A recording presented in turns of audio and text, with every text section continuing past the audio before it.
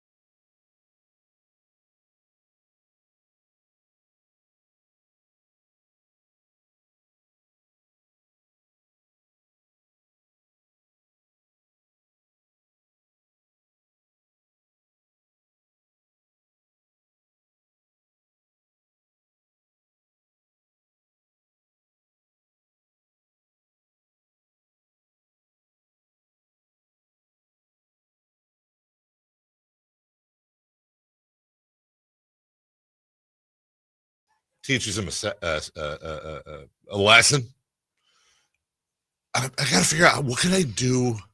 There's got to be a way I could do that with the pens.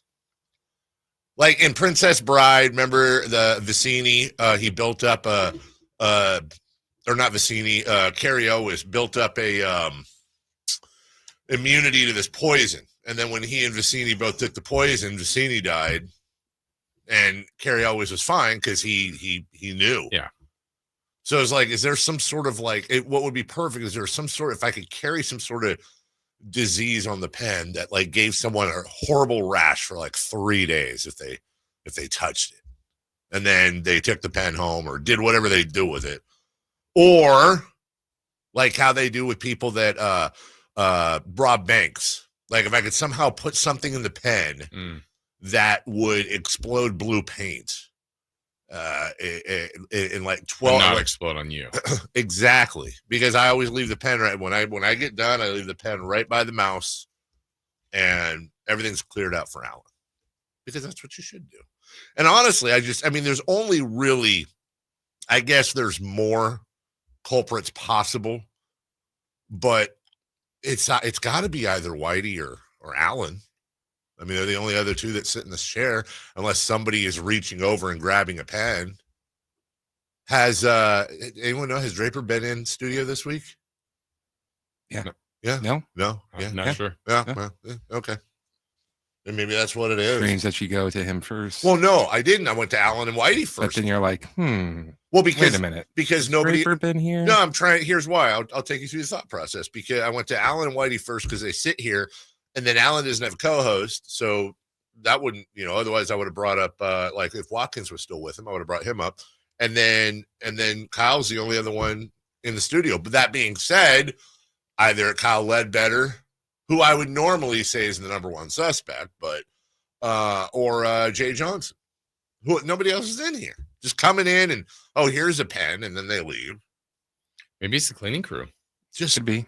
Just randomly taking pens. I mean, there's scissors and Gavin Maloof with one arm. I mean, there's all kinds of other options. Why they always? How many pens are in your bag? In my bag? Yeah. I don't even bring my bag anymore. Oh, okay. I don't even bring my bag. All right. Why? Oh, you're just saying in general? But even then, I used to bring a bag, so you always had a pen. Yeah, I would have a bunch of pens in there, and then I'd put them back at the end of the day. I just don't even bring a bag anymore. We have this little thing, a little pen holder with a back scratcher. That's right by the thing, and I just go get the pens and I put them in there. You should get Apple tags for each pen.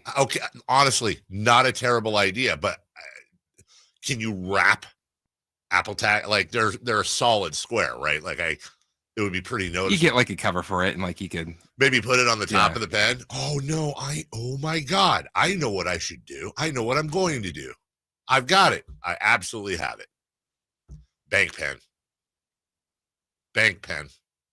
I'm gonna screw in a little thingy like right here, and then I'm gonna get one of them pens that has a chain on it, and you can use the pen, but then the chain's connected, so you can't move. You can't steal it.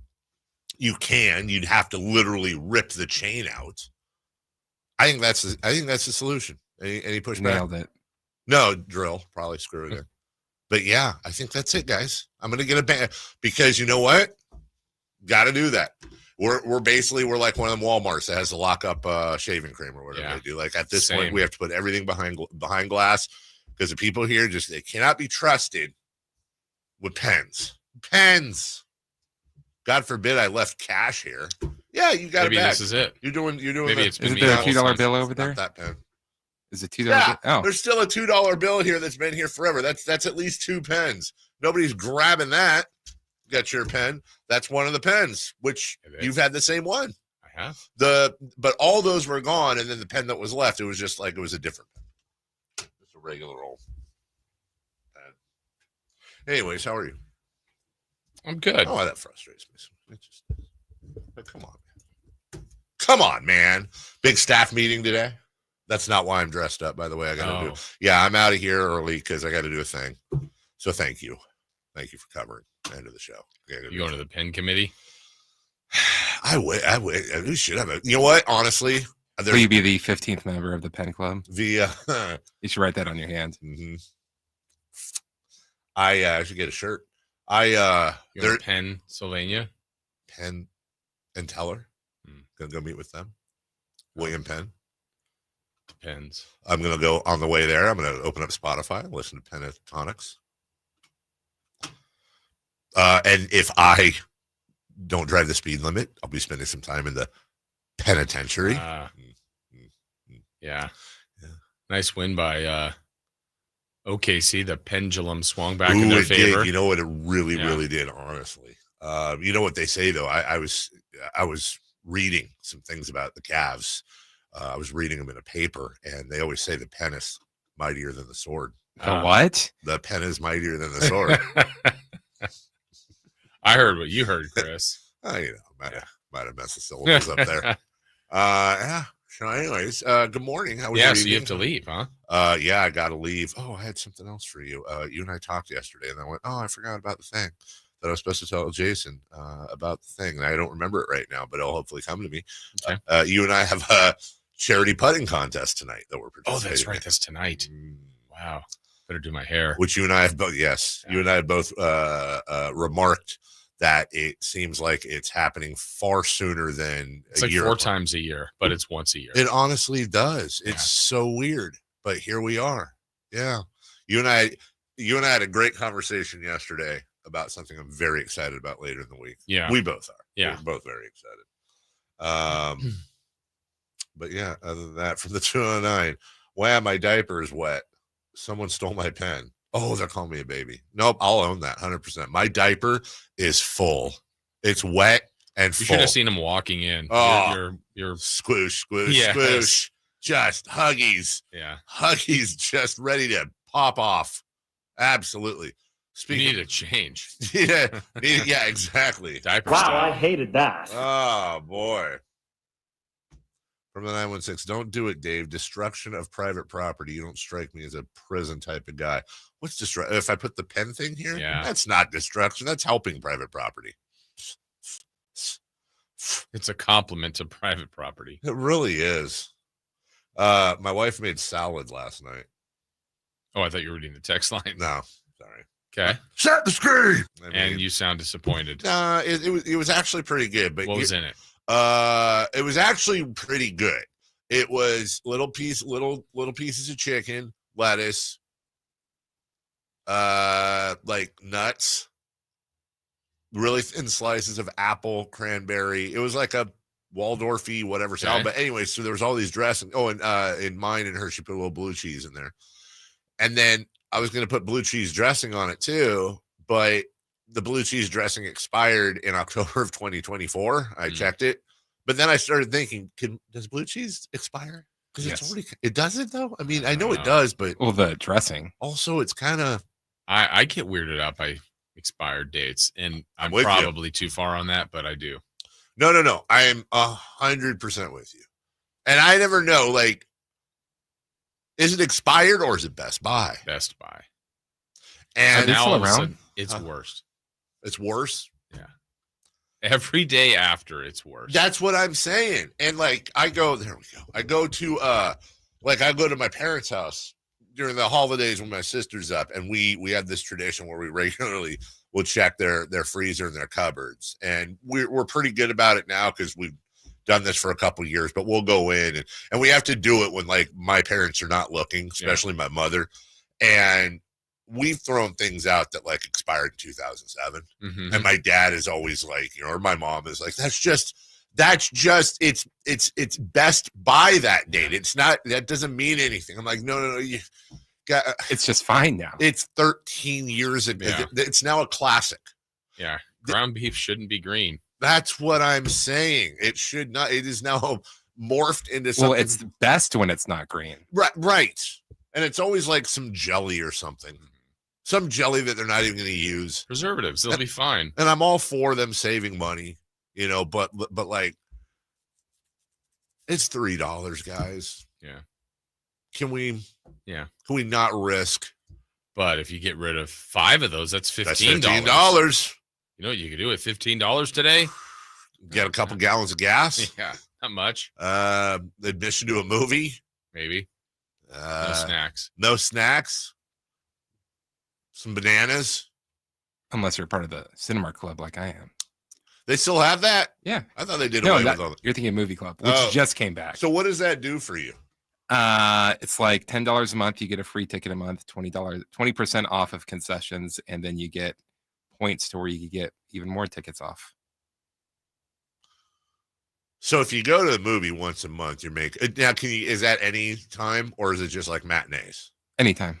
So already, if you go to one movie a month, you're ahead. Yes. Well, no, even because it rolls over.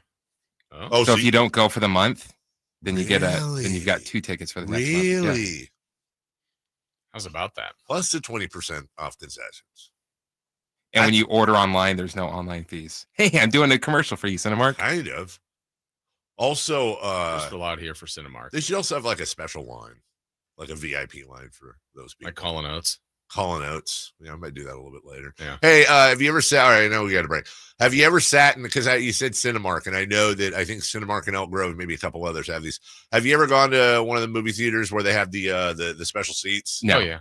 You have? Well, I've been in. I haven't used one. I'm not the ones that have the recline. No, they move around. They move around and they have like buzzing and vibration. Yeah. I think they even spray stuff in your face. They're called like Z's or X or something like that. And they sync up with the movie. And so like if you're watching Mission Impossible and there's an explosion, your whole seat vibrates and stuff. Oh. It's supposed to be the ultimate movie viewing experience. That's what I heard. We'll take a break. When we come back. Oh boy, the Pacers advance. The Thunder and I wrote down OKC goes up 3-1. That's 3-2. And the A's, maybe a little revenge for 88. Finally got him. Plus, we've got big baseball news. D-box seats. Thank you, Kevin, on the chat. We're right back with the start of the Wednesday program next. Domantas Sabonis plays here. He finds Sabonis, put the frosting on the cake, put the cherry on the sundae. Sabonis with a 2-hand flush makes it 114-106. Sacktown Sports is your proud home of the Sacramento Kings. Lowe's knows a thriving yard starts with quality care. Right now, get Miracle-Gro 3/4 cubic foot all-purpose garden soil for just $2. Was $4.58. Plus, get a free Select Ego 56-volt trimmer or blower with the purchase of a Select Ego 56-volt mower. The best yard starts with the best deals. Lowe's, we help, you save. Valid through 5/14. Excludes Alaska and Hawaii. Selection varies by location while supplies last.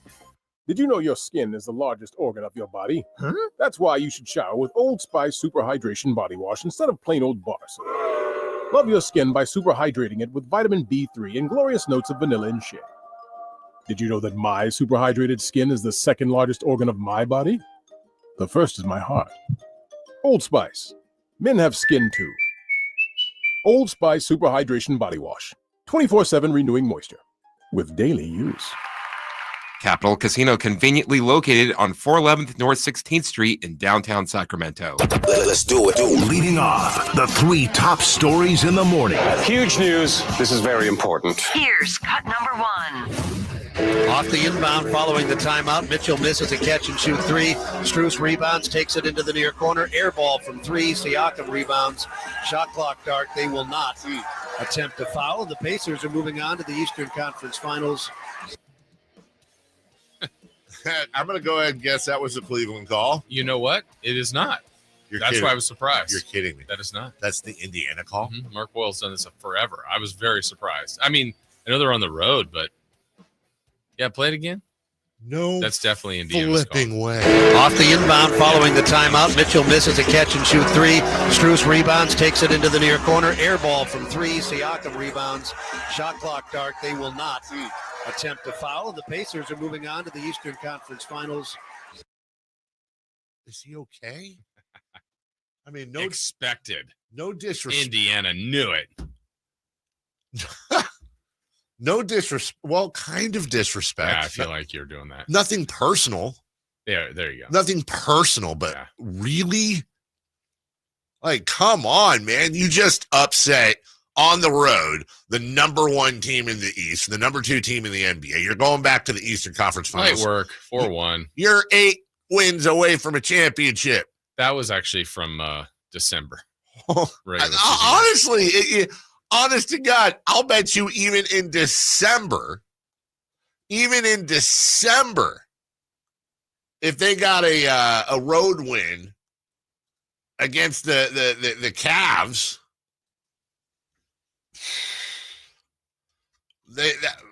you know what? Now I'm honestly curious, Jason, because I know I'm pretty sure the Pacers beat the Cavs this year before the playoffs. You know what I'm saying? Yeah. And that's radio, I assume. Yeah, that was Mark Boyle, Indiana. Mark Boyle's fantastic. Yeah, he's done this a long time. What is going on? He expected it. I don't know. It was pretty dramatic up until the very, very end. I get it. That last second, but I get it. But my goodness gracious, like you got. Anyways, that's just me. Pacers advance. In 5. Won every road game. Cleveland was so good all year and lost 3 home games in that series. The fact that they beat the Cavs, look, is a surprise, but isn't like, oh my God, this is insane, blah, blah, blah. But the fact that they did it in 5 and seemingly, Jason, so easily. Yeah. That's a little bit of a surprise. Let's see. January 12th, the Pacers beat the Cavs.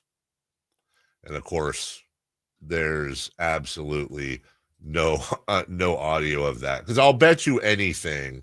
Oh, here we go. Hold on. Indiana. Obi Toppin. Well, we don't have a final score. Really? Come on, we have this. There's another steal. Toppin will walk in and dunk it. Now Cleveland needs another timeout. The Pacers, since falling behind by 15, have outscored Cleveland 27-5. Well, we don't have a final. But that was from January 14th or 12th when they beat Cleveland in Cleveland 108-93. So I've got their call from the last win against the Cavs. Regular season? No, this is just their last game before this. Okay. So okay. All right. Roll tape. Dominance by the Pacers from the very start of it and just exploded in that second quarter to cap off an 80-point half to all but put this thing to bed. And the final is 129-109. It was 5 apiece. The Pacers then scored 9 straight. They would never trail in this game, just as Cleveland never trailed in Game 3. Okay, I mean, maybe they're just super calm out there. Yeah. They're just Midwest. It's like, well, you know, I mean, sometimes you win, sometimes you lose, and sometimes it rains. Gonna be weather. Maybe. How about a sweet tea? Why are they in the South? I don't get that. It's kind of southish. Yeah, a little bit. Indiana? Is Indiana kind of southish? I didn't know that. I thought they were northish. Would they been on the which side was Indiana on in the Civil War? The North. Okay. But they are in the AFC South, right? I thought they were in the AFC Central. Am I wrong? There's no Central. Right? Told you. Huh. I love the direction we're going here. Yeah, they are in the AFC South. Well, what in the heck? That's stupid. Indiana's north. Yeah, with the other South teams, Jacksonville, Houston, and Tennessee. Yeah. Well, you got Baltimore, Pittsburgh, Cincinnati. Is Indiana north of Ohio? It's to the west of Ohio. I know that. Is it north of Ohio? Is it north of Pennsylvania? I think it is. No. To the map. And Indianapolis is central. I agree with you that Indianapolis is central. Central in the state of Indiana. Yeah. All right. So we're basically Kentucky. Yeah, dude. Indianapolis is north of Cincinnati. Okay. So there's an own. How about north of Cleveland? It's south of Cleveland. And then where is Pennsylvania? Yeah, it is. Wow, it's like a hair south of Pittsburgh. So why is no, I guess it's pretty much I guess Cincinnati should be in the AFC South. But then they can't play the Steelers. They can't? Well, they can't play them regularly. I mean, you can do whatever you want. You know what? You can do whatever you want, Chris. You can do what you want to do. You can't play the Browns regularly. Cut number 2, please. Cut number 2. Rebound tipped up by Brown, claimed inside by Dub. It's over. It's over. Shea dribbles it out. The Oklahoma City Thunder lead this series 3-2. What a rally tonight. Well, there you go. By the way, Hard Deep is on the chat. He says, that's a small clip. Ridiculous. Mark Boyle is one of the best radio guys. Hey, no one's ripping Mark Boyle. There's no, he went out of the way to say he's fantastic. I recognize the voice. I am just taken aback at how calm his final call was. It's like a regular season game for them upsetting. Like, yeah, hey, everybody's got you know what I'm saying? Yeah. Everybody's got their own style. Anyways, the Thunder go up 3-2 on the Denver. This is just such a hell of a series. It is. It really is. It's a really good game. I mean, you never know, but it really does seem like this is going to be it could be the best series of the whole playoffs, you know, including conference finals and finals. It's just back and forth, and anyone could, with the exception of, I think, early games, anybody could win any game. Mm-hmm. And the Thunder now up 3-2. I think it's unlikely Denver beats them 2 in a row, one away, but it ain't impossible. Right. I mean, they really had a good battle. They were ahead a lot of that game yesterday, and it was like, man, is Denver going to really, really make this interesting, put them down 3-2 going home? But good rally, like you heard there on the call from the Thunder. So, yeah, they're back in, I wouldn't say in control, but back ahead of the series. 44 points for Nikola Jokic to go with 15 boards, 5 assists, 2 steals, 17 of 25, 5 of 7 from beyond the arc. I guess he's not struggling anymore. Did you see, like, every turnaround 3? What are we doing? Right. Like, what is that? Yeah. He's just so big and oafy and slow looking, and he's just, I'm going to turn around, the shot clock's winding down. Brr. Swoosh. How does that even happen? It's like once every 5 games he does something like that's like a video game. Mm-hmm. And it's like, I maintain Nikola Jokic is the most unique player in NBA history. There's never been anyone like him. I don't know if there'll ever be anybody like him again. 112-105 is your final, and we continue. Yes. Number 3, please. Cut number 3. The 3-1. He hits this one to center field. That ball's going back. That ball's going back. And gone. Jacob Wilson, a multi-homer game. Another two-run shot, make it 4-1. Good call. Jenny Kavanaugh of the Oakland Athletics Radio Network. Kavanaugh? TV? Sorry, whatever. I tried to do the thing. I messed up. 11-1. A's get 18 hits, and they bat flap the Dodgers. Yes, they did. In L.A. Jacob Wilson, our guy. What, 4 hits, I think? Yes, 4 hits. He goes yard twice in both the third and the fifth inning. Have a day, Jacob Wilson, 4 of 5, 2 runs, 4 RBI on the night. Andujar was 3 of 5. JJ Bleday, what a name. He goes yard. And Andujar did as well. Just a lot of Nick Kurtz, also his first home run as an A. Well, I mean, his first major league home run. Yeah. Great night for the A's. Don't use it all at once. That's right. Don't use it all at once. We'll talk about that in safe or out. We'll take a break when we come back. The Pacers beat the Cavs. Where are we at? What does this mean? And are the Cavs, when I say are the Cavs for real, they're obviously not a fake team. What I mean is the Pacers. Could the Pacers be lifting the Larry O.B. in a couple of weeks? We'll talk about the actuality of that next. You never know what you might hear when listening to a Sacramento Kings game. Out of Keegan, going for another triple.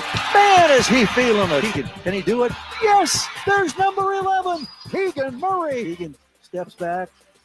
He just knocked down his 12th three-pointer, a Kings franchise record. He's got 45 points. Never miss a moment of Sacramento Kings basketball with Sacktown Sports and the Sacktown Sports app.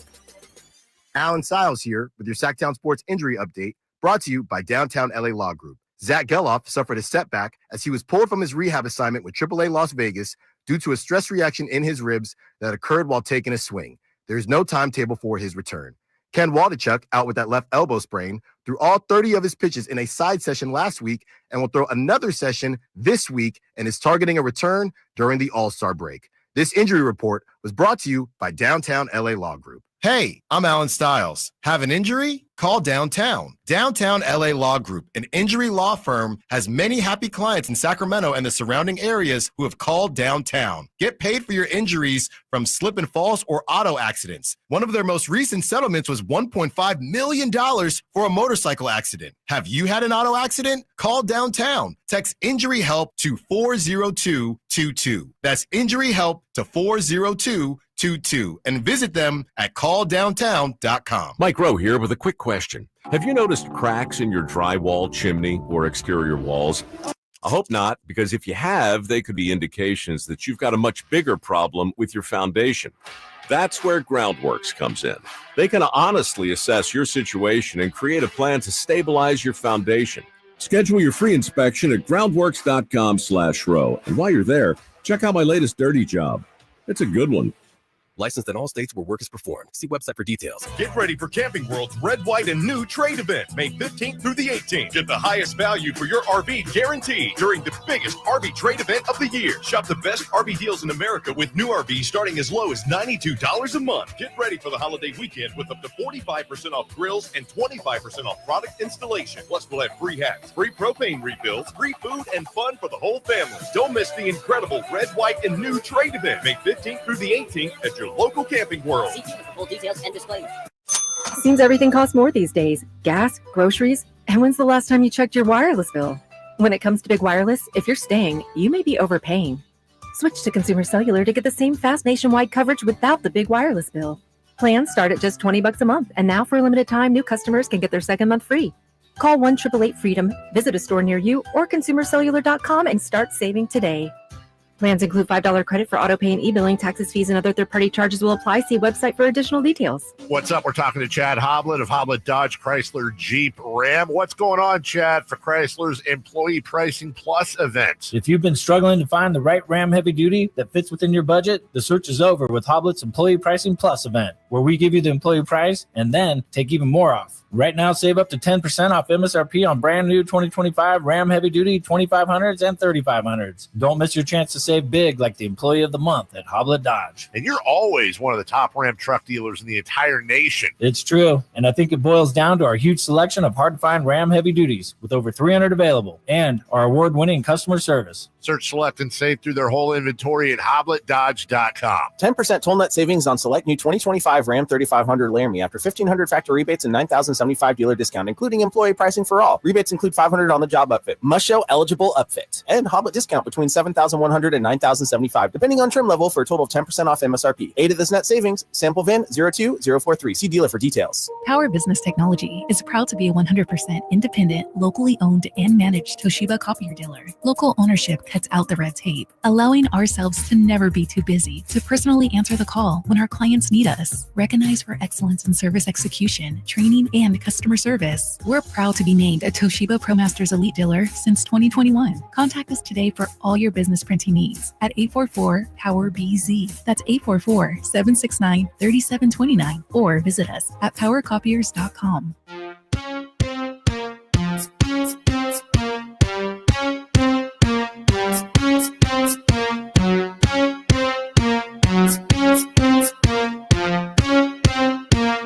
The Carmichael Dave Show with Jason Ross. Call or text at 916-339-1140. On Sacktown Sports. Chris said something during the break. He's right. I hate to say. But yeah, if and dare I say when the Knicks get to the Western or Eastern Conference Finals, Western Conference Finals would be a little weird. Yeah, it would be. So a lot of people are gonna.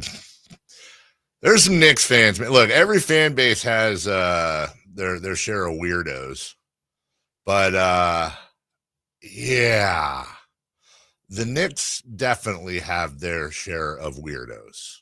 Let me play a clip here. I actually just, it was perfect timing because I just saw it during the break. I should know who this guy is, but I don't. Maybe you know who he is. Hold on. This is. Let me bring it up here. They're doing. I know one of them's Craig Carton on stage. I don't know that. Do you know who this guy in the middle is? I should know who that It's is. Schlereth. Is that Mark Schlereth? Oh, he looked familiar. I just didn't look. Here we go. Here's the clip. Yeah, I used to say it all the time, and it drove me crazy. Like people say, I want to, the fans would be like, I want their best. No, you don't. I was like, no, I don't. I don't want their best. I pray for all their guys to get hurt and all our guys to stay healthy. And I'm. Oh, I'm sorry. I forgot the best part. Their best. I pray for all their guys to get hurt and all our guys to stay healthy. And I'm not an animal. I mean, I don't know. The fact that it's Schlereth, he's a former champion and an athlete, gives him credibility. Yeah. And I actually like Mark Schlereth a lot. You pray for all their guys to get hurt and all your guys stay healthy. Is that a real thing? Do people secretly do that? They just don't admit it. Like we legitimately, I don't know. I legitimately hate injuries. If the Kings are playing, I can't deny that if the Kings were in the finals and whoever they're playing, if their star gets hurt, well, that's a fortunate turn of events for the Kings. I'm not going to celebrate less. Right. But don't you want to beat the other team at their best? Is that a thing? Am I just weird? I like legitimately. Perfect world, yeah. At the end, I'd just rather have the title. Yeah. I mean, if the Kings, for some reason in the finals, the Kings went up against the team and their two top players got injured, and everyone is saying well, yeah, but can they really say that they won the championship that the two other best players got hurt? Would you be like, okay. Yeah, most people don't think Toronto would have beat the Warriors. Agreed. And I'm one of them, but they did. But do you care if you're in Toronto? I wouldn't. No, I'm not saying no. And not that I was. We're not saying that you're hoping for it, but if that's something that happens, he just said he's praying. Well, he did, yeah. Yeah, for the that's other what you team said. to get injured, and I'm saying. You said you'd rather beat the team at their best. Yes, I would rather if they played their best and the Kings came through. Then that's awesome. But I'm not going to feel. I think what you guys are. I'm not going to celebrate less, right? Or I'm not going to celebrate less or feel any sort of way less about a Kings title if like 10 of the 12 people were injured. I'm still celebrating. Yeah. That's what happens. If the Timberwolves win tonight and they eliminate the Warriors, yeah, a big reason is because Steph was out, but who cares? Totally agree with you. But they didn't root for that. That's what I'm saying. If you've got people in Minnesota, they're like, I'm glad. I wish Draymond and Steph would both break their. I'm praying for that. Like I feel like that is karma central, man. Like karma central. You can't even think that. You can't even in your own mind. Is that why you hate injuries? Is that because of karma? Yeah. No. I hate injuries because I hate them and I want every team at their best. But I think that if any part of you roots for an injury, publicly or privately, you're screwed, dude. Like, honest to God, and let me be clear, I really, truly, I hope this doesn't happen. But let's come back to this if somebody on the Knicks goes down. Somebody on the Knicks goes down. Because of Schlereth? 100% because of everything Schlereth. everyone does. Everything everyone. I'm telling you, man. If something happens, we're going back to this clip. Well, aren't there people? Every single thing that every fan does at home or at the stadium makes a direct impact in the game. I bet there are people, Knicks fans, that are praying for no injuries. So how does that counterbalance? They better get a show. Because what's their view count? Yeah. That matters. Wait, but isn't this talking to us? Doesn't that take care of Mark Schlereth because we're saying we don't want to have any injuries? Because we have a show? Yeah. Are we offsetting his karma? Mm-hmm. It's a fair question. It is, but we're not Knicks fans. Bing bong. Like, he's not a Knicks fan. I mean, he's doing a Knicks show in New York. I thought that was Fox Sports. Was it? Well, I saw Craig Carton. That's Breakfast Ball Live. Yeah, is that Fox Sports? Yeah, it is Fox Sports. But see, Craig Carton's wearing a Knicks shirt. But he didn't say any of that. Just saying. He didn't jump. He didn't even play the entire clip. He probably said, whoa, Mark. You can't say that. He better have. That's his job as a Knicks fan. You better get right in there and throw some salt over shoulders and say some things. Do a little dance. Make a little love. Get down tonight. Maybe that's why Tatum got hurt, because he was thinking of it from the Boston side. Carton was? No, Schlereth was. He's like, I hope everybody gets hurt. But he was thinking as against the Knicks. I think this is after Tatum. Yeah, this is after. This is last night. It already happened. Maybe he's trying to even it out. I don't know. Shame on you, Mark Schlereth. Never pray for injury. Never! Don't ever do it. By the way, Miles Turner had a dagger 3 last. Halliburton against Mitchell. Hunter shows a trap. Halliburton gets rid of it. Far corner. Turner. Dagger. A 3 out of the corner, and all of a sudden, a switch has been thrown. This place is like a library. There you go, Mark. There we go. Dagger. That's great. Final call we heard before. Off the inbound following the timeout. Mitchell misses a catch-and-shoot 3. Strus rebounds, takes it into the near corner. Air ball from 3. Siakam rebounds. Shot clock dark. They will not attempt to foul. The Pacers are moving on to the Eastern Conference Finals. All right. Let's talk about the Pacers. Great game for them. Mm-hmm. Great series for them. Donovan Mitchell played.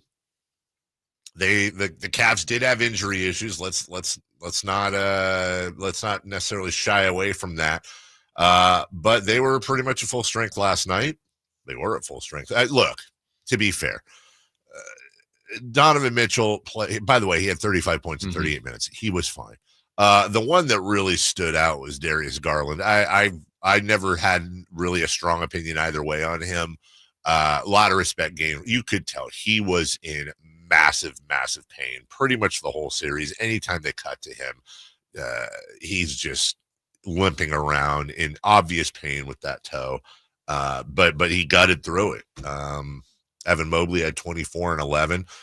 Tyrese Halliburton in 36 minutes had 31 points, 8 assists, 6 rebounds, a block, a steal on 10 of 15 shooting, 60% from beyond the arc to lead the Pacers.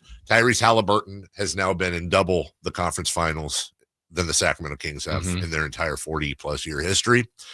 Here's the thing about the Pacers. I was looking at this last night, Jason. The Pacers are 22-6, counting playoffs since March 11th. And they just destroyed the 64-win Cavs in 5 games. Beat the Bucks in 5 games. Beat the Bucks in 5. They're 8-2 in the playoffs. And the Celtics are all but done. All but done. Okay. You may disagree. I think they're all. I think you can put a fork in the Celtics. Okay. I personally, without Jason Tatum. I'm not saying they're going to beat the Knicks or not, or the Celtics, but they're as hotter than any team in the NBA right now, and they're not a lot of that. They're not playing. Also rans. They're playing incredibly good teams. I don't know that means this team's going to win a championship, but especially, God forbid, if Denver were to come back and beat Oklahoma City, and it's Minnesota, Denver, Indiana, and New York, I give Indiana as good a chance as anyone to win the whole thing. Absolutely. That's amazing. I mean, they're playing great. They've got a really well-balanced team. Their offense is great. I think their defense is where I sometimes question them, but they're so good offensively. And Halliburton's a big part of that. Yes. I mean, but I just like their overall playmakers between him and TJ McConnell, Nebhart, and then the mix and match. Siakam was such a good addition a year ago. And, getting there last year had to help. And they, I think it was a game 1 against Boston in the conference finals that they absolutely had, and then they blew it. But they battled them last year. So, yeah, they're battle tested a little bit. They've got to feel confident, basically winning everywhere so far this postseason. The 2021-2022 season, the Indiana Pacers were 25-57. They ended the year losing 10 in a row. I believe that was the Benedict Mathurin draft. Sounds about right. I want to say the following year they were 35-47. I believe that's the year they got Tyrese Halliburton mid-season. I think 22-23. Am I right about that? Last year they were 47-35. They had the NBA Cup Finals appearance. You're thinking. Yeah, I think it was the year before with Halliburton. Yeah, I think you're right, actually.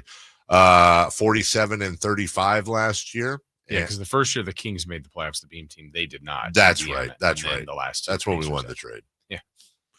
And then this year, the Pacers 50-32. And they were in the conference finals last year, were they not? Yeah. So this will be their second straight, will be their second straight conference finals appearance. That's how you do it.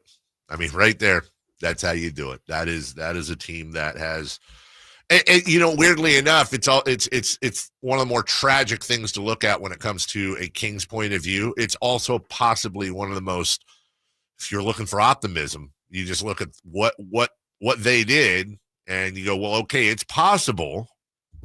You just got to make those right decisions too.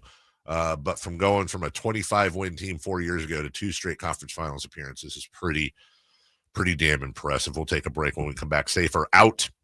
The A's explode in L.A. in a good way. The Giants found some offense as well, and we'll get back to the A's and the gauntlet they're in the middle of right now. We'll talk about that next. Stay up to date on Sacramento sports. Join the Sacktown Sports 1140 newsletter. Visit sacktownsports.com. Carmichael Dave here for my good friends at American Energy. As a native Sacramentan, I can tell you, not that you need to know, that it might be nice right now, but turn the corner and oh my God, it's so hot. Yeah, summer is coming. And my friends at American Energy want to make sure you are dialed with your AC unit. So how about this half off tune-up right now? It's a special going on, just $24.50 to get your air conditioner tuned up. A free diagnostic. And oh, by the way, if you need a new AC unit, up to $3,500 in rebates on qualifying system installations. That's right. They've been serving the greater Sacramento area since 1981. A+ with the Better Business Bureau. Give them a call, 916-520-9990. That's 916-520-9990. Here's the song. Call 916-520-9990 now. Postseason dunks, threes, buzzer beaters. There's so much NBA happening. I gotta keep up. Whoa, take it easy there. There's a better way to NBA. All playoffs long. Wait, really? With the NBA app, you get real-time stats and scores for every playoff matchup. Witness playoff drama as it unfolds. Seriously? Catch every bucket all in one place, all for free. Where have you been all my life? There's a better way to NBA. Download the app today. Available on the Google Play, Apple app, and Android stores. Memorial Day celebration comes early at Elk Grove Honda. There's no need to wait for Memorial Day weekend to see, test drive, and purchase your brand new Elk Grove Honda. Civic hybrids, Accord hybrids, CRV hybrids, and Pilots, Passports, Odysseys, HRVs, Prologue EVs, and so much more. They're all available right now at attractive prices. Whether you're looking to own or lease and can't wait until Memorial Day, visit Elk Grove Honda in the Elk Grove Auto Mall. We have the right Honda at the right price. I gotta get an Elk Grove Honda. One of the hottest giveaways of the 2025 baseball season is finally here. The Sacramento River Cats are hosting Corduroy Bucket Hat Giveaway Night, presented by Power Market. This must-have fashion statement will be given to the first 2,500 fans inside Sutter Health Park for the River Cats game on Friday, May 30th.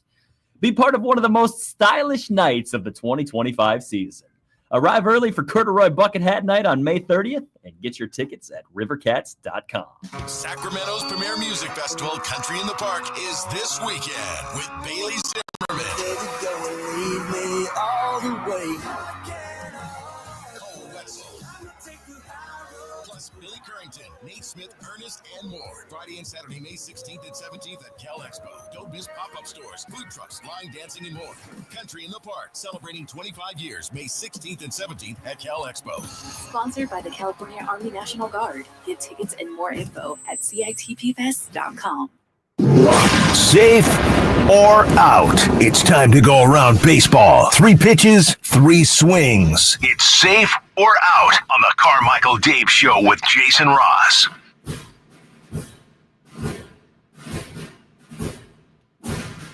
Don't think we forgot, by the way, coming up at the top of the hour, we'll also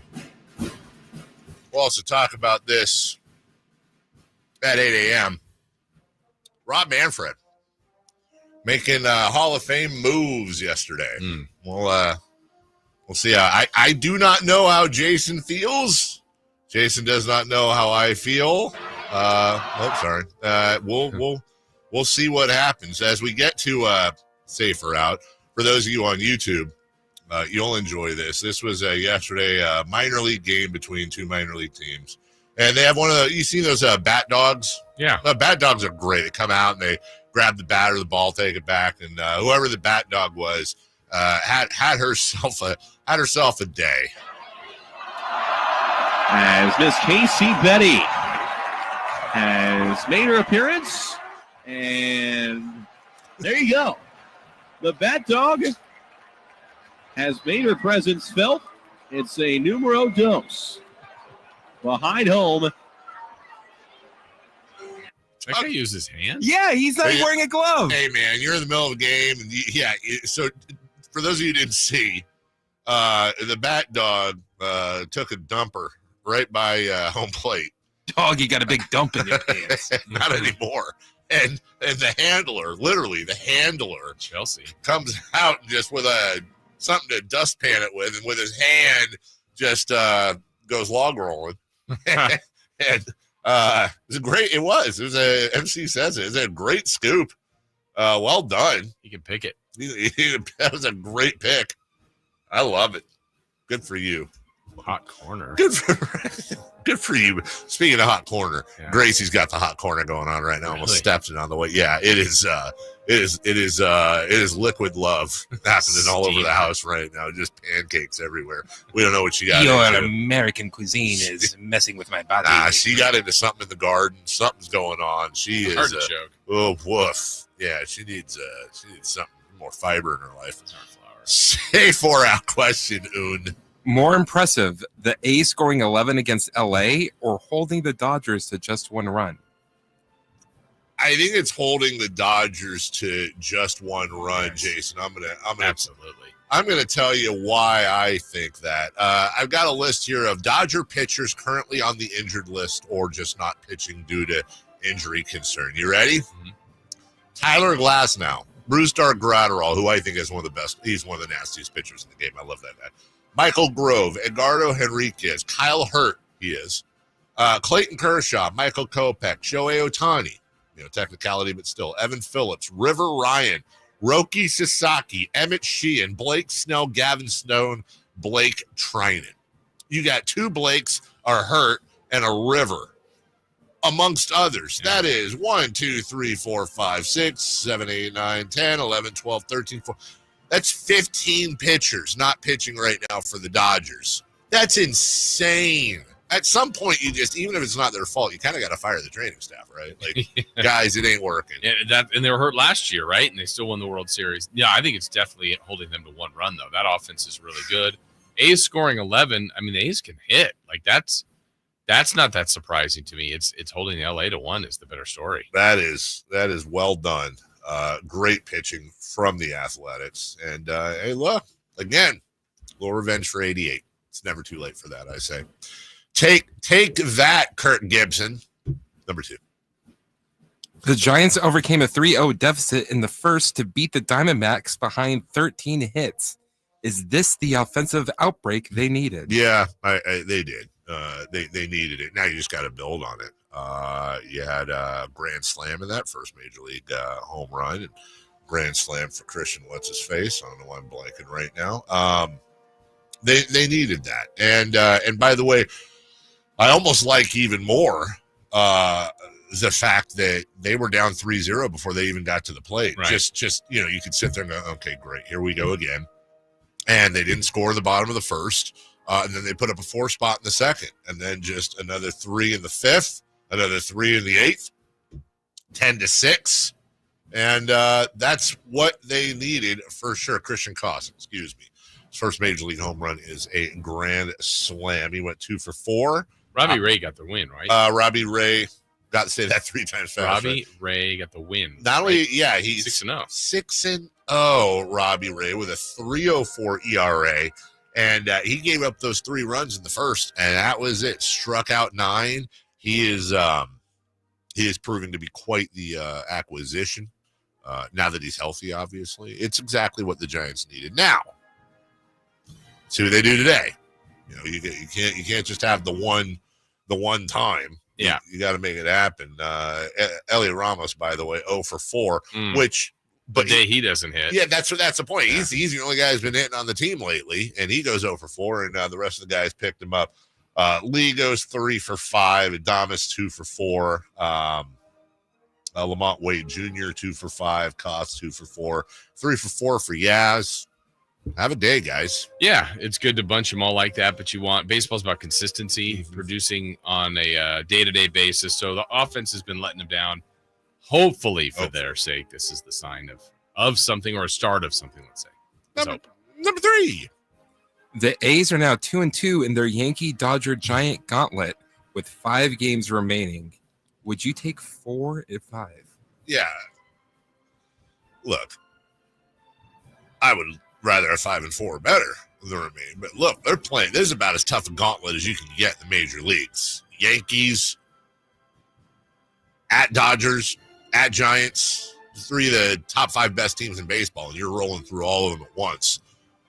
If they finish that whole thing 1 game under 500, that's a hell of an accomplishment. I'm not trying to do the whole we're just happy to be here thing. Right. I'm saying I think the A's secretly would take that too. There's a long way to go. You got a couple games left with the Dodgers. You got 3 with the Giants. But yeah, absolutely. Because then you hit up the Angels after that. The schedule gets you play everybody, whatever. And I think the A's should feel very good if they can. So far, so good for them. Yeah, we knew much of the month of May was going to be a killer schedule. They also had Seattle in there before that's who was right. the division leader. And look, I think they've done a nice job here. And if they could get 4, I think they would take that because that's the kind of stretch of this 9 where you go, you're going to go 1-8, 2-7, and not bury you, but really put you behind Seattle. Maybe hurts your wild card spot, but instead, so far they're doing just fine. And last night it was looking like the Yankees might beat Seattle and help the A's, and maybe even within a half game. But they're doing just fine. I like it. Yeah, Yankees lost 2-1 to the Mariners. They play again today at 110. As you just said, A's just 1.5 back.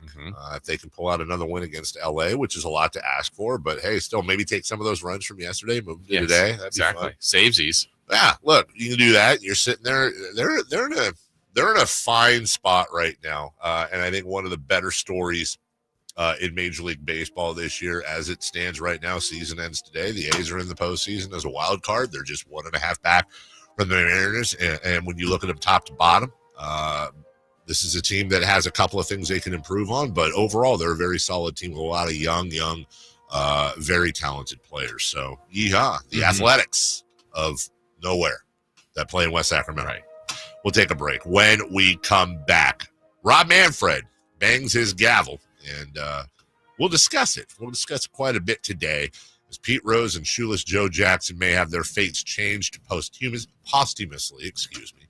We'll talk about that. Jason's going to give you a word from overhead that we've been waiting for, because I need my overhead updates. We'll do all that right after this. On the move? Got somewhere to be? Take Sacramento Kings basketball with you. The Sacktown Sports app will let you stay connected to your passion. Never miss a moment of Sacramento Kings basketball with the Sacktown Sports app. That's right. I am going to tell you about my friends at the Overhead Door Company of Sacramento. So glad we got in touch with them and working with them, because they were awesome. Absolutely incredible for us with our new garage doors. A couple months old now, and so pleased with them. First for us, again, older house, had a garage that had to be put a lock on it, had to manually lift it open. Again, it worked, but why not be in the current century? So now we have obviously remote, a smooth rolling track door that just rolls up. Looks great. Would love the design that we picked out. Can open it from the app, can open it from the keypad on the side. So the functionality, the versatility it now gives us is phenomenal. Other side effects and benefits, I should say. How about curb appeal? Well, one of the first things people notice when they approach your home is a new modern or stylish garage door. It can improve the overall appearance of your house. We could check that box. Also, return on investment. It's one of the most cost-effective upgrades to increase your home value. So take a look at your house. Take a look at that garage. Is your setup right? Well, if not, think about the Overhead Door Company of Sacramento, or maybe it's a simple fix, something you just like to have repaired. Well, they do that as well. So you could go see for yourself on the selection at the showroom, 6756 Franklin Boulevard. When you're there, ask about the Sacktown Sports Special. You can check out their website or call them at 916-421-3747. Overhead Door Company of Sacramento, the genuine, the original overhead door. Always look for the red ribbon logo. Some people just know they could save hundreds on car insurance by checking Allstate first. Like, to check you have your phone first, before the cab pulls away. Hey, thanks, man. No, wait, my phone, come back. It's my boarding pass, credit cards, phone numbers, my life, come back. Checking first is smart. So check Allstate first for a quote that could save you hundreds. You're in good hands with Allstate. Savings vary, subject to terms, conditions, and availability. Allstate Fire and Casualty Insurance Company and affiliates, Northbrook, Illinois.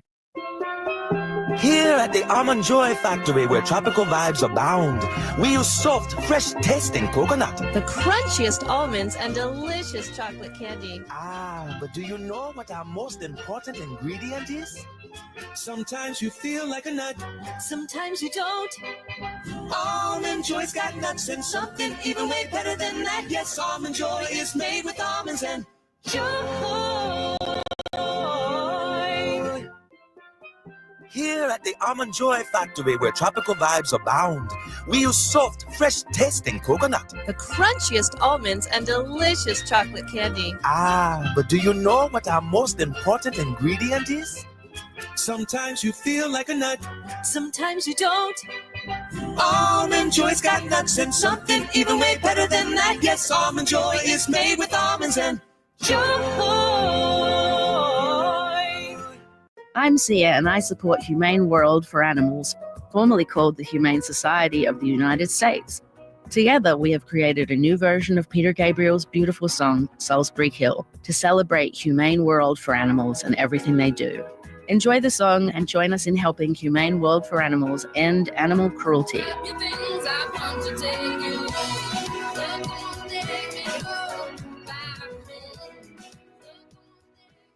If you need to hire, it seems like the whole process can be exhausting.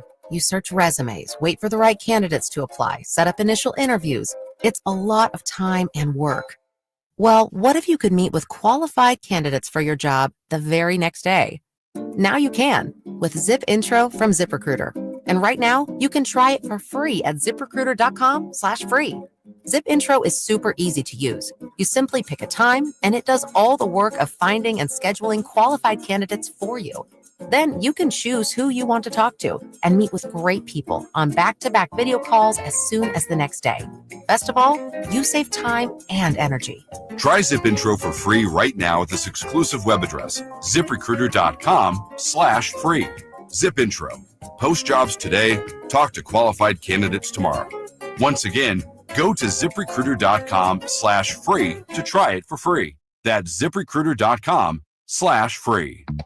Your next adventure is waiting at Sky River Casino with a $500,000 travel around the world giveaway. Get 1 free daily entry and 100 bonus entries every Monday and Tuesday. Earn more entries by playing slots and table games. Join us every Saturday, where you can pack your bags as our guaranteed $15,000 dream vacation winner. Visit skyriver.com for details. Gambling problem? Call 1-800-GAMBLER. Must be 21 or older.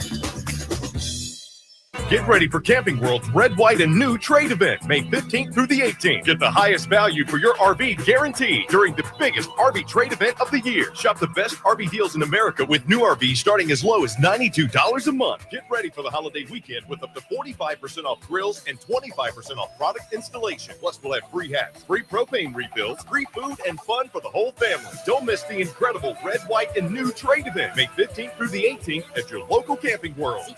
Full details and disclaimers.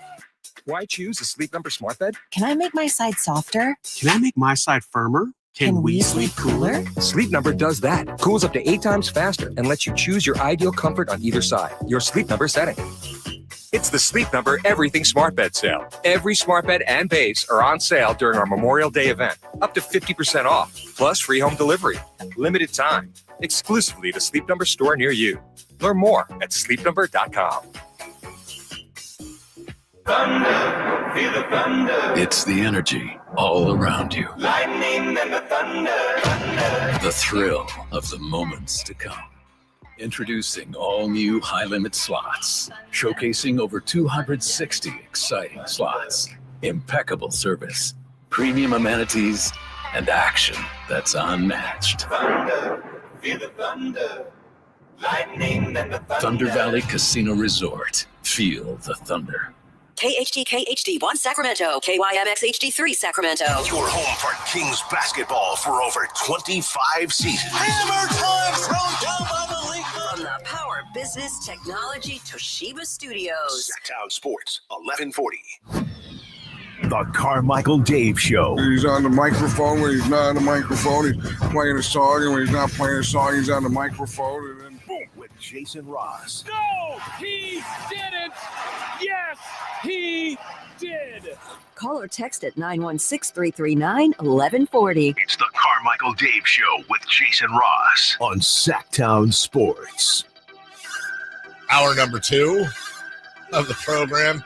You asked me what I was looking at earlier. I actually have never seen this clip before. This is Tony Danza doing Chris, you'll know this. Wasn't he he was in a Disney movie, right? Angels in the outfield? The garbage picking, field goal kicking. Okay. He was doing one of them tours, junkets, if you will, live satellite interviews, and I didn't realize he had a hot mic. Actually, I haven't heard this all the way through, so just be prepped here, Chris, if you would. I'm telling you, I just realized it because I'm hearing the news show in the background. Now, you always think that you're doing those good morning shows, but this is one of those news shows. Yeah, I'm telling you, this is crazy. I don't want to do this. Tony. I want to be part of the local news. Now, keep in mind, he's in a split screen with the reporter back in wherever the new, let's call it, like KCRA in Sacramento, and they're in the split screen. It says Danza and Disney up top. He doesn't realize, he can't hear her. He doesn't realize his mic is hot. Exciting. Tony Danza. Still can't hear. You never know when people are listening to what you're saying, Tony. Still can't hear. You know, I know, I right can hear after him. Murder and Mayhem and the rescue in California, Tony Danza. I'm so excited. Okay, anyway. Tony, can you hear me now? Yes, I can. Okay, we're going to start the interview now. No murder and mayhem, just the interview about your movie. You ready? All right, fine. Oh, you heard me, huh? Oh, every bit of it. Oh, good. Joining us now is Tony Danza. You know him from Well, don't Taxi. don't you feel a little bit like that's what you do? I mean, not for No. nothing. I mean, it's not just me who thinks that, by the way. Go ahead. All right. Well, now you know, I'm it's how I make my living. So, you No, know. listen, the I'm boss not is knocking living you. it. I'm just saying you can't, just don't deny it. Please. I don't care. You should make a living. I think that's fine. Okay. Let's talk about. Oops. The mics are always hot. People. They're always hot, says the guy that someday is going to get completely screwed by a hot mic. And I was wrong about the movie. It was Garbage Pickin' Field Goal Kickin' Philadelphia Phenomenon. Is that really a movie? Yeah. Are you serious? Yeah, I've seen it. What's it called? The Garbage Pickin' Field Goal Kickin' Philadelphia Phenomenon. Is that like the sequel to Gus? He's a garbage man that, like, while he's messing around, picking up garbage, he kicks stuff around and finds out he's a really good kicker. It's an old clip. I'd never seen that before. Tony Danza, everybody. He is not eligible for the Baseball Hall of Fame as he never played baseball, but now he was an Angels in the outfield. He was. That's absolutely right. And in Who's the Boss, he has that great head first slide. Oh, just wonder right in the open, right in the beginning, right before you show the big blue van. Yeah. Rob Manfred, MLB commissioner, has made his ruling. In a historic and sweeping decision, he has removed, amongst others, Pete Rose and Shoeless Joe Jackson, along with other deceased players from Major League Baseball's permanently ineligible list. The all-time hit king and Shoeless Joe are now eligible for election into the Hall of Fame. They are eligible for election, and there's a whole thing they got to go through as far as the modern committee and or the classic committee, basically whatever, to get in, but they are now eligible for the Hall of Fame. Start with you, Jason Ross. What are your thoughts on this? Well, I think the Hall of Fame is a scam. I mean, I really do. I mean, I think they're trying to be show some sort of holier than thou, morale clause here on a lot of things. And I don't think that's bad in its essence, but it's not pure. The whole thing's not pure. I don't think you could make that argument that everyone in there is free from infractions, right? I just don't believe that. And some have been punished, and I totally get the thought process behind it. But now it's okay. You're lumping Shoeless Joe Jackson and Pete Rose in together, and famously for both betting scandals. But I don't think there's any doubt that Pete Rose is a Hall of Famer. Sure. He's one of the greatest baseball players ever. So to me, it's kind of I think you pick a side. Like if he now gets in because he's no longer with us, I just think that's worse almost. I mean, I think he belongs there. I would put him in there. But I kind of think if you have the stance of you bet on baseball, you don't get in the Hall of Fame, then why would you get in now? Interesting. I don't know that I agree with that. It's kind of like, I think the steroid guys should be in. Yeah. But if you're saying no, then what's time have to do with it? So it's funny. I wanted you to say yours first because I wanted to see where we landed. And I got to say, rarely we're almost completely on the opposite side. Okay. I can't believe I'm saying this. I actually think it's a stroke of genius by Rob Manfred. I have to call balls and strikes, even though I can't stand the guy or his decisions. It's a lifetime ban. Right. He's dead. Yeah. I love it. And they should do the same thing for everybody. Barry Bonds, Alex Rodriguez, Roger Clemens, Rafael Palmeiro. I think they just gave baseball an opening. If you committed an offense that the punishment is a lifetime ban. Now, correct me if I'm wrong. I don't think Bonds or Clemens or any of them are banned. Correct? They're not banned. They were all on the ballots. But we've always kind of searched ourselves. We've talked about having a separate wing. We've talked about how these guys did steroids, but everybody did steroids. We talked about how Pete Rose did steroids. Horrible people like Ty Cobb are in the Hall of Fame, but it really is a big ball of yarn. And you either just completely say, screw it. But look, the Hall of Fame is the Hall of Fame and reflects the history, or should, in my opinion, reflect the history, good or bad. Whether it's the Negro Leagues, the fact that there's a lot of baseball players in the Hall of Fame that didn't have to play against some of the best players in the world because they weren't allowed to play on the same field, et cetera, et cetera. I found myself, I read the decision and I kind of sat back and I went, that is kind of a solution, which is for Rose, you're banned for life. Once you're dead, we'll put you in. But you're not going to get the speech. You're not going to get to see. You're not going to get to share it with your family.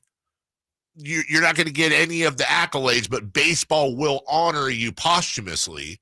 But you're not getting that while you're alive. Once you pass, it's almost like they're saying, okay, you've been punished for your sins against baseball. And whether you agree or not that he should have been, that's a whole different ballgame. You've been punished. You've passed from this earth. Now we're going to go ahead and do the right thing, which is, as you said, Jason, he's a first ballot Hall of Famer if none of this happens. And we're not even getting into the whole, this year's World Series brought to you by DraftKings and, God knows whatever where we're at right now. Very hypocritical. Very, very, very hypocritical. What I'm not saying is that it's a perfect solution. Right. I'm not saying it's 100% the right call. What I'm saying is that of all the options and roads available to us, I don't necessarily hate this one. I just wish I'm not even for Pete. I think they better be consistent with this then. I agree with you there. The person that we're saying is consistent is Rob Manfred. I couldn't agree with you more either. I don't trust him as far as I can throw him. Never said this. Like, we'll explore Faye, different people. No, they didn't. And just randomly on a Tuesday, a couple months after Pete Rose passed. But let me ask you this, because this is the exercise I made myself go through. Take how you feel about Rob Manfred out of the equation. We agree. Take the timing out of the equation. We agree. Take the peripheries out of the equation because we agree. Are you opposed to the decision itself? No. Okay. No, I mean, because I think he belongs in the Hall of Fame. Yeah. I just feel like, again, it's back to the hypocritical nature of the whole entirety of the Hall of Fame. It also feels like after everyone from the quote steroid era is now off the ballot. Yeah.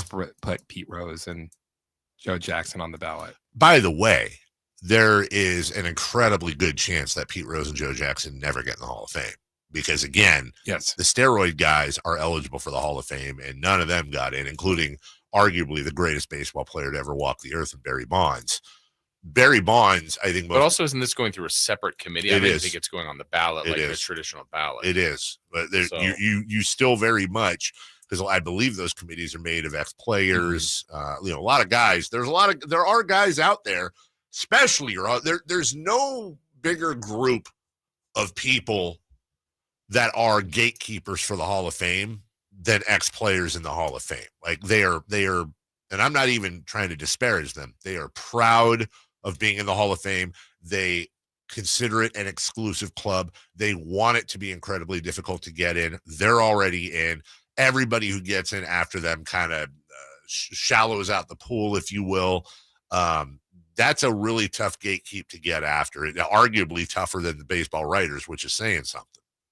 So I think to make the leap that, oh, wow, Pete Rose and Joe Jackson again. And remember, the whole time, anytime this came up, maybe the other thing I also was very happy about is that the headlines are Pete Rose and Shoeless Joe. Mm-hmm. Anytime this came up, I would always say, if Pete gets in, Shoeless Joe gets in. Like, this is ridiculous.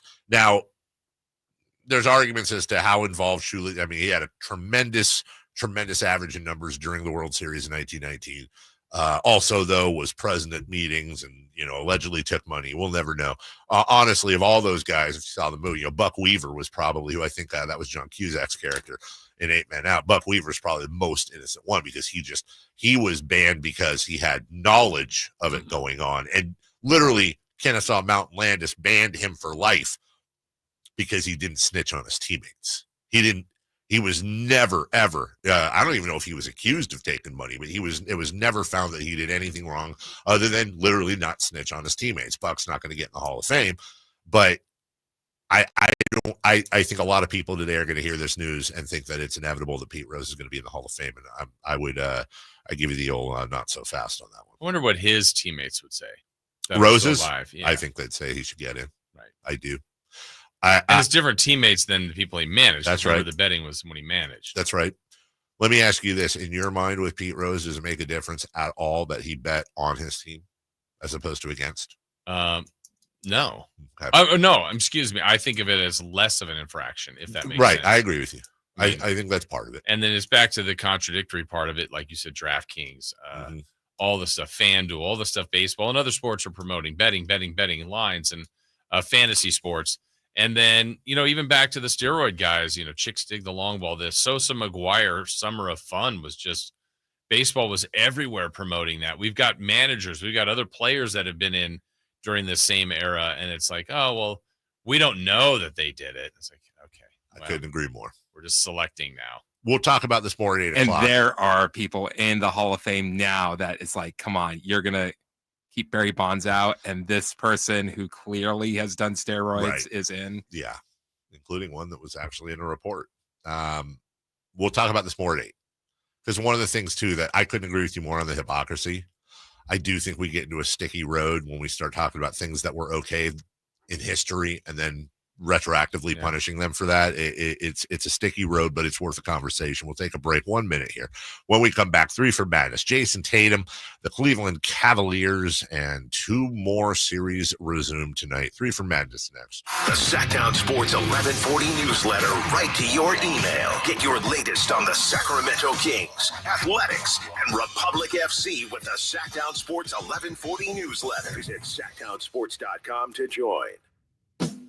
I'm Ken Korak with your Green and Gold Report, brought to you by Comcast Business, powering possibilities. Well, with second baseman Zach Geloff having spent the entire year on the IL, the A's offseason acquisition of Luis Urias as a free agent has turned out to be a shrewd move. As of the end of the last homestand, Urias had started 20 consecutive games at second base, hitting 4 home runs, including a walk-off against the White Sox, and his OPS almost .830.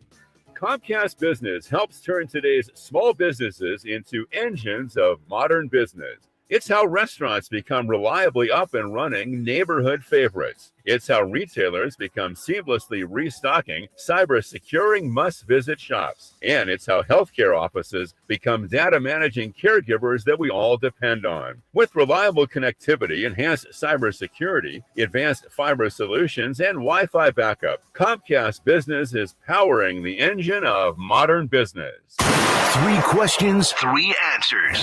It's 3 for Madness on the Carmichael Dave Show with Jason Ross. Here's question 1. On the text line at 916-339-1140.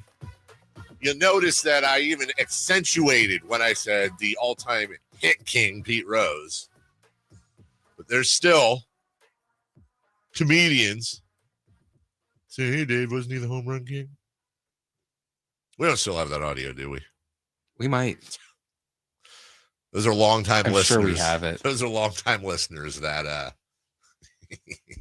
have really good memories as to when we had Pete Rose on the show one time. And, your boy Carmichael Dave introduced him as the all-time home run king. And Pete caught it. He was sharp. Yep. Said Barry Bonds might have a problem with that, but, I knew he was the hit king. You just misspoke. I'm not good at talking. That's why I'm on the radio. 3 for Madness. Question 1, please. Jason Tatum underwent surgery for a torn Achilles yesterday. Where do the Celtics go from here? Cancun. I think they're done. And I think it would be really cool for them to win another game. Just heart and soul up. They've still got really good players. Absolutely. Jaylen Brown is phenomenal. There are some people that say they think Jaylen Brown's better than Jason Tatum. Jaylen Brown's the defending NBA Finals MVP.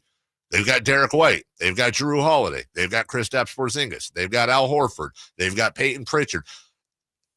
Look, we've seen this before, Jason. We've talked about it with the Kings specifically. We've gone into the whole thing about how there'd be times when the Kings would have an injury or it'd be right after a trade or something or in this case, a new head coach. When teams have to change up what they do, for whatever reason they have to change it up, it will sometimes catch the other team off guard because all their scouting, all their film, everything they've done is based on playing a team this way, and you never know what's going to switch around. The New York Knicks have not studied playing the Celtics without Jason Tatum, and they have no idea what's going to happen. Is Jaylen Brown all of a sudden going to go crazy? Are they going to split the offense a lot? It's not quite the Ewing theory, if you will, but sometimes when teams lose a superstar, remember, superstars, you know better than anybody, superstar is a huge vacuum, a huge black hole, takes up a ton of space. Now, all of a sudden, the Celtics might hit the Knicks and surprise them in the next game. I'm fully prepared for that. I just don't think the Celtics can win 3 in a row without Jason. Yeah, 3 in a row will be difficult. I actually think the Celtics will win tonight. They're 9-2, I think, 8-2, something like that, without Tatum this year. Now, again, those are mainly regular season games. They did win, I think, a playoff game this year without him. Maybe they lost to the Magic in one of those playoff games.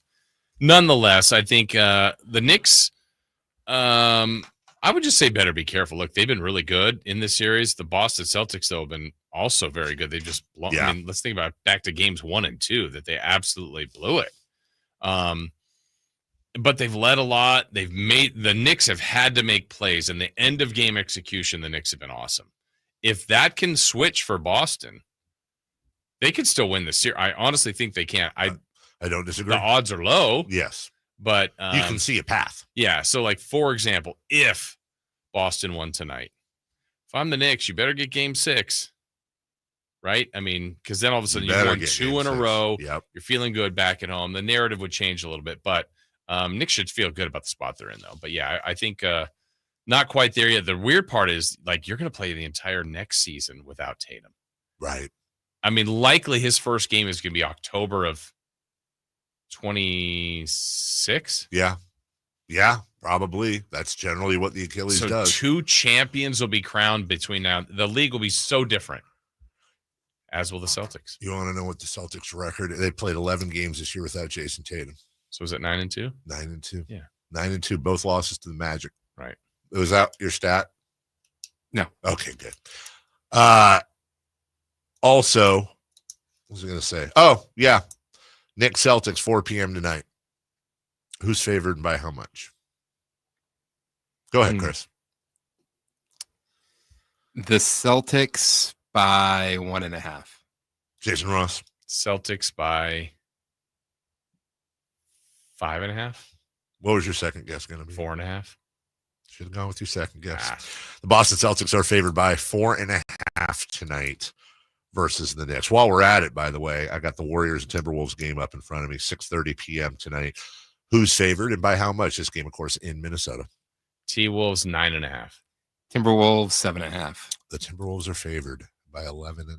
Wow, jeez. Also, Celtics lose tonight. That's 2 of your 360-plus game winners gone, right. Both in 5 games. Yeah. The regular season means nothing. Mm-hmm. Question 2, please. Question 2. The Cavs won 64 games and fell to the Pacers in 5. Does this say more about Cleveland or Indiana? Although I think it says a little bit about both, and we could talk about what it says for Cleveland, and we will a little bit later. I'll repeat what I said earlier. The Pacers are 22-6 since March 11th. 22-6. They just beat the Cavs in 5. Now, the Cavs started out the series with some injuries. Darius Garland is not who he normally is. Yes, the Pacers have had some pretty good injury luck historic over the last couple of years, including this postseason, but you play who's in front of you. I do think it says more about the Pacers. I think the Pacers right now, I think the Thunder are going to win the NBA championship, but I think the Pacers have as good a chance, if not better, than any of the other teams remaining. And I'm not entirely sure. I wouldn't guarantee a Thunder win over the Pacers. They have momentum right now. Mm-hmm. They're feeling themselves in all the right ways. They have confidence, and Tyrese Halliburton is playing out of his mind. And they've also shown they can win when he's not there, damn near, like the other night when he just almost completely disappeared. They're a good team. They're a very good team, and they're well coached, Jason. Yeah, I think you're right. It's more about the Pacers. I think it's showing, too, how difficult it is to advance in the playoffs. I think going into the East, let's say from Milwaukee to Indiana, Cleveland, Boston, New York, 5 really good teams. in Cleveland's gone. Yeah. Milwaukee's gone. Boston or New York are going to be gone here soon, probably Boston. It's difficult to get through. Look, I saw the stat last night. Donovan Mitchell, who's a great player, has never been to a conference final. That's crazy. It's just difficult to get through. And Indiana, it's about what they did. And to beat two teams that are in that mix in 5 games and to win 3 games in Cleveland, the best record in the East, this is about the Pacers to me. I don't look at it as a failure. Cleveland might. They had such a great season, and I'm sure the goal was to win it all, but I don't feel like they need to reboot. It's just kind of hope for better matchups in the postseason next year. You talk about how difficult it is to make the conference finals, which kind of underlines Tyrese Halliburton has made the conference finals in 40% of his seasons. It's difficult to do. Very difficult to do. Question 3, please. Question 3. 2 series resume tonight with teams up 3-1. Do both series also end tonight? I think the Warriors series ends. It's kind of actually it's kind of interesting, Jason. The mirroring. The only difference really here, the major difference, is that the Warriors are on the road and the Celtics are at home. But you have both championship pedigree teams in Boston and Golden State. Both are missing their leader and superstar. Both are down 3-1. And both, I would say, a large part of it. You and I went over how talented the Celtics are even without Tatum, but I think a large part of why a lot of us are giving the Celtics a chance, and even maybe the Warriors, as much to do with their experience and their heart and all of that as it does. You can't ever count them out. Mm-hmm. I am fairly confident that Minnesota will close it out tonight in Minnesota. I am less confident. I'm gonna go with you, man. I maybe it's because I kind of want it. I'm gonna say the Celtics get one here. I'm gonna say that the Warriors go home and the Celtics live to fight another. Yeah, I'm on that same train for both of those two. I think the Warriors being on the road, the confidence now that Minnesota has. I know the Warriors will be desperate, but it's just a more difficult ask for them to play without Steph than I think it is for the Celtics without Tatum. So, I think the Warriors season ends and the Knicks have to go back home to try to win Game 6. Let me ask you before we take a break.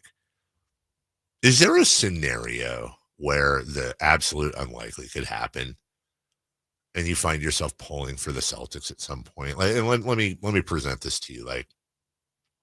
The Celtics come back without Jason Tatum and they beat the Knicks and they move on to play Indiana. Is it possible that all of a sudden the Celtics go from, oh my God, it's Boston, they're the defending champions, can we get somebody new, to they take the Disney storyline of the postseason and are building something? And oh, by the way, what does that do for old Jason Tatum's legacy? I think I don't think so. Yeah. I think that's too much. I think they'd have to miss another player of significance. Yeah. The Pacers once again would face an Yeah, that's right. Another team that's injured. You hate the Pacers so much.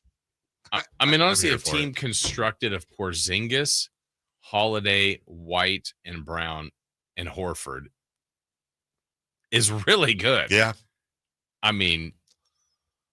It's not like they're devoid of players here. No.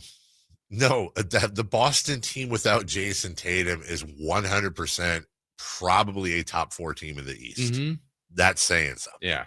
But this, whether it's Tatum, no Tatum, whether it's 3-1, 1-3, 2-2, the TD Garden tonight is going to have a ton of energy. A ton of energy. Just like we hope you do all summer long via our dear friends at American Energy Heating and Air. Carmichael Dave here to talk about them and their $24.50 tune-up going on right now. Half off. Hey, half off what it normally is. Listen, we're kind of in between seasons right now. Is it hot? Is it cool? Is it rainy? Is it sunny? Now is the time to get a hold of American Energy and get them out to your house to do that tune-up on your air conditioner. Just make sure for $25, just make sure that nothing is going Sam Hinkie with your AC unit. Now, look, odds are it's fine. If there's a little bit of a problem, great. Get ahead of it before it turns into a big problem. And oh my goodness gracious, worst case scenario, your AC unit is all screwed up. Brand new units up to $4,000 off in rebates alone for qualified customers. Listen, American Energy Heating and Air, I tell you all the time, been serving the greater Sacramento area since 1981. A+ Better Business Bureau rating. Give them a call, 916-520-9990. That's 916-520-9990. AmericanEnergyAir.com. American Energy, making the uncomfortable comfortable. All right, let's get into the playoffs. Last night, Oklahoma City edges Denver in a thriller. We got audio and conversation next. You never know what you might hear when listening to a Sacramento Kings game. Out of Keegan's going for another triple. Man, is he feeling it. Can he do it? Yes, there's number 11, Keegan Murray. Keegan steps back. He just knocked down his 12th three-pointer, a Kings franchise record. He's got 45 points. Never miss a moment of Sacramento Kings basketball with Sacktown Sports and the Sacktown Sports app. With 25 award-winning years in Northern California, Ashton & Price is your local injury law firm. Pro attorney tip: if a firm presents as local but they're in LA, red flag. If your first consultation is not with a lawyer, big red flag. At Ashton & Price, your first consult is with a local attorney, and if serious injury prevents travel, a lawyer will come to you. Still not enough? George Washington's my uncle. At Ashton & Price, no red flags, just red, white, and blue. Remember, for the best advice, don't think twice. Call Ashton & Price.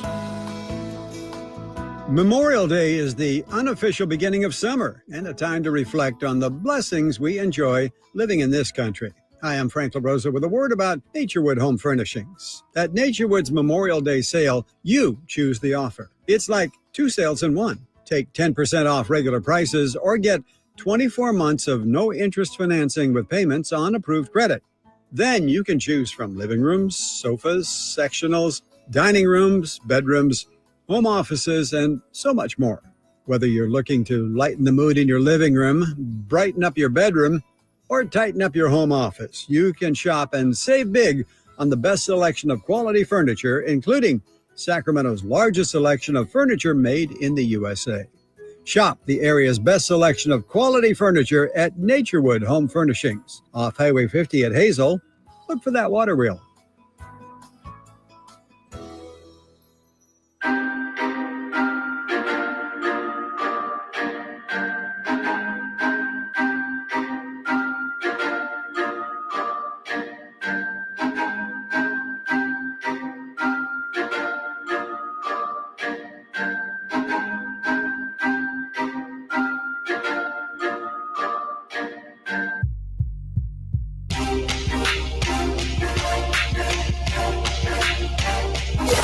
Waking you up with the best in local sports. They just make it interesting, you know? It's the Carmichael Dave Show with Jason Ross on Sacktown Sports.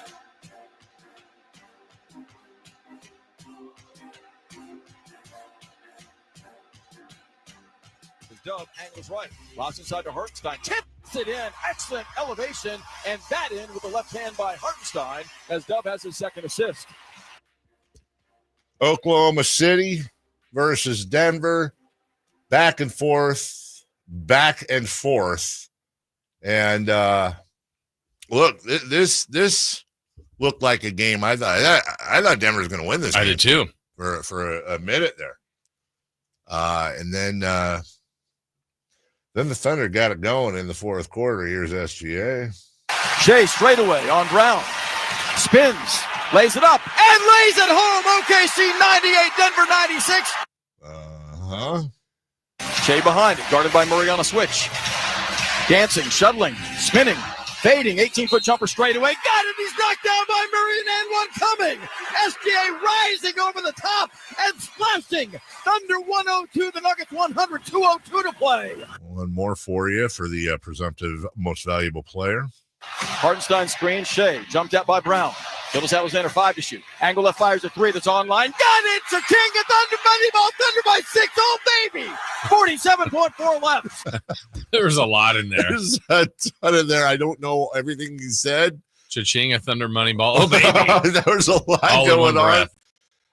Somewhere in there came one of the shots of the playoffs. It was in between those two highlights, yeah. Nikola Jokic is not going to, much to my chagrin, although I'm in the minority, is not going to win the MVP this year. No, because they were chanting MVP at the game for SGA. For SGA, so I think he won. That does it. He already did.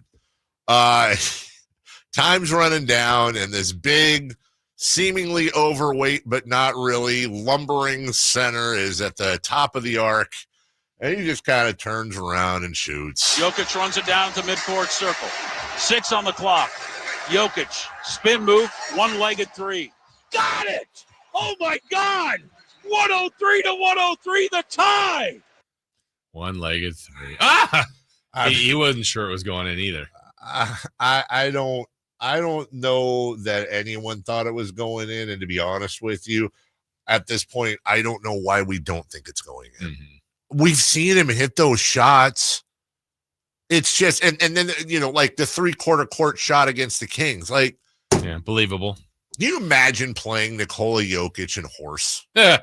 That would actually be an interesting summer conversation of all the players in the NBA and not counting like uber athletic moves. Here's what I mean. Like slam dunks, no. And no, you don't have to do like the between the legs double. Now, I'm talking about just shooting. Steph. It's 100% Steph. You're absolutely right.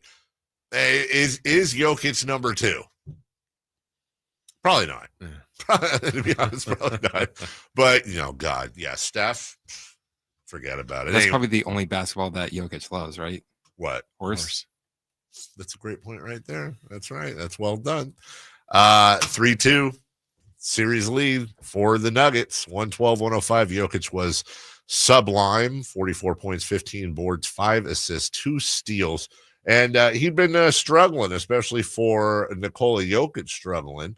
And he has a theory as to why his stats were better this game. The ball is going in. I made 5 threes tonight. That helps, of course. And I think the ball is going in, and that was they will still doing what they're doing, and I think I just had the ball was going in. I will say. So good breakdown. So the difference is the ball was going in. That's going to help. You make some, you miss some, and he was making more than he was missing. Played the entire fourth quarter too. Doesn't change. You don't think about that when you play.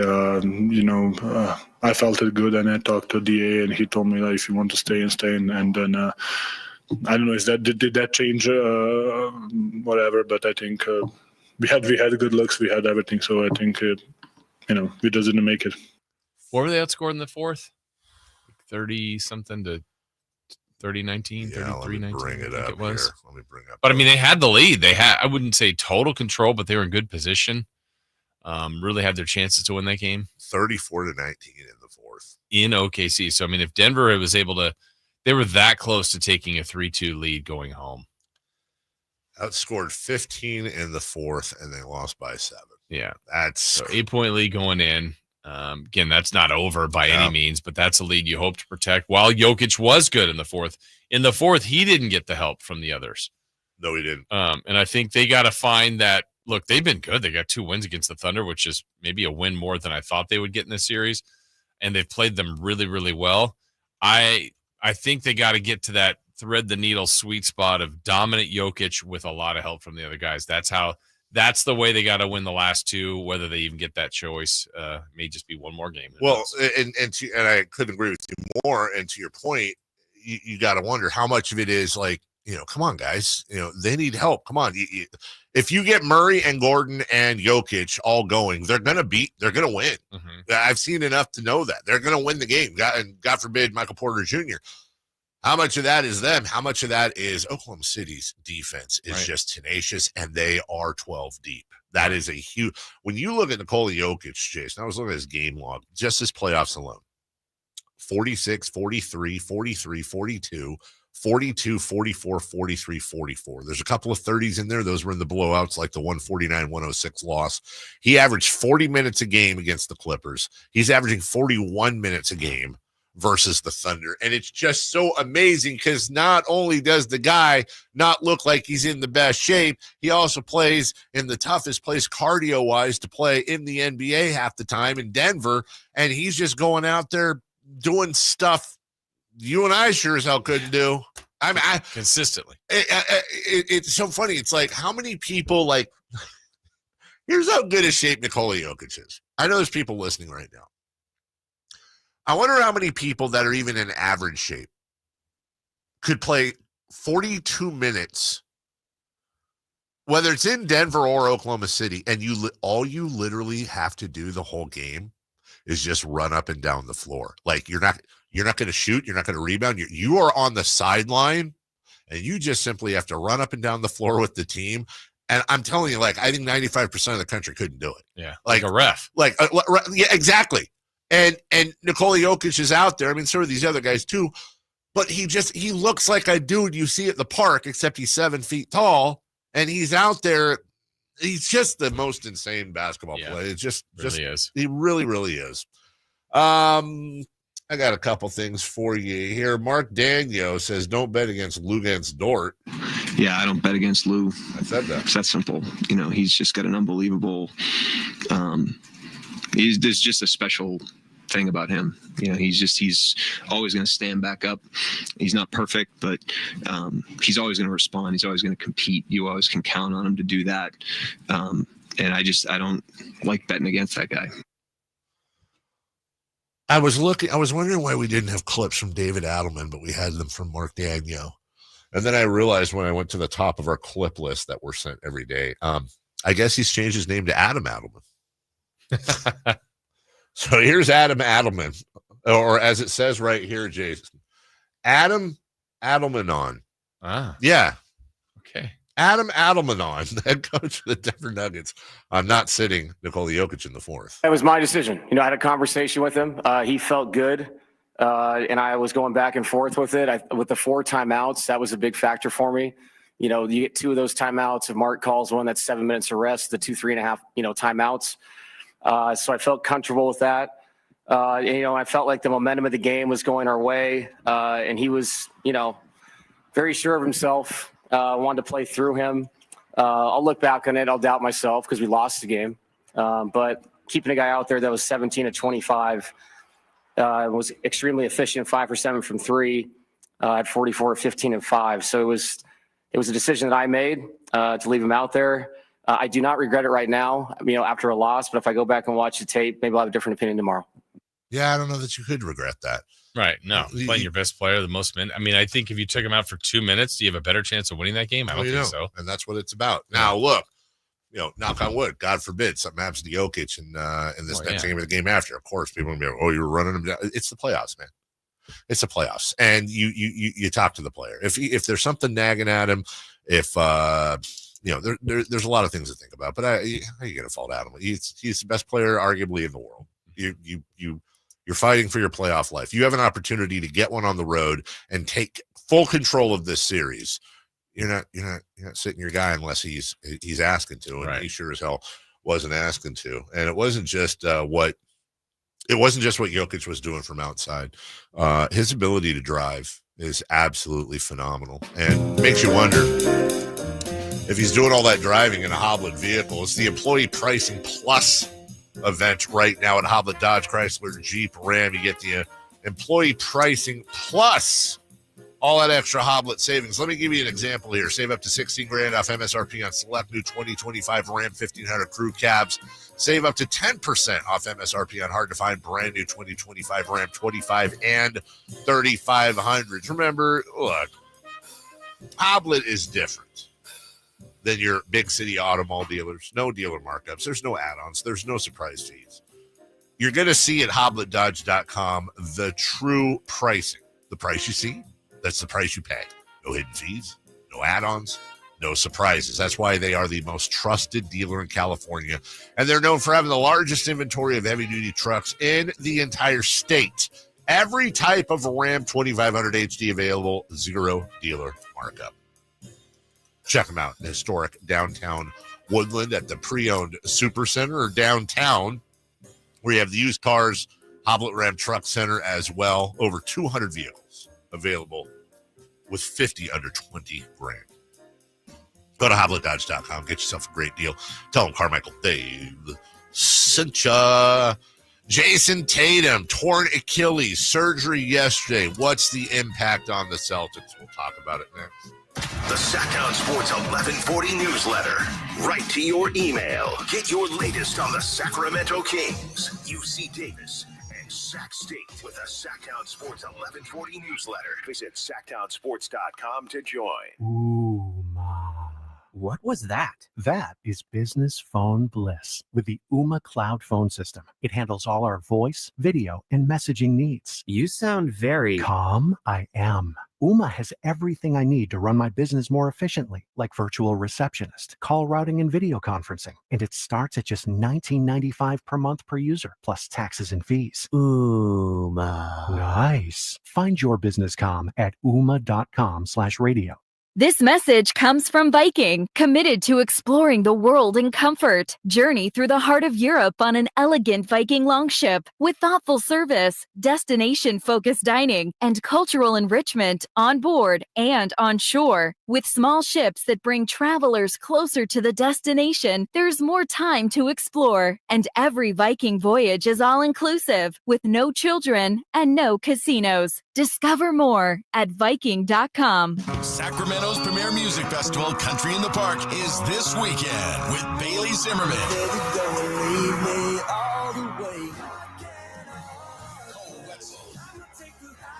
Plus Billy Currington, Nate Smith, Ernest, and more. Friday and Saturday, May 16th and 17th at Cal Expo. Don't miss pop-up stores, food trucks, line dancing, and more.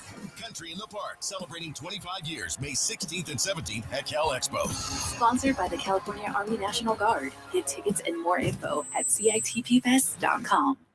Golf to Go is brought to you by the Hagen Oaks Golf Super Shop. Here's Frank LaRosa. Typically, a high handicapper carries an index of 20 or more. Golf Monthly's Barry Plummer offers 4 tips if you're tired of that high handicap. First, choose the right equipment. Invest in a 5-wood, which is more forgiving than a 3-wood or 3 hybrid. It's a much better option for getting the ball in the air. Second, play for bogey on par 5s. Break the longer holes into manageable chunks, perhaps aiming to hit the green with 4 easy swings while also navigating away from the trouble along the way. 3, leave the sand wedge in the bag for chipping. Up and down percentages are almost twice as good when chipping a 9-iron over a sand wedge, and 3.5 times better with the putter. And finally, stop leaving your putt short. A 20 handicapper leaves 55% of their missed putts short of the hole. Give yourself a chance with every attempt and don't leave another putt short. Try these simple tips and let's see whether your handicap starts to come down. And have some fun out there. That'll help too. That's your Golf to Go.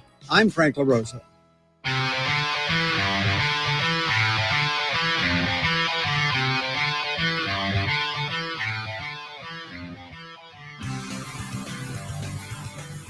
The only place in the morning to get your sports fix. Live and local. The Carmichael Dave Show with Jason Ross. Hey, look here. There's a pen that's been here for a few segments, and I've been using it. I just noticed it. I see there's a backup pen. Did you go to the pen archives? I did. Did you? That's nice of you. You're supposed to say they've been there the entire time. Yeah, I just missed them. Been there for a couple segments, and you were playing with the pen for a while. I was, just didn't even notice. Yeah. I'm not right. You know this. I'm just not right. It's fine. Well, thank you. As a Kings fan, would you take a flyer on Michael Porter Jr.? Somebody asks. Yes. Yeah, but just what's a flyer? What's a flyer? Is it DeMar DeRozan? Sure. By the way, who the hell was it? Somebody was reporting yesterday that Scott Perry is beginning to gauge the trade value of DeMar DeRozan. That's absolutely no surprise. It's something we've been talking about for a while. I would be shocked if DeMar DeRozan was on the squad this time next year. I do wonder what is the trade value. And there's nothing that ups trade value more than every single GM in the NBA knowing that you are trying to get rid of DeMar DeRozan.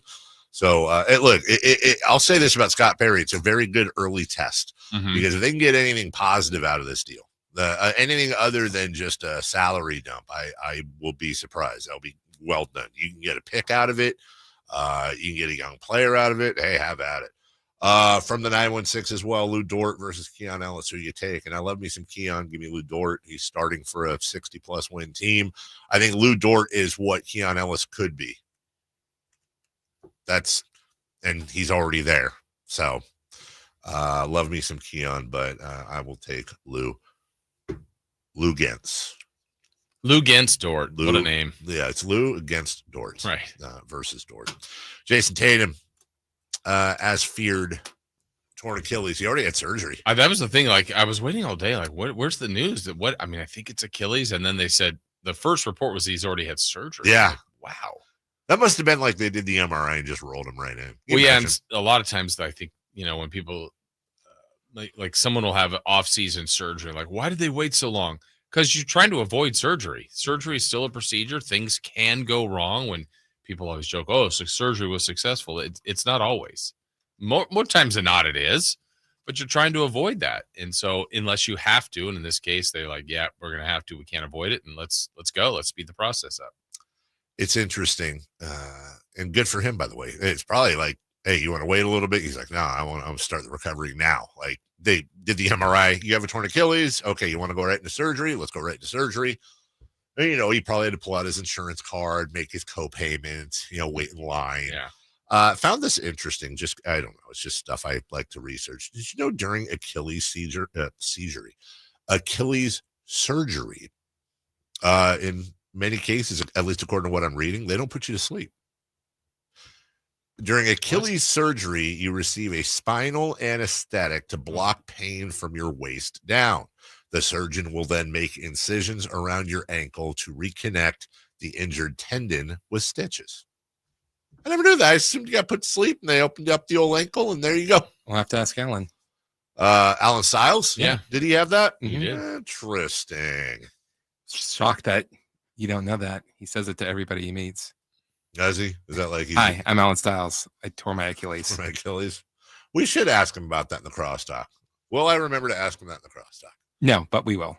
Okay. Like you won't be here. How did it? Oh, that's a good point. I won't be here. That's right. How did Do you want to call in and ask him? Hey, I got a question for Alan Stiles. Alan, I understand you tore your Achilles. That'd be interesting to have him walk through what it felt like. Was it crazy pain? Has he had another injury to compare it to? And was he put asleep for the Achilles surgery? Anyways, enough about Alan Stiles, who's coming up at 10 a.m. and crosstalk just before that. It's very rare, Jason, that first-team All-NBA players in their 20s suffer an injury like this. You provided 3 examples: Derrick Rose, Bill Walton, and Bernard King. Yeah. As guys in their 20s, like people, Durant got hurt, Dame just got hurt. There's been other Kobe.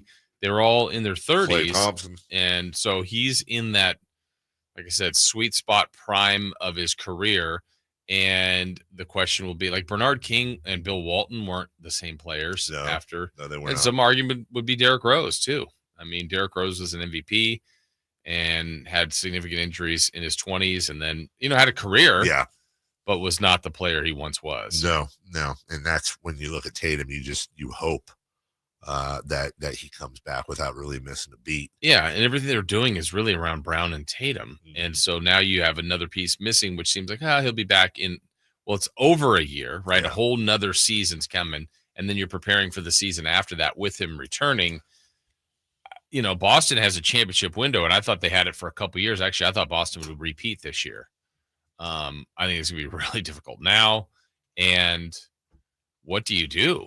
Like going forward. Plus, they have new ownership coming in as well. Boston this year, 3rd in the NBA. It's so funny when I look at this list that Minnesota's number 2. I don't know why. I just in salary this year. Sorry, Minnesota has the 2nd biggest salary in the NBA, $204.7 million. It's just weird to me because they've been going through this ownership crisis now for a while. And that 204 is Glenn Taylor's. I mean, he's now switched over to Alex Rodriguez. Who was it, Lasry? But it's just, I don't know. I don't know why. When I look at the NBA top 10 list and I see, obviously, the Knicks and Lakers are on there because, why not? Golden State. But you've got Denver, Milwaukee, Minnesota, and Phoenix. Those are just generally who you don't think that would be there. 195, number 3, $195 million. That is your salary for the Boston Celtics already next year at $223. Wow.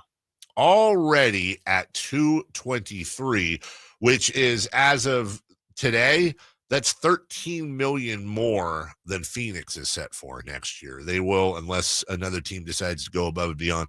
Boston will have the number one salary, the most salary in the NBA.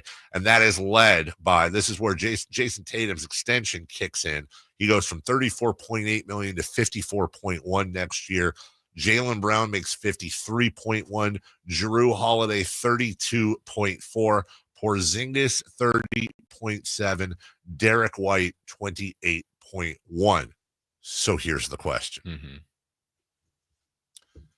You're Scott Perry. You knocking on that door? 4. I mean, I'm knocking on every door. I'm calling every team.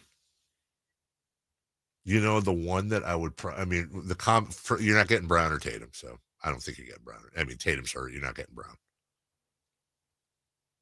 I think the one I might take a look at is Jrue Holiday. Jrue Holiday is making $32.4 million next year, $34.8, and then a player option at $37.2. So if I were to say to you, Jason, and I don't know if this would exactly work cover to cover, but let me just throw this at you. What if I were to say, would you do Sabonis for Jrue Holiday straight across? I don't think it would. I think the Celtics actually Sabonis makes $9 million more. So Boston would have to throw somebody in that area. So let's just say, okay. How about Jrue Holiday and Al Horford makes 9.5. Jrue Holiday, and they're not giving up Pritchard. I don't know. Jrue Holiday and Al Horford for Sabonis. I don't think so. No. Kings get their point guard. They get a point guard. Plays defense. They get a veteran center. They get winners. People that are making better. It's just kind of, that feels like a move to solidify a playoff team to take them up another level. The Kings aren't even a playoff team. Right. Make a difference if Sabonis quietly asks out? No. Okay. Because I don't think you have to, work that way. But I think if he asks out, I think I would be looking at other options than that one specifically. We'll take a break. When we come back, 2 baseball icons are now eligible for the Hall of Fame. And before that, I wanted to remember to get to this. When we come back, a development in the NBA that could affect Kings ownership more than anything has affected Kings ownership under this current regime. I'll tell you what that's all about next. On the move? Got somewhere to be? Take Sacramento Kings basketball with you. The Sacktown Sports app will let you stay connected to your passion. Never miss a moment of Sacramento Kings basketball with the Sacktown Sports app. For more than half a century, contractors and trade professionals have relied on WeatherGuard for heavy-duty truck and van storage equipment, not just to protect their tools, but to protect their professional reputations. Whether it's inside or outside of work vehicles, a WeatherGuard badge means pros can trust that their hard-earned name is in good hands. Since 1968 and every day since, WeatherGuard has been protecting anything it takes to build a professional reputation. WeatherGuard, established in 1968, proven every day. WeatherGuard.com.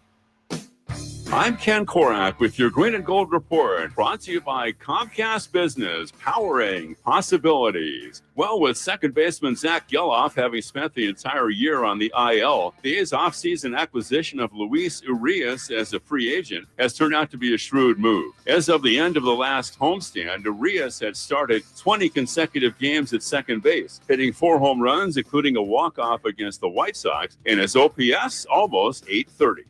Comcast Business helps turn today's small businesses into engines of modern business. It's how restaurants become reliably up and running neighborhood favorites. It's how retailers become seamlessly restocking, cyber-securing must-visit shops. And it's how healthcare offices become data-managing caregivers that we all depend on. With reliable connectivity, enhanced cybersecurity, advanced fiber solutions, and Wi-Fi backup, Comcast Business is powering the engine of modern business. Whitey here for Napoleon Grills, reminding you that when buying a new grill, every detail matters. While supplies last, you'll receive a $149 gift with purchase on every new Napoleon Prestige stainless steel grill. The kit even includes a pizza lover starter kit and much more. And now up to $79 off Napoleon Rogue models. Napoleon grills are built different, built better, built to last, with a lifetime warranty and premium steel that boasts amazing quality. Visit Green Acres Nursery today for your best selection of Napoleon grills and accessories. You've heard the saying, penny wise, pound foolish, right? It means you do something that will save you a little bit right now, just pennies, but that ends up costing you pounds in the end. People put off tuning up their furnace because they don't want to take the time or spend the money to get it done. But it only takes 90 minutes and costs just $87, which is just pennies compared to the huge problems and expenses that can rack up if you don't get your furnace tuned up. You'll also save money on your energy bills, and your system will last longer. So don't be penny wise and pound foolish. Call Bell Brothers for a precision tune-up and professional cleaning today. Our number is 916-444-1234, or find us online at thenosurpriseguys.com. The No Surprise Guys, Bell Brothers.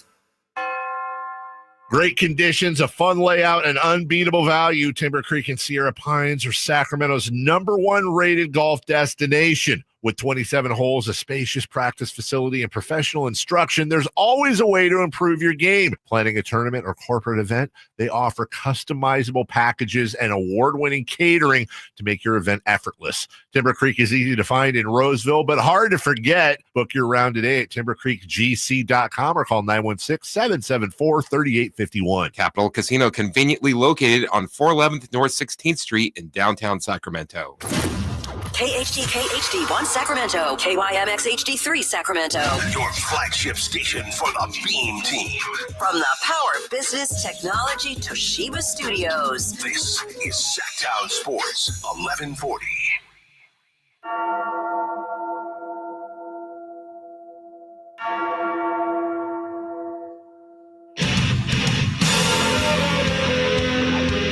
Ladies and gentlemen, we are halfway through the week. Your week. So right now, I need every single listener on their feet. Callers, texters, YouTubers.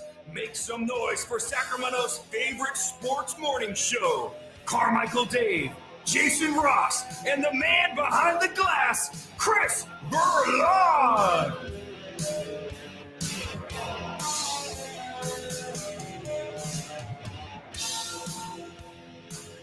Let's go.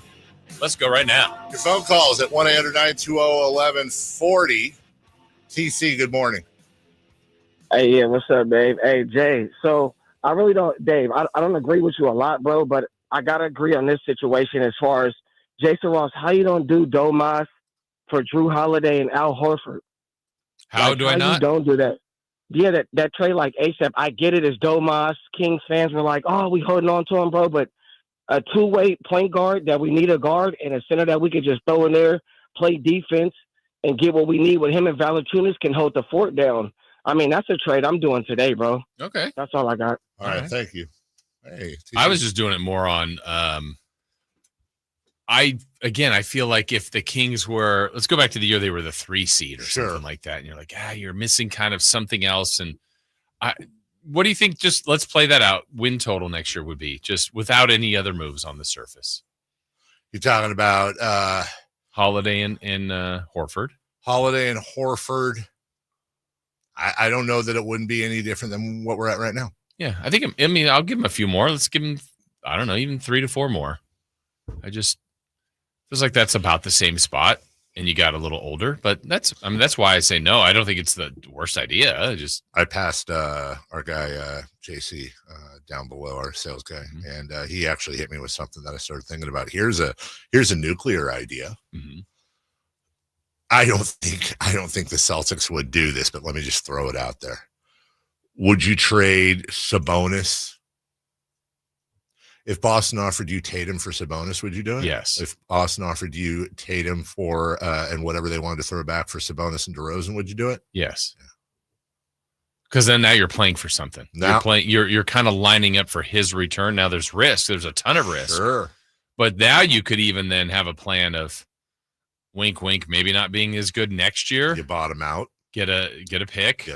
And plan everything around that and hope that Tatum has 4 to 5 good years left. Maybe you knock on that door. I don't think Boston's not going to do it, but yeah. All right. So before we get to baseball, I wanted to point this out. just, nothing crazy, but the estate of Paul Allen announced yesterday that the Portland Trailblazers are up for sale. And the Seattle Seahawks will probably follow shortly after. What's interesting to me, and again, I'm going to get a little nerdy here, but I'm fascinated by this stuff. Where Kings fans should be interested is, I would not be surprised at all if the Batal family got in the mix to buy the Blazers. If you're not familiar, that's Raj Batal, his son Alex, their family, who are amongst the largest minority owners. If you were looking at the Kings ownership as a pyramid, and it changes a lot, but one thing that's remained fairly stable is that you have Vivek and his ownership at the top, and then just below him, I think at last I heard he owns somewhere around 20% of the team.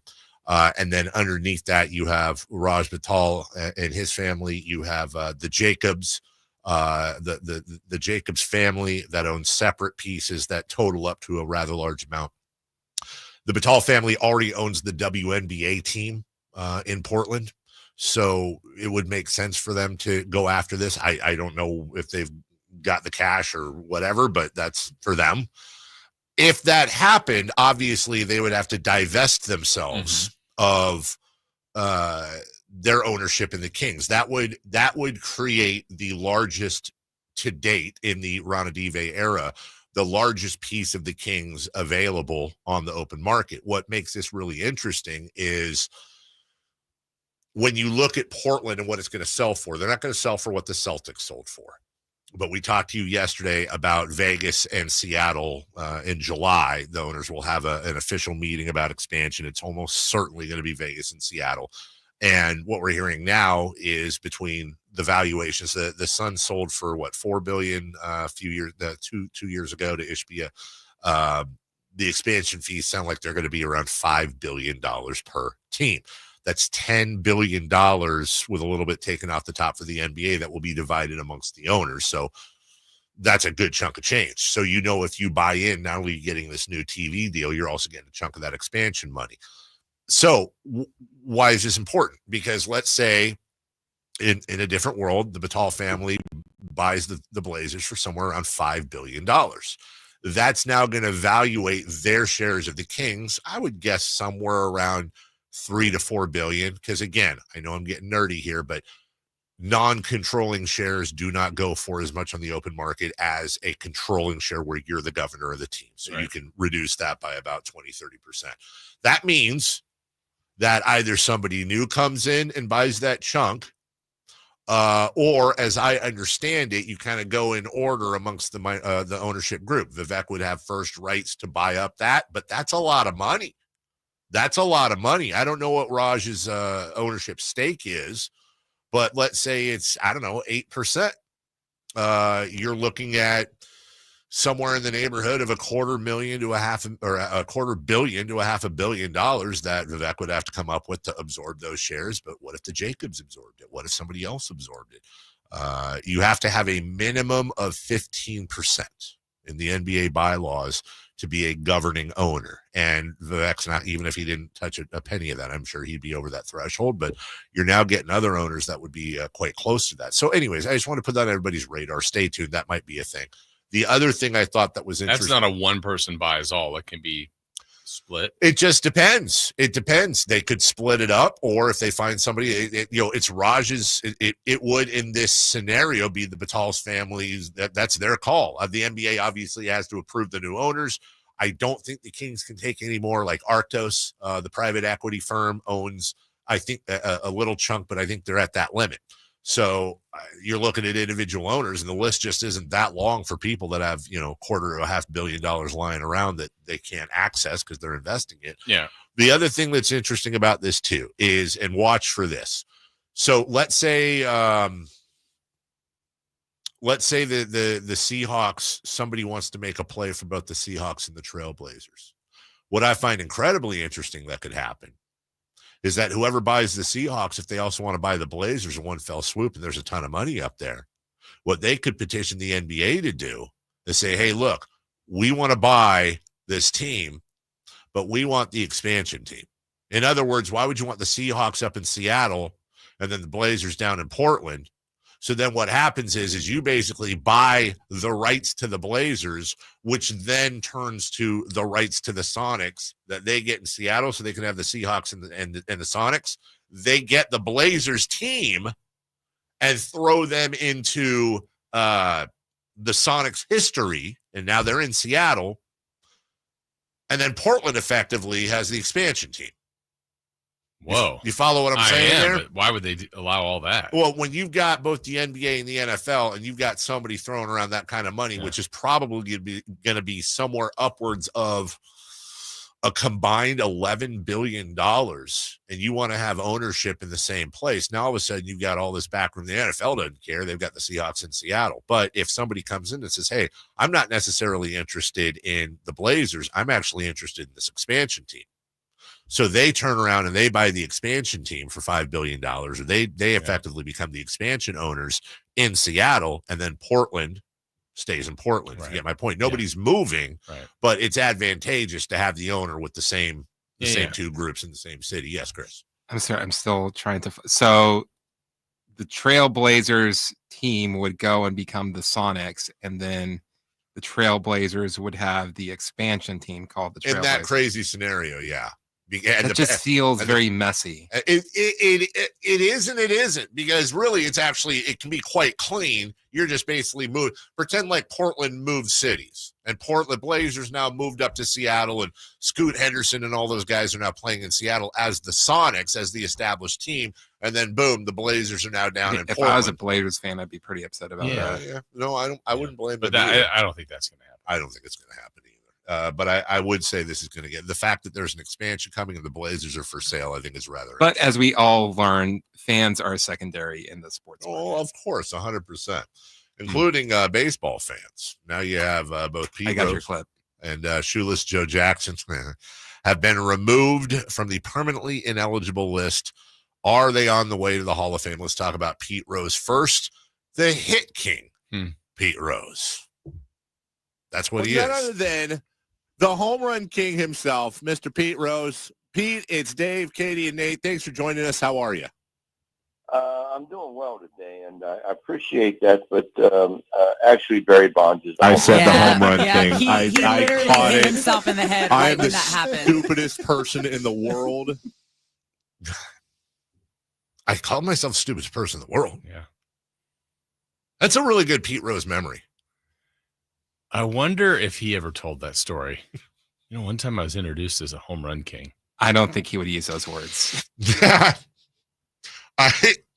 I will say he was very kind about it. Yeah. I mean, it's flattering.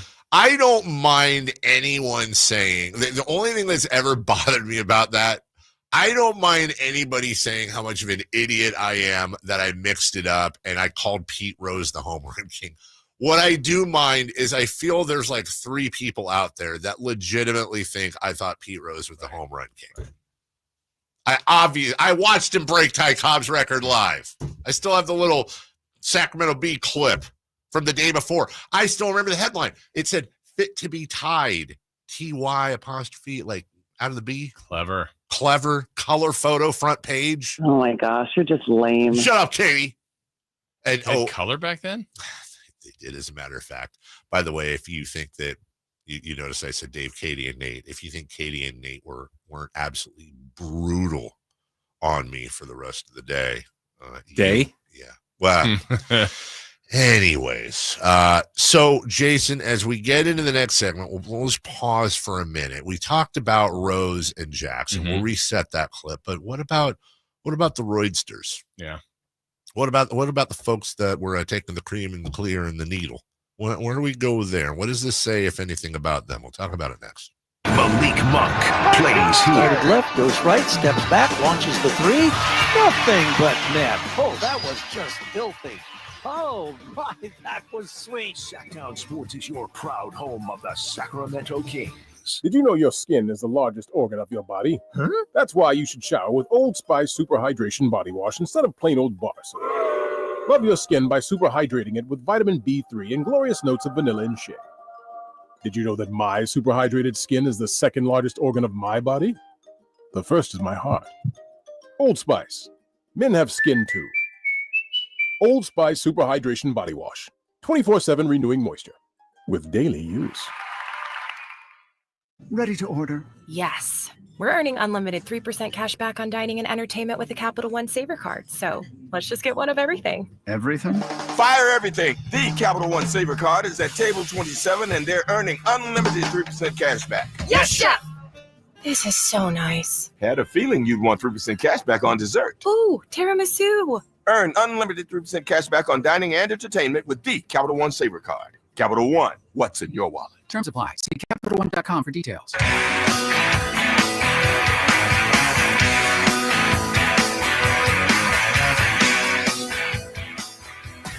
Carmichael Dave, who has very good sources, and he just kind of tells it as it is and gets to the point. Jason Ross. He has a lot of pretty smart things to say. He's good at what he does. On Sacktown Sports. Chris just sent this to me. I don't know why it upsets me so much, but just announced Max, the app that has HBO and formerly Cinemax and all the other stuff. Max is now changing its name once again, Jason. Okay, to? Well, a lot of people making a lot more money, and you and I all sat around in some conference room in Manhattan. Focus groups. Yeah, focus groups, drinking Nespresso. And they have come up with their new app name this summer. Max will now be known as HBO Max. Oh, what it once was? Yeah, what it once was. Yeah. They're going to be HBO Go in like 4 months. I'm just waiting for him to bring back PS View. So let's bring it all back. You took the most known brand, one of the most known brands around, HBO. Pioneer of cable television, and you changed it to your little offshoot, Cinemax, which literally, I'm not even making a joke here trying to be a shock jock. If you took a poll of 10,000 cable viewers and said, what do you most associate with HBO and Cinemax, specifically Cinemax, they would say Skinemax. Mm-hmm. That's what it's known as, Skinemax, which actually would have been a fun name for the app. They now go back to HBO Max instead of just HBO. Great job. Also, shout out to the Max app. I have Roku TVs. My two newest Roku TVs, by the way, it's all owned by Warner Brothers. The apps for Max and Discovery no longer work on the TV. They just don't. They literally, I log into the app and it says, yeah, this no longer works. There's no update. They just don't work. I had to put a Fire Stick in so I could watch my Alton Brown shows. Oh, had to have that. Had to have that. That's how I go to sleep tonight, Jason Ross. There you go. Would you like to hear their announcement? I would love to hear their announcement. Returning the HBO brand into HBO Max will further drive the service forward and amplify the uniqueness that subscribers can expect from the offering. It is also a testament to WBD's willingness to keep boldly iterating its strategy and approach, leaning heavily on consumer data and insights to the best position itself for success. So there you go. Just real quick, because we got to get to this other stuff. I'm just going to take a guess. And yes, over the last year, or let me switch that.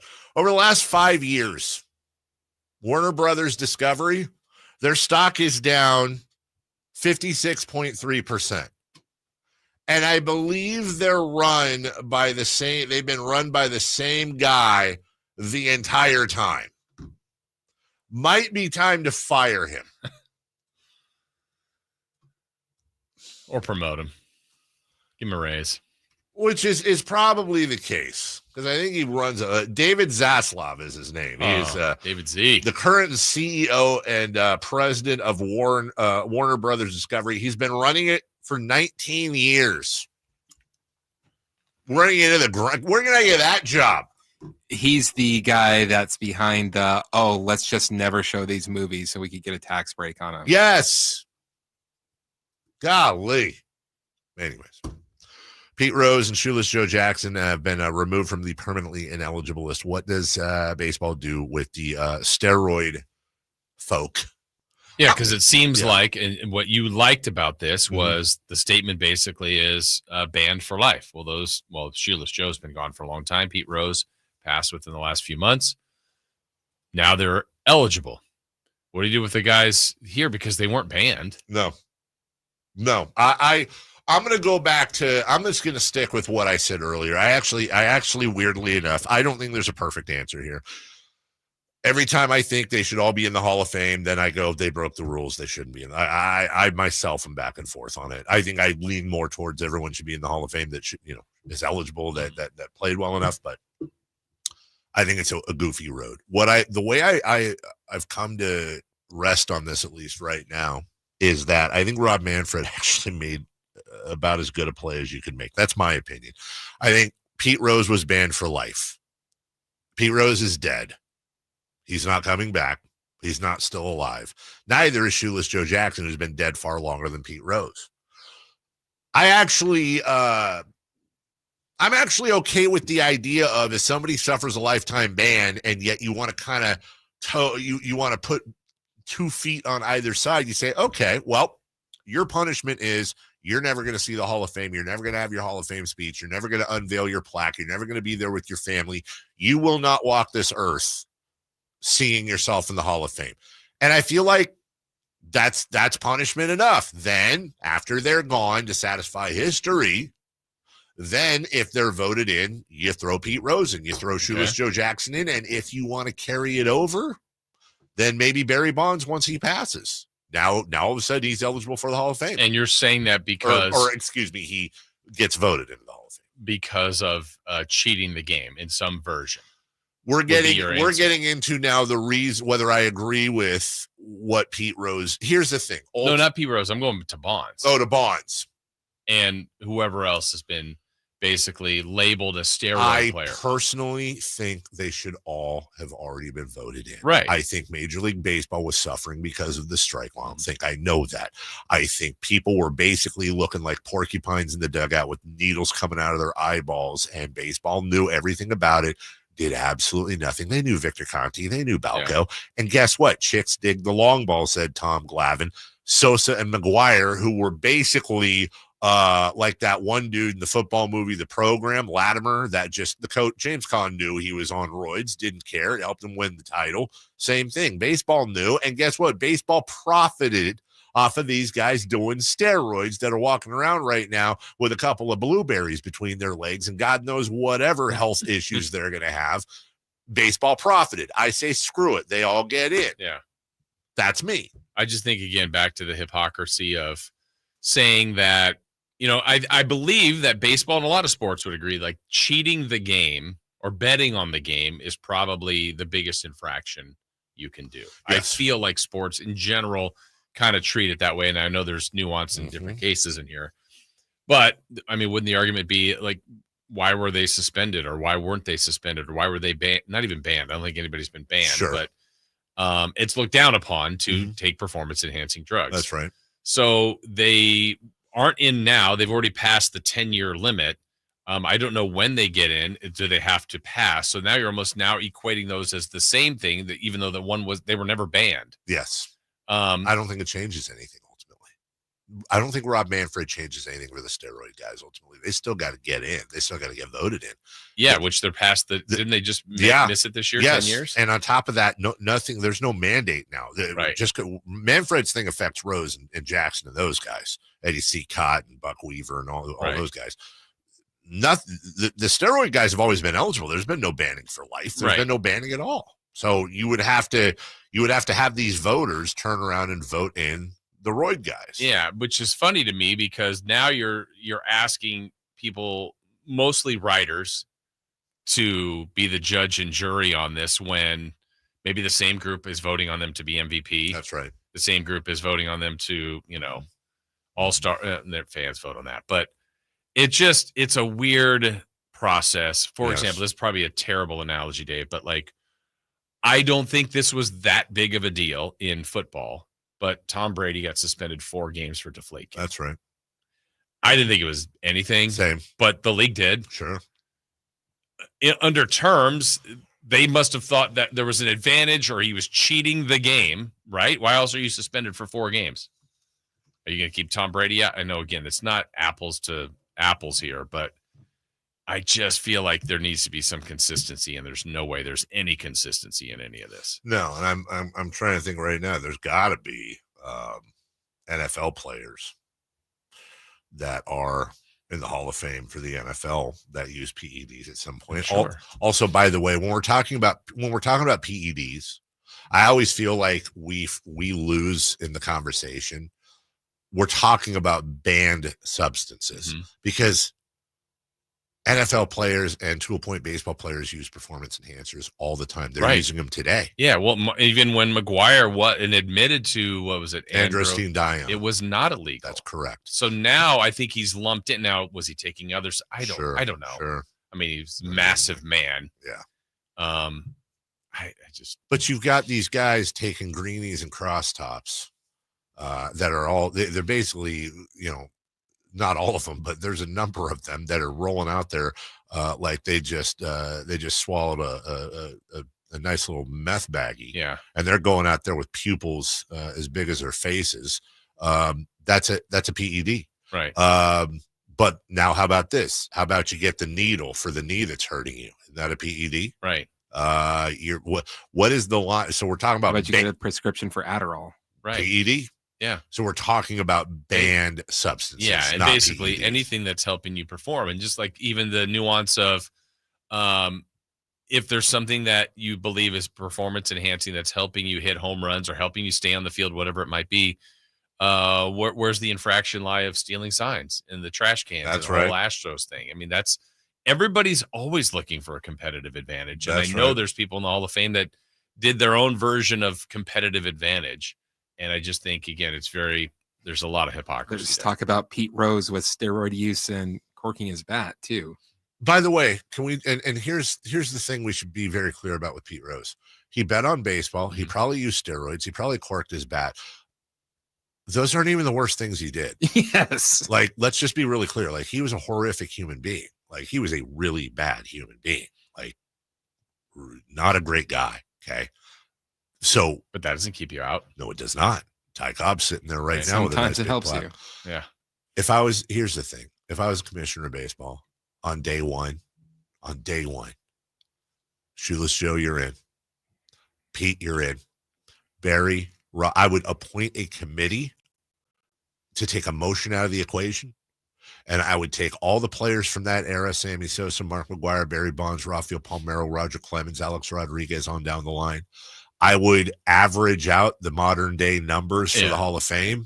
Bats, home run. Anyone who's above that line, they all go in together in the wing of Cooperstown that we call the steroid era. Yeah. They will forever have that. It should be explained. And people are like, 100%. what does this mean? Well, this was You have a whole thing. It starts with the strike and why the strike happened. Then you move on to the next thing and how steroids and Victor Conte and Balco and all that. And then and by the way, not only do the players have that stain, but Major League Baseball also acknowledges that they had a hand in looking the other way. It's not whether it's the 1919 Black Sox scandal, whether it's the fact that for many, many years, Major League Baseball owners said, hey, black guy, you can't be on our field. Hey, black guy, you can be on our field, but you got to ride in the back of the bus and you can't go into this restaurant. Like, this happened. They did it. Right. They've acknowledged it. Yeah. It's part of the history. Well, and even to the point, I know we got to break, but like there was a lot of talk that some of the different commissioners over time, I think, would have put Pete Rose in if he admitted.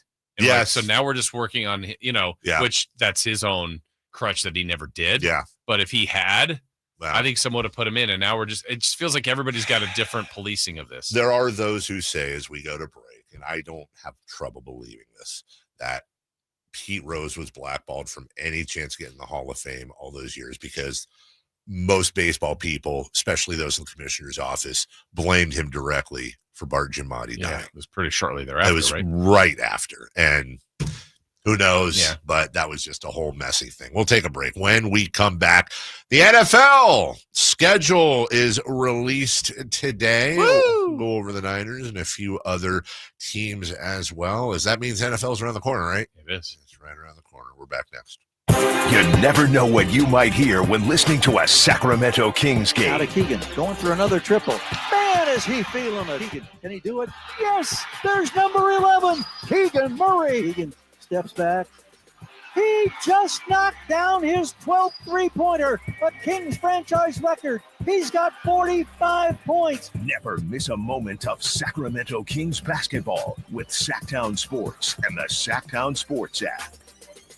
Sacramento weather is brought to you by Elk Grove Honda. I'm Tamara Berg in the KCRA 3 Weather Center. Welcome to your Wednesday. Getting out the door where you're probably going to want a jacket and the shades. Looking at mostly sunny skies as we dry out for this Wednesday. Temperatures a little warmer. Highs today will peak in the upper 70s to low 80s.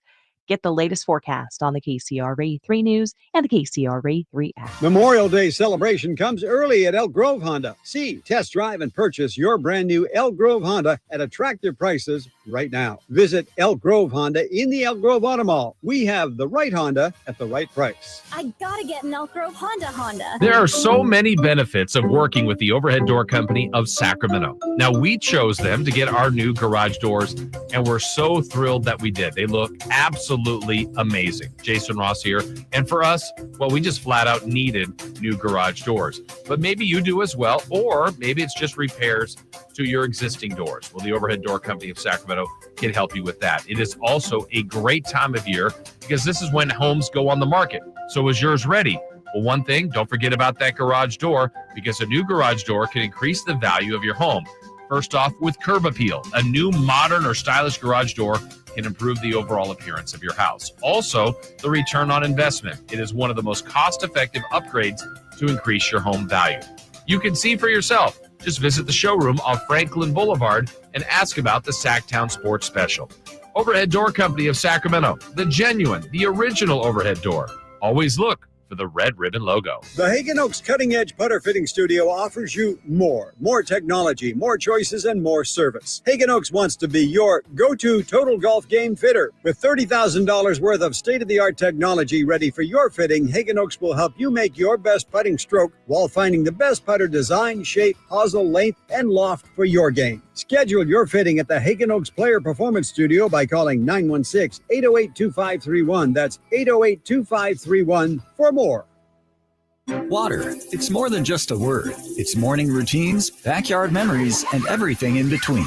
At Roseville Environmental Utilities, we're not just managing water, we're protecting it. Smart planning, conservation, innovation. We make every drop count for today and tomorrow. Let's keep the promise together. Find out how you can help at roseville.ca.us/water promise. Roseville Environmental Utilities. Water. It's not just a word. It's our promise. Sacramento's premier music festival, Country in the Park, is this weekend with Bailey Zimmerman.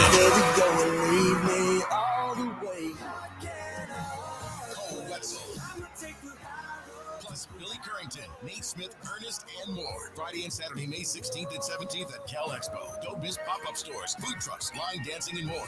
Country in the Park, celebrating 25 years, May 16th and 17th at Cal Expo. Sponsored by the California Army National Guard. Get tickets and more info at CITPFest.com. Hello, Sacramento. I'm Emran Pilati, owner of True Sports Cards and Collectible Store here in Rockland, California, and the host of the True Sports Cards Show that airs right here on Sacktown Sports 1140 every Saturday from 10 to 11 a.m., where we discuss the latest trends, hottest products, and deliver exclusive interviews with other industry leaders. And don't forget to visit our shop, True Sports Cards, at 6661 Stanford Ranch Road in Rockland and see what we have for all your sports card and memorabilia needs. Are you thinking about buying a new car? Well, maybe you're on the fence. Let me help you out. Kyle Draper here from Mercedes-Benz of Stockton. From the first time I stepped into the MP of Stockton showroom, I knew I made the right choice. I settled on the all-electric EQS SUV. It's comfortable, stylish, and most importantly, it's safe. Mercedes-Benz has the reputation of making the finest cars in the world. Now it's your turn to experience what I already know. Mercedes-Benz of Stockton is the best car buying experience you'll ever have. It's just a short drive down I-5 or anytime at mbfstockton.com.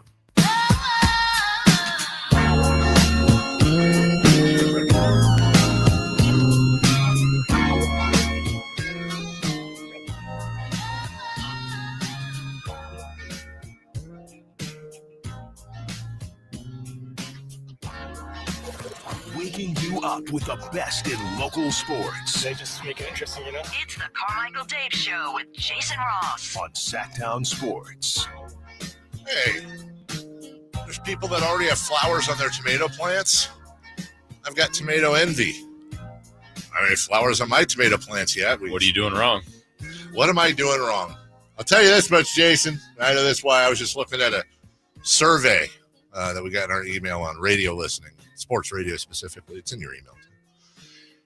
I do know that sports radio listeners want more gardening talk, and I'm here to provide it. Crushed up the eggshells again this year, did it last year, put them in the bottom of the... Good compost. Good compost. Nice source of calcium for them to feed off of. And I don't know if you remember this. I don't know why you would, but about 2 years ago, we had a tree taken out, and there was a little like dirty stump area that we had the stump ground out. So there's this little area. So I was at a Home Depot, and they had this little dwarf peach tree. I like peaches, so I got it. I planted it. You might remember I named it Jeff Peachtree. Mm-hmm. And dude, like sometime around end of last summer, October, it was not a peach tree. It was a stick. It was just a stick. And I remember thinking about it like, okay, well, we got to replace that this spring. I'll get to it then. All through the winter, stick. And then in like February, there's like one little green leaf that came off of it. Now, tons of green leaves. And for the first time, there's a little peach. There's a little peach on there. It's green. It's hard. It's not a peach yet, but it's definitely, it's about as big as like if you make the OK sign. Mm-hmm. It's about as big as the space in your thumb and forefinger. So I may be bringing in peaches soon, homegrown. Remember, I was just saying we need more fruit here. Yeah, I might provide some of it. Very happy. I'm attached to that little. It's like the little peach tree that could. Yeah. James and the not so giant peach. Yes. But maybe it'll grow. You'll have some friends there. I hope so, Jason. Companions. Also, I'm going to make another pass at my wife this weekend on the the avocado and artichoke. Why was she anti-avocado tree? She just thinks we have too much trees, and like I have a lime. Would you look at your damn peach tree? We have a peach tree now, but it's little. We have a blood orange tree that is giving out oranges now, which is cool.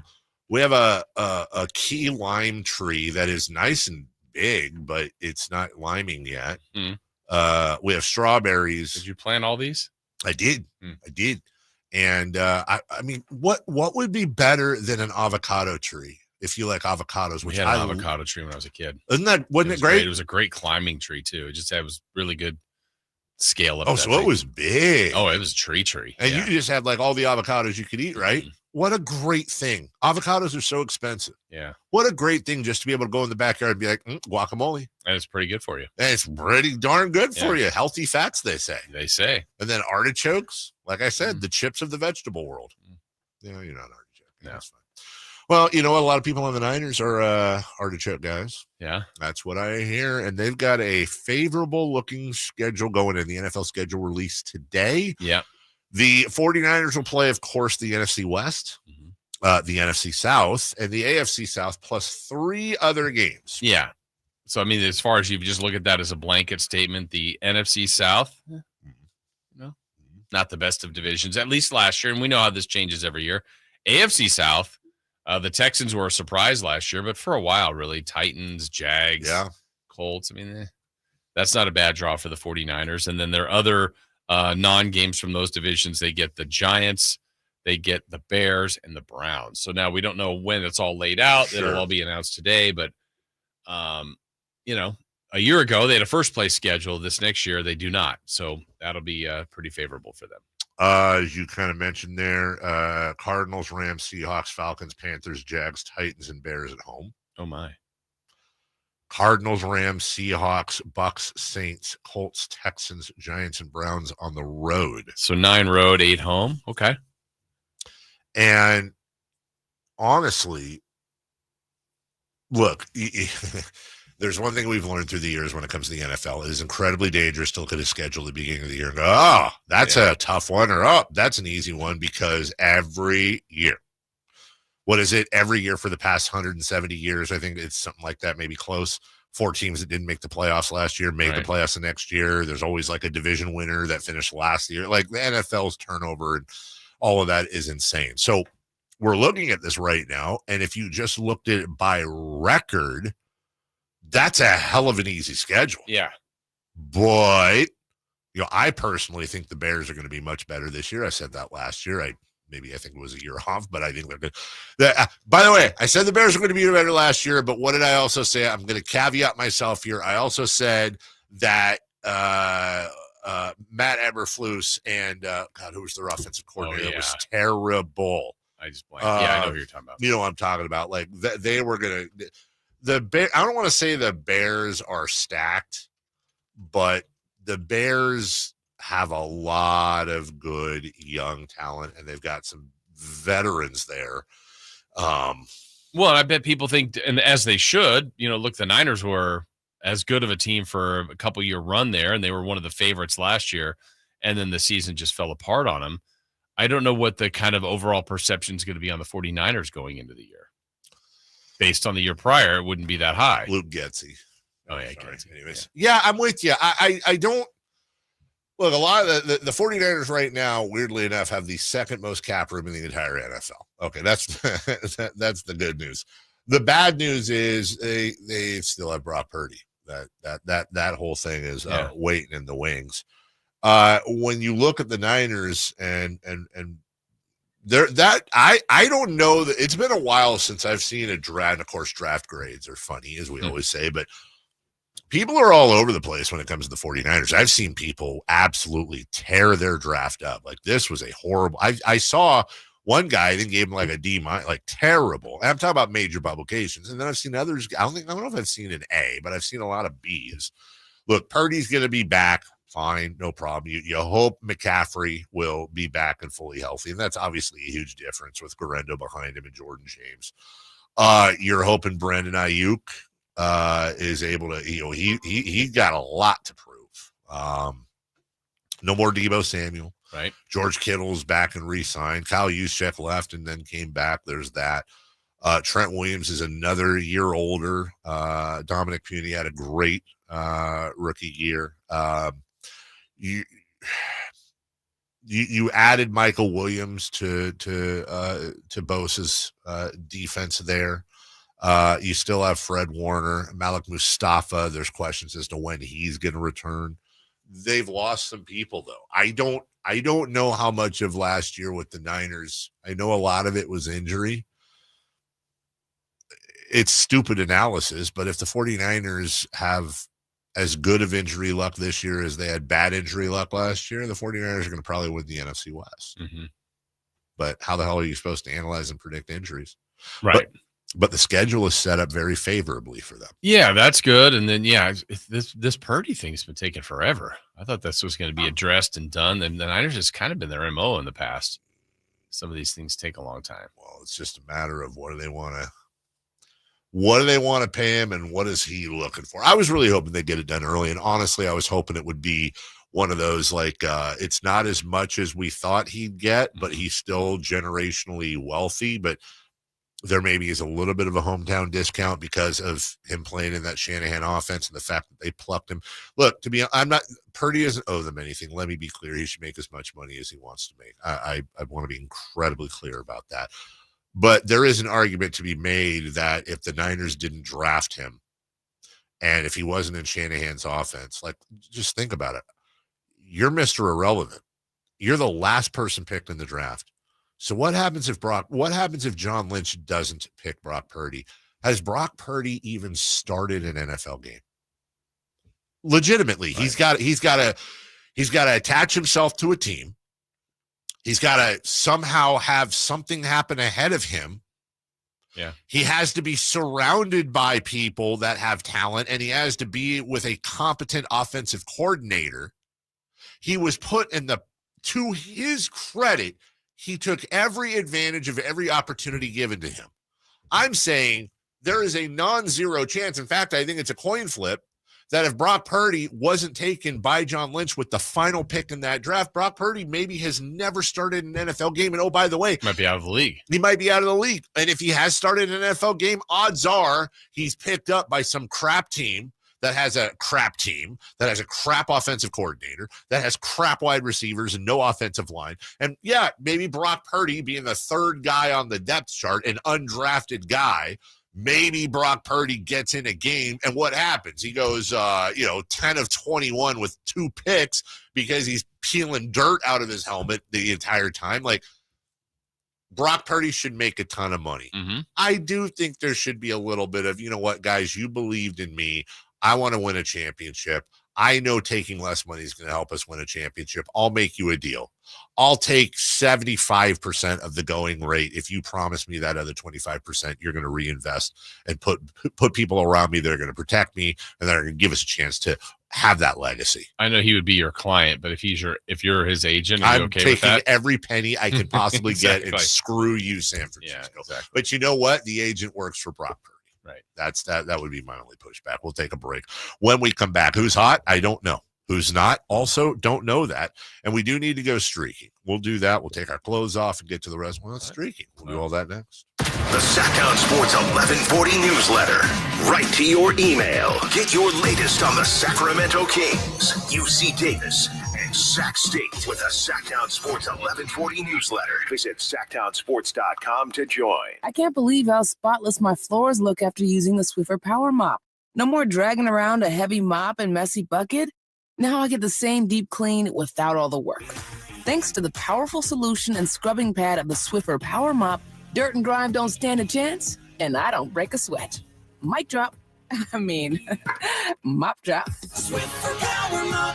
Swiffer Power Mop. A smarter way to mop. Try it or your money back. I'm Sia, and I support Humane World for Animals. Together, we have created a new version of Peter Gabriel's beautiful song, Salisbury Hill, to celebrate Humane World for Animals and everything they do. Enjoy the song and join us in helping Humane World for Animals end animal cruelty. Grab your things, I want to take you.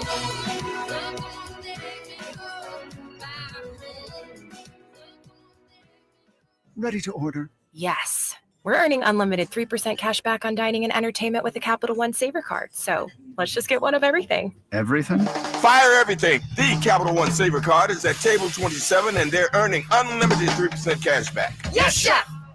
This is so nice. Had a feeling you'd want 3% cash back on dessert. Ooh, tiramisu. Earn unlimited 3% cash back on dining and entertainment with the Capital One Saver Card. Capital One, what's in your wallet? Terms apply. See CapitalOne.com for details. Get ready for Camping World's Red, White, and New Trade event, May 15th through the 18th. Get the highest value for your RV guaranteed during the biggest RV trade event of the year. Shop the best RV deals in America with new RVs starting as low as $92 a month. Get ready for the holiday weekend with up to 45% off grills and 25% off product installation. Plus, we'll have free hats, free propane refills, free food, and fun for the whole family. Don't miss the incredible Red, White, and New Trade event, May 15th through the 18th at your local Camping World. See for full details and disclaimer. What's going on? I'm talking to Chad Hoblet of Hoblet Dodge Chrysler Jeep Ram. Chad, tell me what's happening for Chrysler's Employee Pricing Plus event. You get the perk of being an employee without all the work, plus a little extra Hoblet discount on top of what everyone else has when you save up to $20,000 off MSRP on new 2025 Jeep Wagoneer S. Now, I remember you saying how much your wife likes the Wagoneers. It's true, and they are really nice. I'm super excited to be able to help you save so much so you can have one of your own. Plus, you get to experience our award-winning customer service. And remember to check out the Hoblet Certified Pre-Owned Supercenter with nearly 200 vehicles available and over 50 under $20,000. Whatever you're looking for, Hoblet has it. Search, select, and save through their whole inventory at HobletDodge.com. Unbeatable prices, unbeatable selection. Nobody beats Hoblet, period. 20,000 total net savings after 9,000 factory rebates and 11,000 dealer discounts, including employee pricing for all. Rebates may include $7,500 CDJ federal tax credit offered by third party and subject to change without notice. Consult consult a tax professional. 3 Net Savings, sample VIN 6394. See dealer for details. What's hot and what's not. Brought to you by American Energy Heat and Air, making the uncomfortable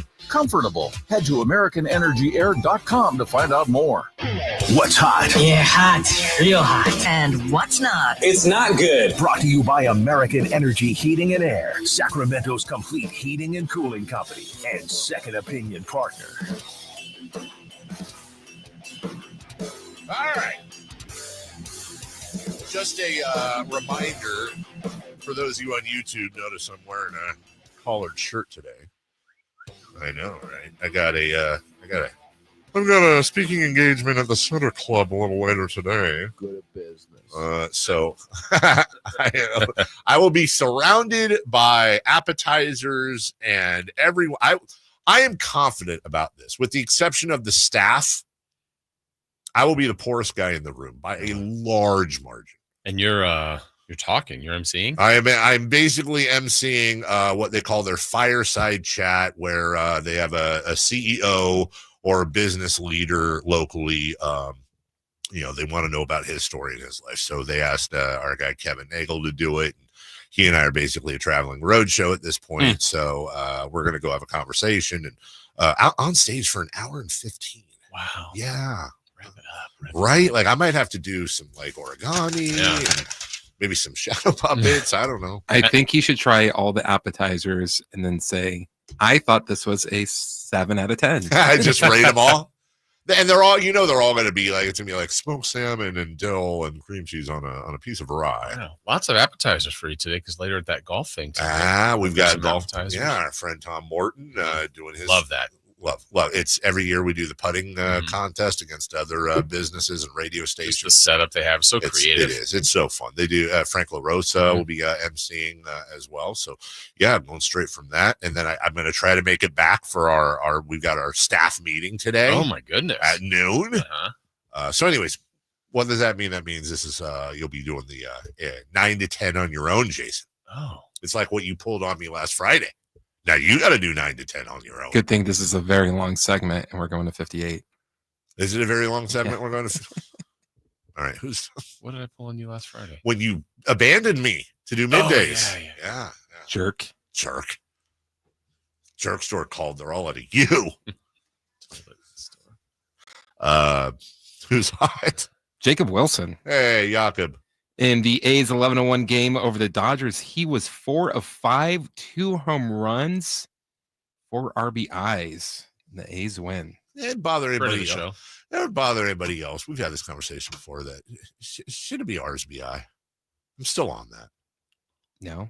It's runs batted in. Yeah. It's not run batted ins. But it's the R is for the runs. Yeah. But it's runs batted in. It's not runs batted ins. No, that's why it's Shouldn't RBI. It just be RBI? But he says RBIs, and I'm not picking on Chris. Everybody says most people say RBIs. Yeah, a multiple of an RBI is RBIs. Is RBIs. Why not just but you know what? A multiple of a deer is a deer. Like, can we just say, come on? Like a multiple of mouse is mice. Multiple of goose is geese. But a multiple of moose is not mooses or meese, which it should be. It's moose. It's not deers. It's a herd of deer. It's not a herd of deers. It's not fishes. It's fish. School. A school of fish. A pride of lions. Why isn't it a pride of lion? Zebras. You know what it is? I don't know what it is. Pack? A murder of zebras. It's a murder of crows. Yeah. All right. Who's not? Shohei Ohtani. Oh, yeah. He went 0 for 3 in that same game, and the Dodgers only had 1 run to the lowly A's. Wow. The lowly A's. The lowly A's. Where lowly Second A's? place They A's. play at a minor league baseball park. So here's what I would say. Despite the fact that they play at a minor league ballpark, despite the fact that they are basically the MLB version of an Airbnb stay. They're playing in a major league park yesterday against the World Series champions. That's right, and cooked them. Yeah, cooked them. Coming off of a series with the Yankees in which they won almost all of the games. I think that's what's really helped them out this season is that every home game feels like a road game. So when they go on the road, it feels like a home game. Well, when they're at home, it feels like a road game. That's what I said. Oh, okay. Let's go streaky, please. Anytime. It's time to go streaking. We're going streaking! Who is the Nostradamus of MLB? Who can keep the streak going? It's time to go streaking. Yeah, he said this is. What the hell are you doing? Streaking. He said it's a long segment, so we're going to play a little fun and learn. You know, they do say in these radio surveys, people want to learn things so they can talk about it in the water cooler. All right, so we're going to play a little game here before we get to streaking. Gentlemen, I have in front of me collectives of animals. Okay. Any idea what a group of apes is? I'm just saying group for everything, and maybe one of them's group. I'm just going to say group. What is a group of apes? Defeated man. That's dark. 1 versus 100. Chris? That is a group of apes. It is a shrewdness that's made up of apes. How about bats? You might know bats. I knew bats. Wait, I did know bats. Bats. I'll give you a hint. 1776. A rack of bats. A trader of bats. The British were at war with 13 of them. A colony of bats? A colony of bats. You know, bees? Isn't that a colony? No. Hive. A swarm. Oh, yeah. How about bears?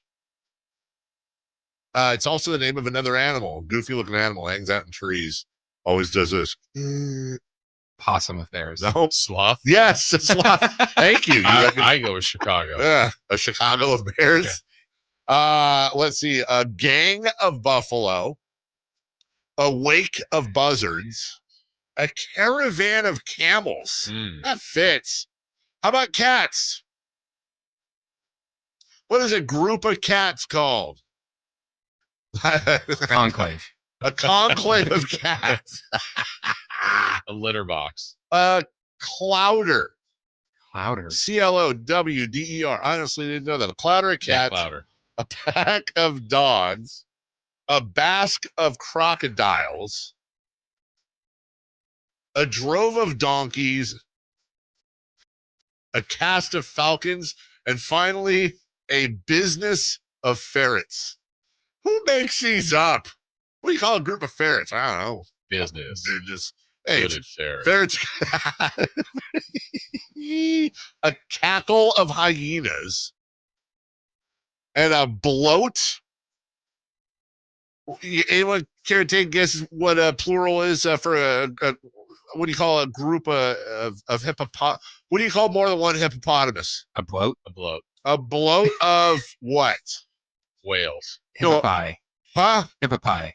Well, you're close. A bloat of hippopotami. Hippopotami. Hippopotami.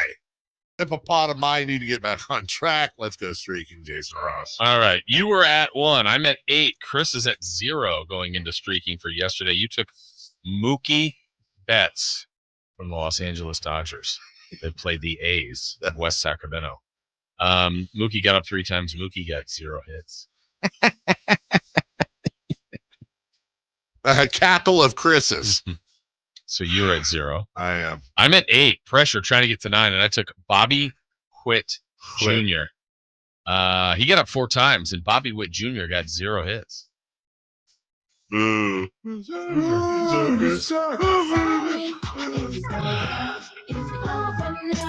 Bobby. A slavy of bobbies. And Chris was at 0, so he had a fresh start. He took Jackson Holiday. Let's find out. He didn't get a hit. Or did he not play? No, he played. He didn't play? Rained out. What's the one if he doesn't play? I thought it was Holiday Road. I thought Holiday Road was when he didn't play. Wait, did he not? Oh, was it rained out? Yeah. I'm looking here. I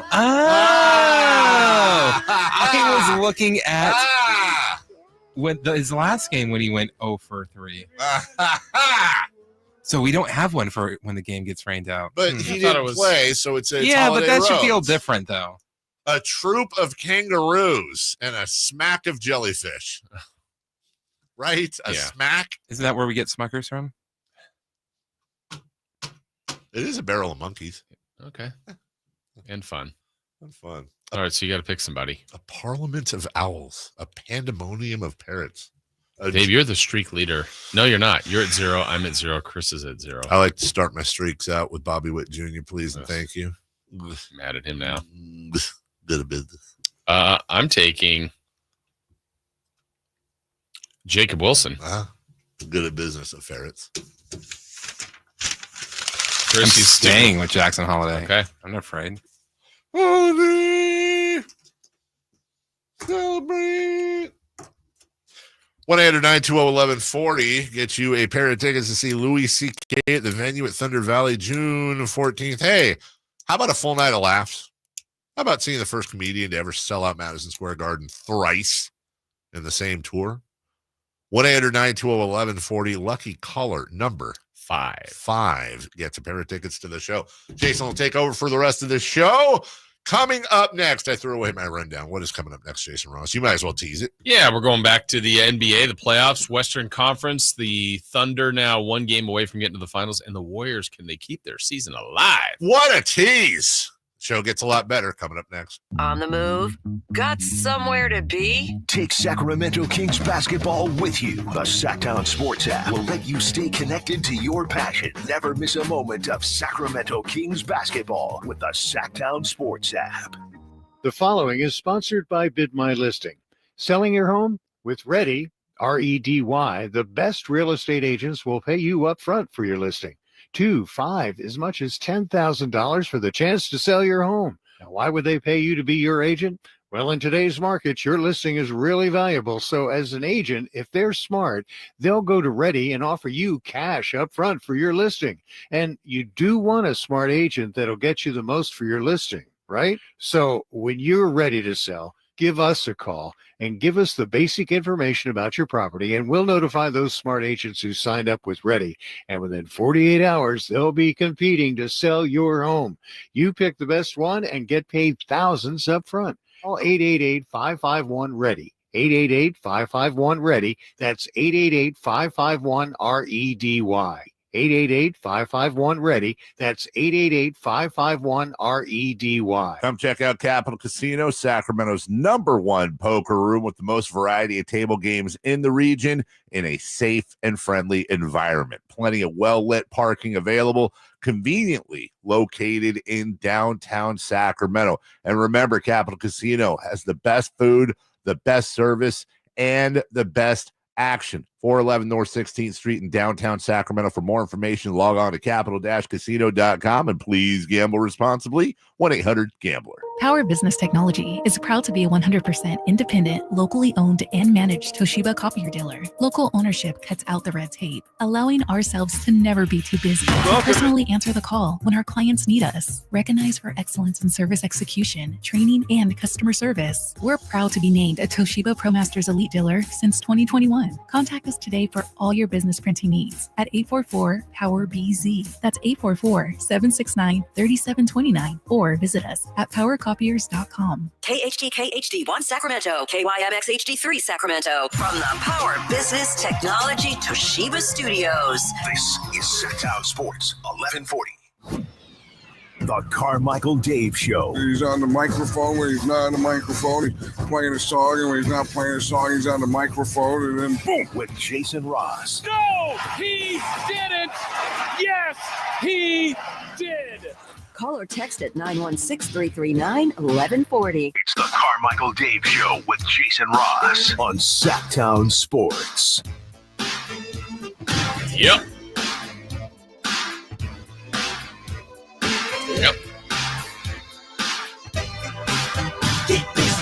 Hey, congrats to Justin, winner of our Louis C.K. tickets. Thank you, Justin, for listening, and all of you listening out there.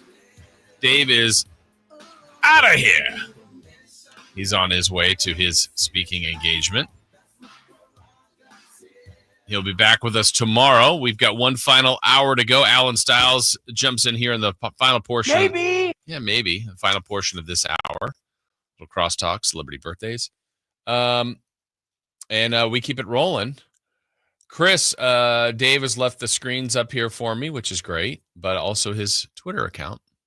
Ooh. I know I don't like to do that kind of thing, but you love. I love to do that type of thing. Kind of thing. So I will say in the next break, think of your most creative thing you'd like to tweet out. Definitely. As Dave, which will clearly be Dave. Okay.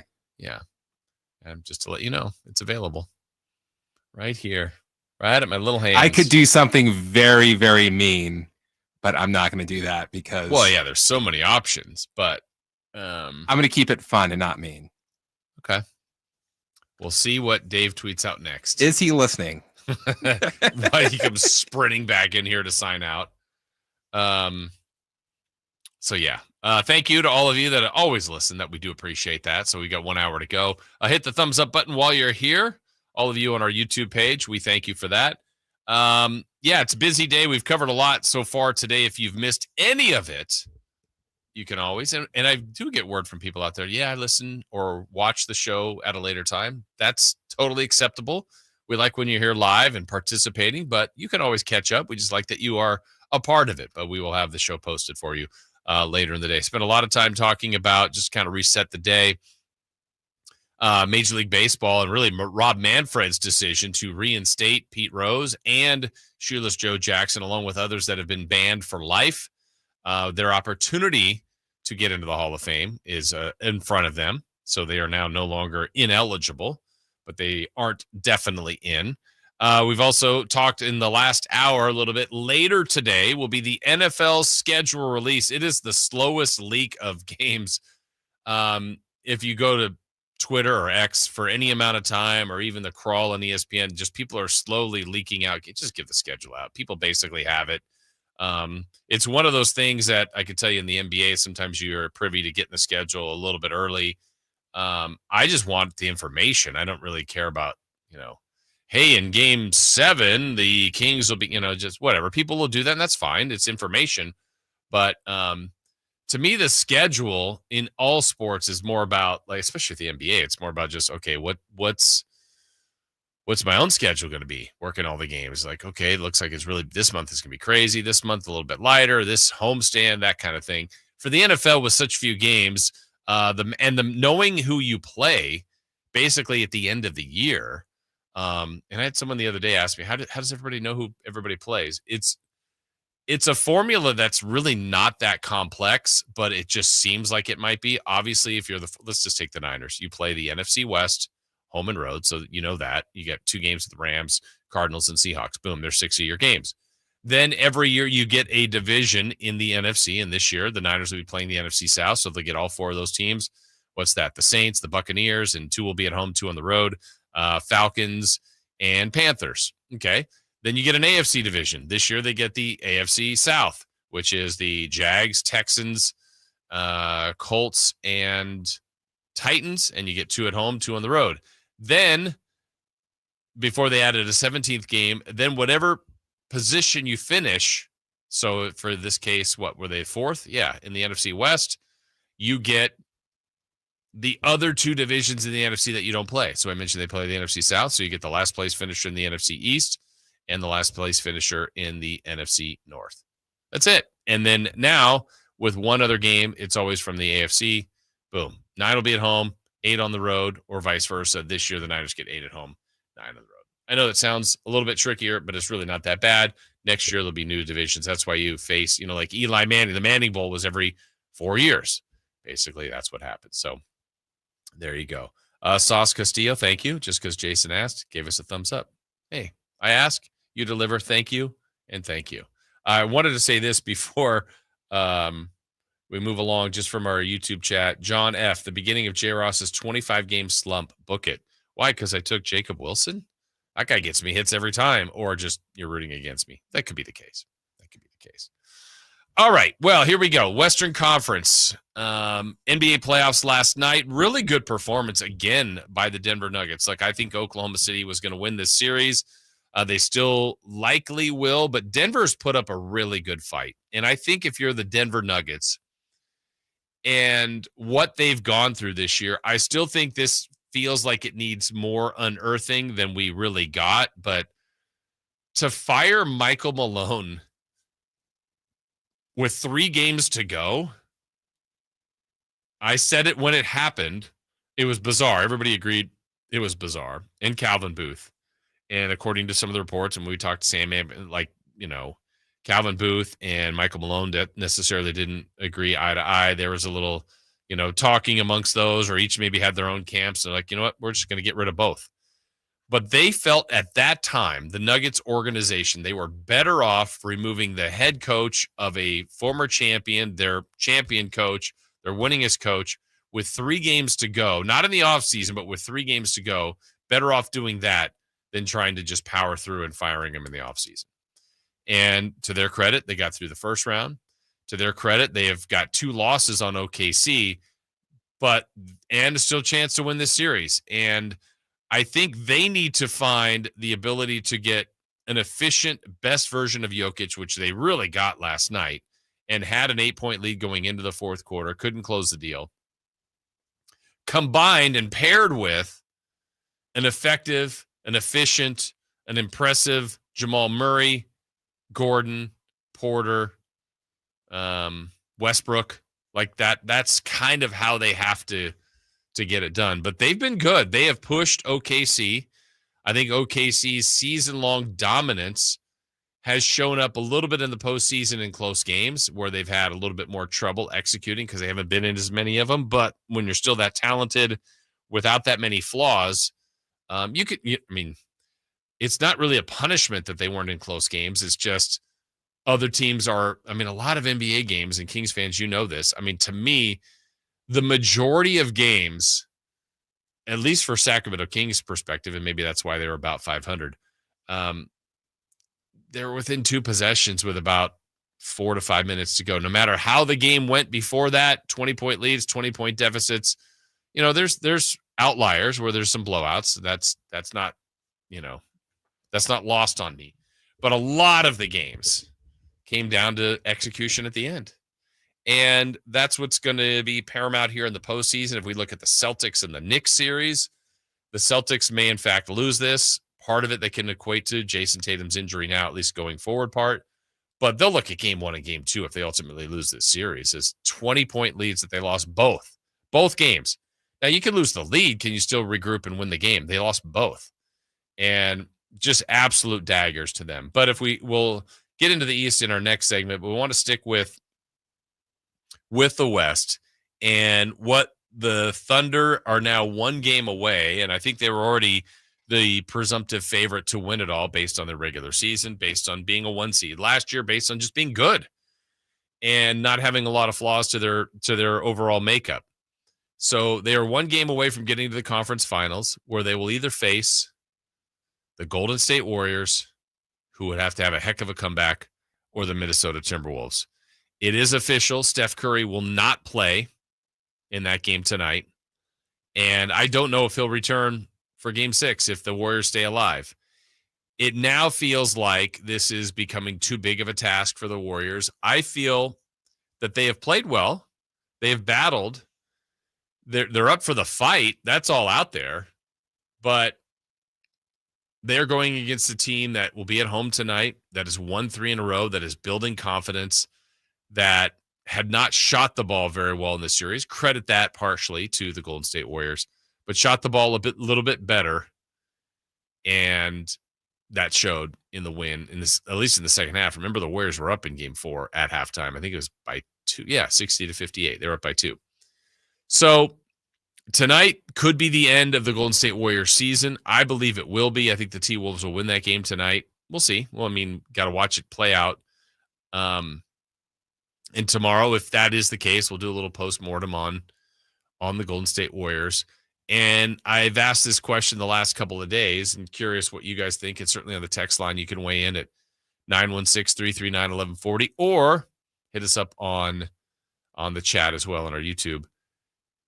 And maybe it'll be kind of weighed in one direction because majority are Kings fans out here and probably don't have the strongest feelings about the Warriors. But when Draymond Green at the All-Star break went on the TV set of TNT and said, I think we're going to win the championship, and then backtracked that and basically said, then reaffirmed it and said, no, I apologize, we are going to win the championship. it feels like this gives them a little bit of an escape on that. Not that I'm that concerned about holding Draymond. You said you'd win the championship and you didn't. It's not that. It's the confidence that he believed that this team now had at that time, which was still in its infancy with Jimmy Butler. So now what we've seen, I think the question is, if Steph were healthy, could they have done it? And the more they went along and the more they got through, I believe they might have been able to beat the Timberwolves, but this is a heavy ask without them. And if you got there to that stage where you're either facing Denver or OKC, I mean, that would have been impressive as a 7 seed to even get to that level. But we'll see. We'll see if their season comes to an end tonight. As far as the East goes, it came to an end last night for the Cavaliers, who had the dream season, but the disappointing finish. The Pacers and Tyrese Halliburton are back in the conference finals. And the Knicks and Celtics tonight from Boston. What does Boston have to do to stay alive and send it back to New York? We've got all that coming up next. The only place you'll find Malik Monk is Sacktown Sports. Oh my, what an athletic move that time by Malik Monk. Hey Sacramento, it's Malik Monk and you're listening to the home of the Sacramento Kings, Sacktown Sports. Your local sports leader. Barbecue season is back. Hey, it's Ellen. And this is Sarah Beth. And a little thing we love about the Chick-fil-A Smokehouse Barbecue Bacon Sandwich is that zesty barbecue sauce. I love that it was a little sweet, a little tangy, and with the mac and cheese. I feel like I tasted the brown sugar bacon first. It was the absolute best combination. Pro tip, 3 sandwiches are always better than 1. Order the Smokehouse Barbecue Bacon Sandwich and our Coca-Cola on the Chick-fil-A app for a limited time. Real guests paid for their testimonials. Still getting around to that fix on your car? You got this. On eBay, you'll find millions of parts guaranteed to fit. Doesn't matter if it's a major engine repair or your first time swapping your windshield wipers. eBay has that part you need, ready to click perfectly into place. For changes big and small. Loud or quiet. Find all the parts you need at prices you'll love. Guaranteed to fit every time. But you already know that. eBay. Things, people, love. Eligible items only. Exclusions apply.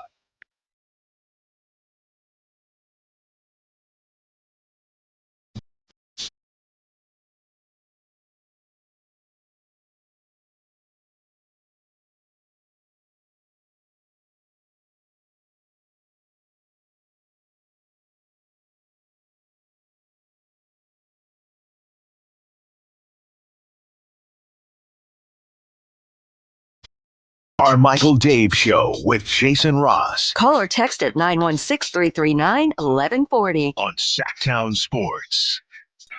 Hey, Chris, I know you were busy during that break, but you might want to look at social media. I believe Dave did tweet. So he did, so he does have his phone on him. Yeah, so I was telling you that you could. Oh, he said that? Apparently. Wow. Strong thoughts. Strong thoughts. Welcome back in. Carmichael Dave will be back with us tomorrow. He's off to a speaking engagement later today. I see why they didn't ask you. Yes, exactly. Are you going to be back, by the way? The public wants to know if we're going to have the return of Christopher Lott and Alan Stiles at the Christmas parade, Santa parade. Oh, they wanted Draper this year. So, did they? Yeah. I wanted it, you and Alan back again. The duo that nobody expected. Apparently no one wants. That was fun. Fun that you guys did that. It was funny. I was like, I don't know. And then you guys were both totally into it, which was great. So Dave will be back with us tomorrow. The show rolls along here. Alan will be in a little bit later this hour. We'll have some crosstalk, see what's coming up on his show. There will be 10 to 2. Then we lead you right into the drive, guys, coming up at 2 o'clock today. All right, the Eastern Conference. This is the reality of sports. This is the reality of kind of where the NBA is. And I think it's in a good spot, but it kind of gets back to maybe even bigger questions that I know that Giannis has addressed. Dame Lillard has addressed. We are very, very, very much so as I would say just the United States, Americans in a sense, if we're lumping everybody here into the ring culture. And it's kind of a ring or nothing, or it's a failure. I think that's too far, but we also want the peak of, I think that's why certain sports catch on more. And, whether it's minor leagues, whether it's a level below, when we're talking Olympics, let's say, that's kind of the pinnacle for gymnastics, for swimming, for track and field, when I think a lot of people enjoy that and love it, but spend zero time watching gymnastics or ice skating or swimming or track in non-Olympic years. I also think it's unfair that you're not considered one of the best unless you win a championship, but at the same time demand loyalty from your players. And also, he's just joining that team to get a ring. Right. Yeah. And so we're all over the place on our arguments. And then the other one that gets me probably more than that, Chris, not more, but equally, is to praise anyone that has won a championship and maybe not lost in the championship also gets more praise. Where if they lost in round one, didn't make the playoffs, wherever the case may be, you get ripped for losing at the last round. If you lost in the NCAA title game, if you lost in the World Series, if you lost in the Super Bowl, my organization has never lost in the Super Bowl. Okay, so I'm getting penalized for this organization that I like losing a couple Super Bowls, but winning a couple more. It's a really weird argument. And I guess where I'm going there is the praise for Jordan, which this is no way a slander at Michael Jordan and doesn't need to be. But yet LeBron he lost. Look at how many championships he lost. Well, yeah, so did Jordan in a sense. You're just not equating it to the finals. It's whatever narrative you want, but I just think that's a really weird one. So that point being, right now in the NBA, we've got a lot of good teams and a lot of good individual players. And the way this works, not everybody can get MVP, not everybody can win the title. And when a team like Cleveland, who had a dream season in the regular season, earned the 1 seed, had one of the best records. Remember, they were 15-0. Were they 10-0 or 15? No, I think they were 15-0 to start the year. They had win streaks of, I think, 16, 15, 12. They had 4 double-digit win streaks. Also a team that got swept by the Kings, believe it or not. To lose in this round, I'm sure in Cleveland and for the Cavs feels like, 100% it's a disappointment. I don't know that I would define it as a failure. They might, and fans might. And I'm not saying you're wrong. It's just, if that's always the barometer, then everybody fails but one team. Whereas the year they have and the postseason doesn't match up, it equates to failure. Where I don't feel like people in Detroit feel like their season was a failure because they only won 15 games last year or 17. And then they got to the playoffs and had a good run and pushed the Knicks. But I don't think people in Detroit thought this was a failure of a year. So we're kind of picking and choosing what we deem is failure, what we deem is successful. And maybe that's the way it always is and always will be. But I just don't think there's a consistency there. It's either if you're a champion and you miss, it's a failure. Well, but not Detroit. That wasn't a failure. Why not? They didn't do it. Same thing Cleveland did. Same thing the Lakers did. Same thing the Clippers did. Same thing the Magic did. Other teams that didn't, the Kings, that didn't win it or get all the way through. So Cleveland, I think if you're looking at what they've done and what they have to do going forward, I mean, look, they got a good team and they got a coach that won Coach of the Year. This is, reminiscent of what the Kings had a couple years ago. You get Coach of the Year, you get a defensive player, you get some postseason awards. You kind of have to run it back. But look, Giannis isn't always going to win in the East. The Philly 76ers, we thought were going to be great. They weren't. The Knicks are very good. The Celtics are the defending champs. The Pacers are back in the conference finals.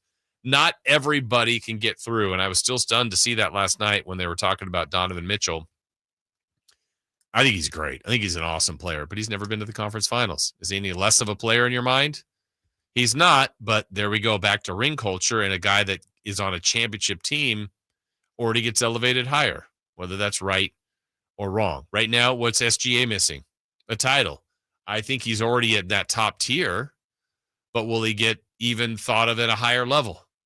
And at some point, like if Luka's career goes on as it's been, where he's a triple-double guy every night, league leader in scoring or around there, an all-star, and whether it's for the Mavs and now the Lakers, he'll start to get that label of one of the greats that never won a title. It's a weird phenomenon we have, but we have it. And now if you're the Pacers, you're basically back to where you were, and this kind of helps reiterate the point.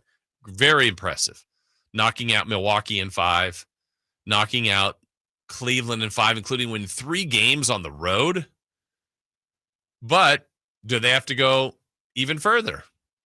Look, they were a conference final team a year ago. They got back to the benchmark. I know every team, every organization is looking for growth and improvement. They're back in the exact same spot as they were a year ago. It's quite a run. It's very impressive what they've been able to do. Now can they go an even another spot further on that? Let's hear from Tyrese Halliburton talking about where they are at this point. We're not done. We still got, ways to go, but it's a special feeling, man. And, watching the lottery last night, I remember being our representative at the lottery a couple of years ago and not wanting to, to go back. So it's special, man. This group is special. And, if you're Tyrese Halliburton and the Pacers, you're chasing more. And you've got an opportunity here with the Celtics, who have an injury to Tatum if they somehow win the last 3, with the Knicks, who are 1 win away from this matchup.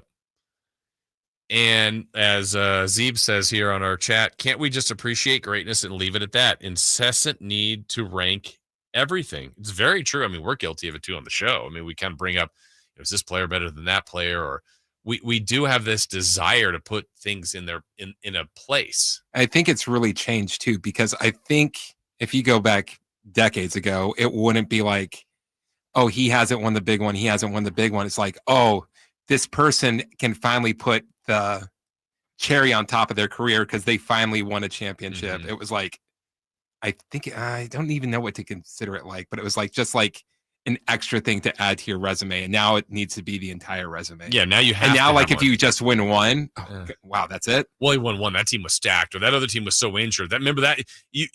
Or it was in the bubble. Like, we're always going to count different caveats if you want, right? People, well, remember they won, but 3 teams they faced all were injured. All had a star player injured. Okay, it's like we want our champions the way we want them, and I don't know what that is. I don't think it's the same for every person. And so it's a really weird exercise. I don't know how we get out of it or change it. Also, like, you can look at different series, like the 3-1 Warriors series of, wow, LeBron just dug deep, put his team on his back and dragged them to beat them in 7 games. And also at the same time, the Warriors completely choked that series away. And they'll say too, well, they wouldn't have happened if they didn't suspend Draymond Green. Game 5, they would have won Game 5. Maybe. We don't know. I mean, we said it earlier in the show, like the Toronto Raptors, who won the title the year that KD and Clay got hurt. I don't think they would have beat them. I don't. Doesn't really matter, though. They did win. It doesn't make it any less of a title. They got a championship. Kawhi has 2. I mean, he has one with the Spurs, he's won with 2 organizations, I should say, with the Spurs and with the Raptors. And that changed his legacy. And such a desire to put winning it all on an individual career as opposed to having the individual's career define themselves. And so kind of when we do the quarterback debate, but again, we're so selective. I don't feel like running backs, well, he never won a championship. We go right to quarterbacks on that. Like, quarterbacks get measured on Super Bowls and other things, stats and performance and all that. But like, he's not the greatest line. I mean, do we ever talk about any defensive player because they won titles? Maybe it's the best defense in the league, and if they won 2 or 3 titles and that best defensive player is a big part of it, why do we not treat that the does same Aaron way? Rodgers need another Super Bowl to be considered one of the best quarterbacks? Right. I mean, it's crazy. It really is. And then, as Brady kept winning them, it's almost like every time he'd win one, okay, now he's the GOAT. Now he is? Why? The previous 3 weren't enough? Previous 4 weren't enough? It's a funny exercise. So Pacers, congrats to them. They move on. Cavs, great year. Probably unfulfilling finish. And then tonight, it could end for the Boston Celtics. The league could have a 7th straight year of a different champion. It's looking like it'll happen. We'll see if the Knicks can win tonight in Boston, though I'm predicting Boston tonight and the T-Wolves to close out that series. All right, speaking of those series, that is part of what to watch tonight and much more. We've got that, a few more things coming your way before we get to Crosstalk with Alan Stiles, all coming up right here on Sacktown Sports. You never know what you might hear when listening to a Sacramento Kings game. Out of Keegan, going for another triple. Man, is he feeling it. Keegan, can he do it? Yes, there's number 11, Keegan Murray. Keegan steps back. He just knocked down his 12th three-pointer, the Kings franchise record. He's got 45 points. Never miss a moment of Sacramento Kings basketball with Sacktown Sports and the Sacktown Sports app. Alan Stiles here with your Sacktown Sports injury update, brought to you by Downtown LA Law Group. Zach Geloff suffered a setback as he was pulled from his rehab assignment with AAA Las Vegas due to a stress reaction in his ribs that occurred while taking a swing. There's no timetable for his return. Ken Waldachuk, out with that left elbow sprain, threw all 30 of his pitches in a side session last week and will throw another session this week and is targeting a return during the All-Star break. This injury report was brought to you by Downtown LA Law Group. Hey, I'm Alan Stiles. Have an injury? Call Downtown. Downtown LA Law Group, an injury law firm, has many happy clients in Sacramento and the surrounding areas who have called Downtown. Get paid for your injuries from slip and falls or auto accidents. One of their most recent settlements was $1.5 million for a motorcycle accident. Have you had an auto accident? Call Downtown. Text injury help to 40222. That's injury help to 40222 and visit them at calldowntown.com. I love a day on the water with friends, but my moderate to severe plaque psoriasis sometimes holds me back. Now I'm all in with clearer skin thanks to Skyrizi. Risankizumab Riza, a prescription-only 150 milligram injection for adults who are candidates for systemic or phototherapy. Teaching music is my passion, but my active psoriatic arthritis can limit me at times. Now I'm treating my joint symptoms with Skyrizi. With Skyrizi, most people with plaque psoriasis saw 90% clearer skin at 4 months. Or if you are an adult with active psoriatic arthritis, Skyrizi helps you move with less joint pain, stiffness, swelling, and fatigue. Don't use if allergic to Skyrizi. Serious allergic reactions, increased infections, or lower ability to fight them may occur. Before treatment, get checked for infections and tuberculosis. Tell your doctor about any flu-like symptoms or vaccines. There's nothing like clearer skin. There's nothing like better movement, and that means everything. Ask your doctor about Skyrizi. Visit Skyrizi.com or call 1-866-SKY-RIZZI to learn more.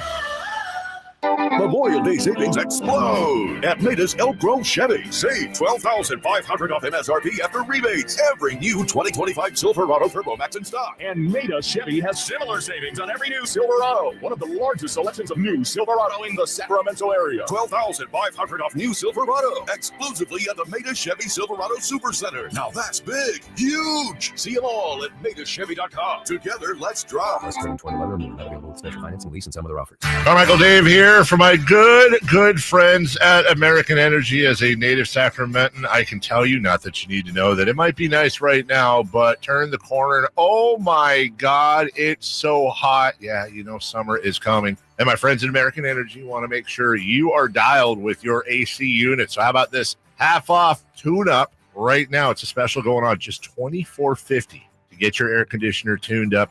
A free diagnostic. And oh, by the way, if you need a new AC unit, up to $3,500 in rebates on qualifying system installations. That's right. They've been serving the greater Sacramento area since 1981. A+ with the Better Business Bureau. Give them a call, 916-520-9990. That's 916-520-9990. Here's the song. Call 916-520-9990 now. Sacramento's premier music festival, Country in the Park, is this weekend with Bailey Zimmerman. Don't leave me all the way. Cole Wetzel. Plus Billy Currington, Nate Smith, Ernest, and more. Friday and Saturday, May 16th and 17th at Cal Expo. Don't miss pop-up stores, food trucks, line dancing, and more. Country in the Park, celebrating 25 years, May 16th and 17th at Cal Expo. Sponsored by the California Army National Guard. Get tickets and more info at CITPFest.com. Capital Casino, conveniently located on 411th North 16th Street in downtown Sacramento.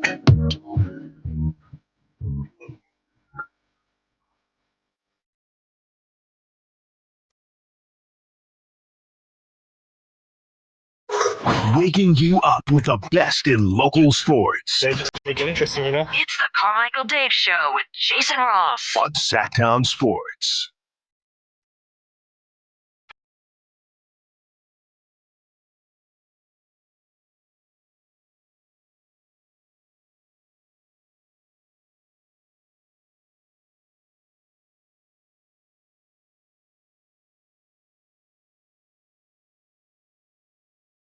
All right. Jason Ross, Christopher Lott here. Last 30 minutes or so of the show. Alan Stiles comes in next segment. Check with Alan, see what's coming up on the show. Crosstalk, celebrity birthdays. What were we? Oh, yeah. David asked if he was going to remember to ask Alan about being awake during surgery for Achilles. Yes. Yeah. So I'll ask him. Hopefully we'll remember. And I think I will. How many things do you think over the tenure that you, me, and Dave have been together has Dave said, I'm going to remember this, and then doesn't remember? Whether it's something he's bringing from home. Every once in a while, it's actually more of a surprise when he brings it. And he's like, what? I said I was going to bring it. Yeah, you did. But there's also 18 others in between the last time. Yeah. Man, I'm trying to remember all the things that he has remembered. Yeah.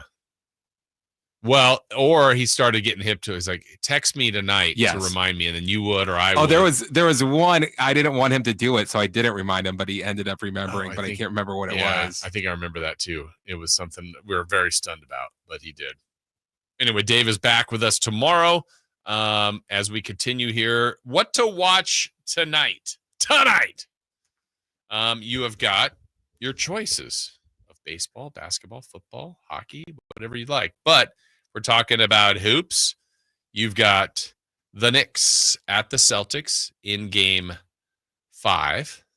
See that at the end of SNL's news this last week, Michael Che's like, Knicks in 5. Knicks in 5. Yeah. Might be right, Che. As they're one win away from. I want to say that was after they lost, too. It was 2-1. Yeah, they got blown out on Saturday.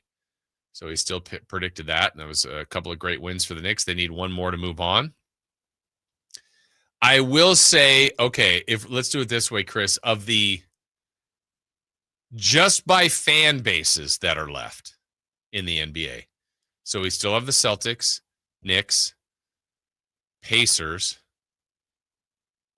Warriors, Wolves, Thunder Nuggets. Which fan base would you like to see advance? Knicks. Fan base. Yeah, I'm there too.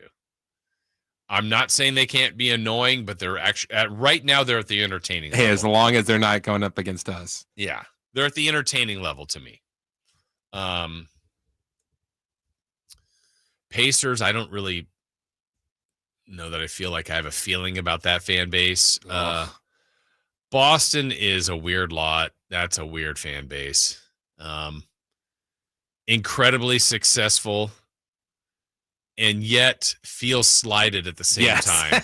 And I'm going, you have an odd combination. Everything is against us. And so when it's that for other organizations like Sacramento, it's just you feel slighted. Yeah. Come on, Boston. Denver, fine. OKC, I think that's a rabid fan base. I think they're really into their team. Bill Hader, big Thunder fan. Really? Yeah. I did not know that. Do you know why? Or he's from Oklahoma. There you go. OKC, I said OKC. Minnesota, yeah, probably starving for some love. They haven't really had much in that just general area. And then the Warrior fan base. Look, at one point, I was kind of on that, oh, man, this would be nice for the Warriors to win a championship. And then they did, and then they did, and then they did, and kept winning. And it's like, yeah, they've won plenty. So, all right. So fan base wise, there you get Knicks at Celtics, Warriors at Timberwolves tonight. Baseball, Dodgers will host the A's again. See if the A's can make it 2 in a row against the World Series champs. And you got the Diamondbacks at the Giants. A's Giants later this week. That'll be fun for the first time. This one will be in San Francisco. And then the NFL schedule release will be coming out on 5 o'clock, I think is when that officially is unveiled. That will be released for every single team. You'll see the roadmap that your team has. I'm sure we'll go over that in a little more detail tomorrow as far as when it's all officially laid out for every team. We talked about some of those that were already released, some of the international games. I know some of the Christmas Day, Thanksgiving. They've got some games this year. The NFL is going to be going up against college football's playoff. They have that Friday game. Now the league has always opened up on the Thursday, but they got that Friday game in Brazil. That's been this will be the second straight year of that. I don't know if we'll ever get football, NFL on every day, but it's pretty close with Thursdays, Saturdays late in the year. We get Sundays and Mondays. Remember during COVID when games were getting moved and there was like Wednesday games, there was Tuesday games. It was crazy to see the NFL juggle around a little bit like that. All right, a couple other things before we get to Alan. We were talking earlier in the show about Pete Rose and officially getting his name removed from the ineligible list yesterday, along with Shoeless Joe Jackson and a few others that have been banned for life. And basically the statement from Rob Manfred in so many words was, well, he is banned for life. He is no longer alive. And now it's up to the committees whether or not they want to put him in the Hall of Fame. Pete Rose was asked about a while back if he thinks he will ever make it to the Hall of Fame. Do you think you'll ever get in? I don't worry about that. Listen, I made the Reds Hall of Fame last year. I got my number retired. I have a statue coming up in June. I have the Wall of Fame in Philadelphia in August. Everything's cool. I mean, I messed that up, so I'm not going to complain on your show or any other show about the Hall of Fame. I kind of give up on the Hall of Fame, although every player should want to go to his or her Hall of Fame. That's the ultimate goal. But as far as I'm walking on this earth or breathing on this earth, I don't think I'll make the Hall of Fame. So I've been suspended 27 years, and I hope you don't think that I'm criticizing the Hall of Fame, but I'm kind of over the Hall of Fame, if you know what I mean. There you go. And I know there were other quotes. He's like, yeah, I think if it ever happens, it'll be when I'm not on this earth, like he kind of said there in so many words. And that's going to be at least the opportunity.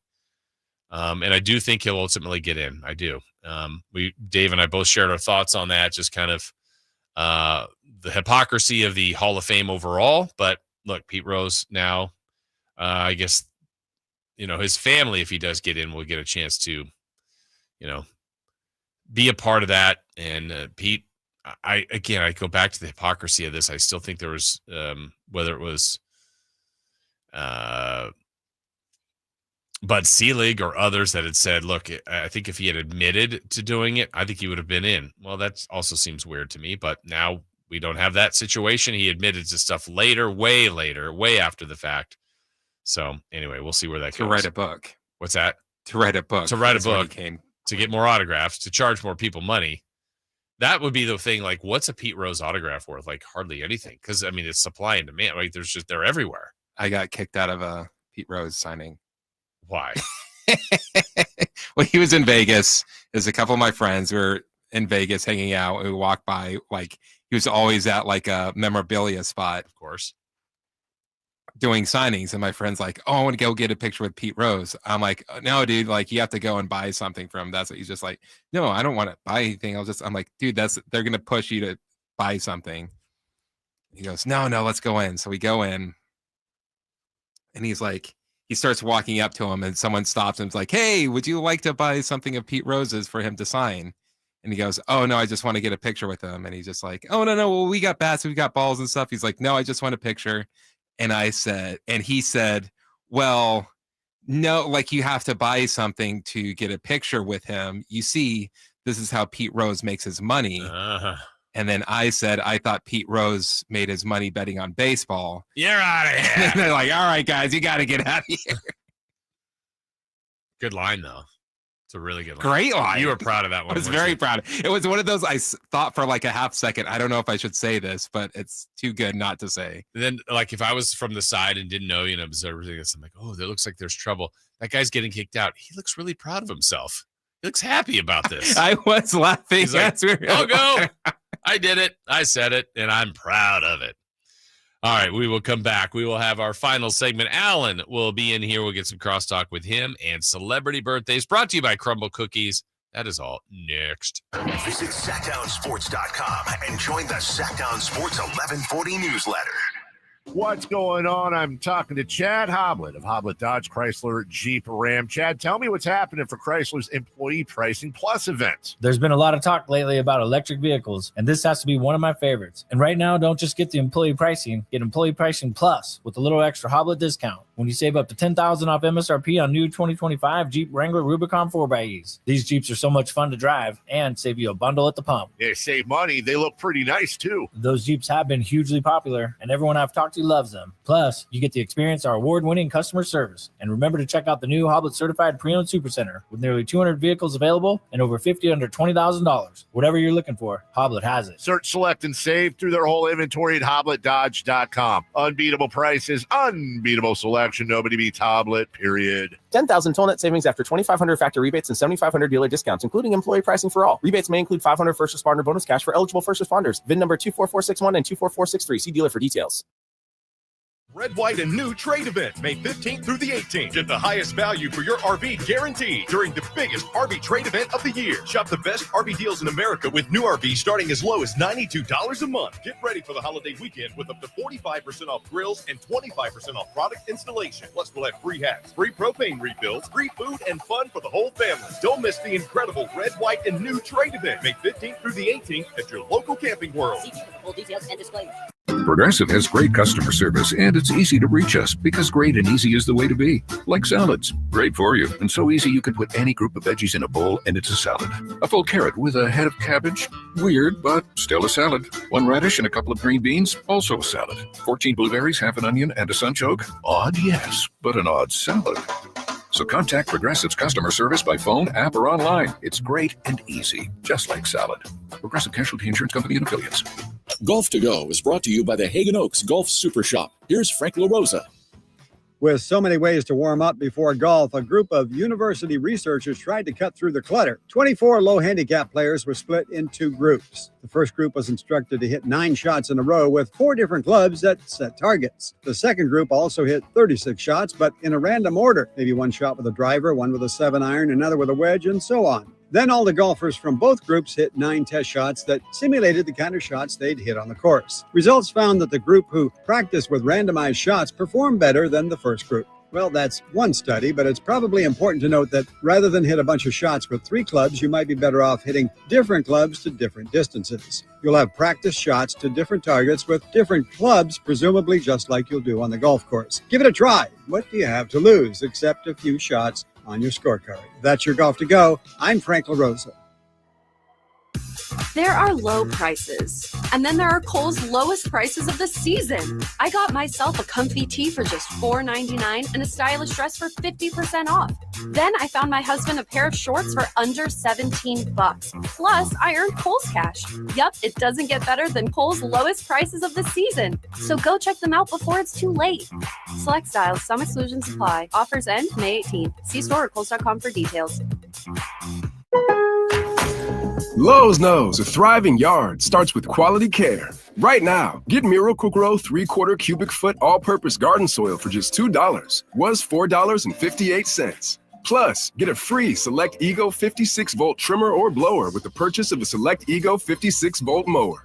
The best yard starts with the best deals. Lowe's, we help, you save.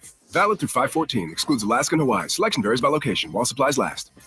It's time for the news of the day. The latest headlines, the biggest stories, hard-hitting analysis. Yeah, this is none of those things. And now, here's Carmichael Dave and Jason Ross.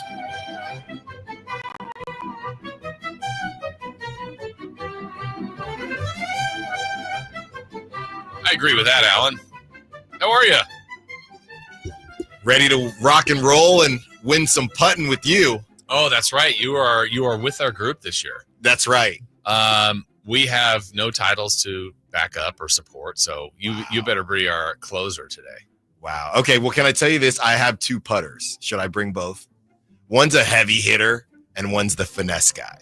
I have 2 drivers and 2 putters. In your bag? Every round? Give the But I don't want to be made fun of. Whatever one you feel, I would say this is more touch. Like quarterbacks, if you've got 2 putters, that means you have none. That's true. I'll Are you take a the lefty touch. putter? Yes, sir. Man, we're gonna have you and Marsh, 2 lefties. Wow. And That's which good, actually though. I think is advantageous. There's Yes. some putts that, so you've not participated in this before? No. Yeah, it's a lot of fun. So I have this, and then I have the celebrity golf tournament on Sunday. Man, Yeah. Alan is just everywhere. So this is a great, let me get my touch right. We get The this game of golf. We get is that Marsh? Yeah. When we get the title today, Mm-hmm. okay, we'll get our ring sizes, and we'll enjoy that, and then we'll just continue it on to Sunday. This is going to be so beautiful when you choke on the last putt. We're a team, but How many balls should I bring? You don't need to bring any. Well, if you want to putt beforehand, but they'll give you a ball. I mean, we need 1. Okay. Yeah. So don't bring any. No, well, I would putt a little bit. I would bring a ball. Last question. Yeah. Golf shoes. I'm not wearing them. Okay. You can. Sure. But, I mean, we're on a flat putting green. If you're wearing golf shoes, You're taking it very seriously. you better You better win. you better win. So it's just so creative how they do it. Like it's out at Hagen Oaks, and it's one of the practice greens, and the way they designed it. Every putt can be made, but there might be a guitar in your way. There might be a rocking chair. There might be a car that you're like a little model car. And so it's kind of putt-putty. It is. It's like upgrade of miniature golf because Okay. you're on a real green. Yes. And, then you feel like you're watching different strategies. I remember last year, like there's one that you really kind of, I think it was banking off books, or there was another route you could go, and they've got it all roped off, and there's music and food. And, Great. And then a bunch of other media groups out there putting as well. So are we going to know it? Am I going to know anybody? You might. We'll see. Okay. Yeah. Less, I would say it's more of the sales realm than on air. Oh, I would that's say. even better for me. Yeah. Who do I got to talk to? That's right. I know how you'll work your magic. That's right. But everything is a par, if I'm not mistaken. Yeah, it's par 2. That So makes you want to sense. get a hole in one. And I think last year, or maybe it was 2 years ago, we had 2. Is it holes in one or hole in ones? I don't know how you say it, but 2 of them in our 18. Right. And it was both by who's no longer here, Maria downstairs from just All she made over it. Wow. Yeah, but there was Okay. other putts that you go. And like, where did you finish? Oh, I don't know. I think someone gets to about 6 or 7 or 8 somewhere around Okay. there. So All right. 6 or 7. That's where we need to be. Yeah, I would say at some point, like Frank LaRosa, who you hear on the station, is kind of emceeing it. He'll go, all right, who's got, who's 2 under? And then you'll hear a few people. Anybody 3 under? And then someone's over there like, oh, man. And we're early on. You're like, they already have 3? So is there any way there's no bogeys? No one's going to Well, you can, but if you bogey, like everything is going to be close on the first putt. It's just, can you make the first one? And then someone in the group, it's like a scramble with our 4 to 5 people we'll have. Someone will get a 2 on every hole, but you're trying to get a 1. Gotcha. Can anybody make the first putt? And then sometimes, there might be a little backlog, so then you putt again, but that's not your right. Like everybody's better the second or third putt. Yes. Like, yes. I can make it. Well, I did make it. It's the too first late. time. Yeah. Okay. I'm ready to So go. I'm ready for a big game from Alan. Yes, you should be. Yeah. You should be. And if there's not a big game, I will not be on Crosstalk. Well, Dave will be there tonight and back tomorrow. Yeah. So, okay.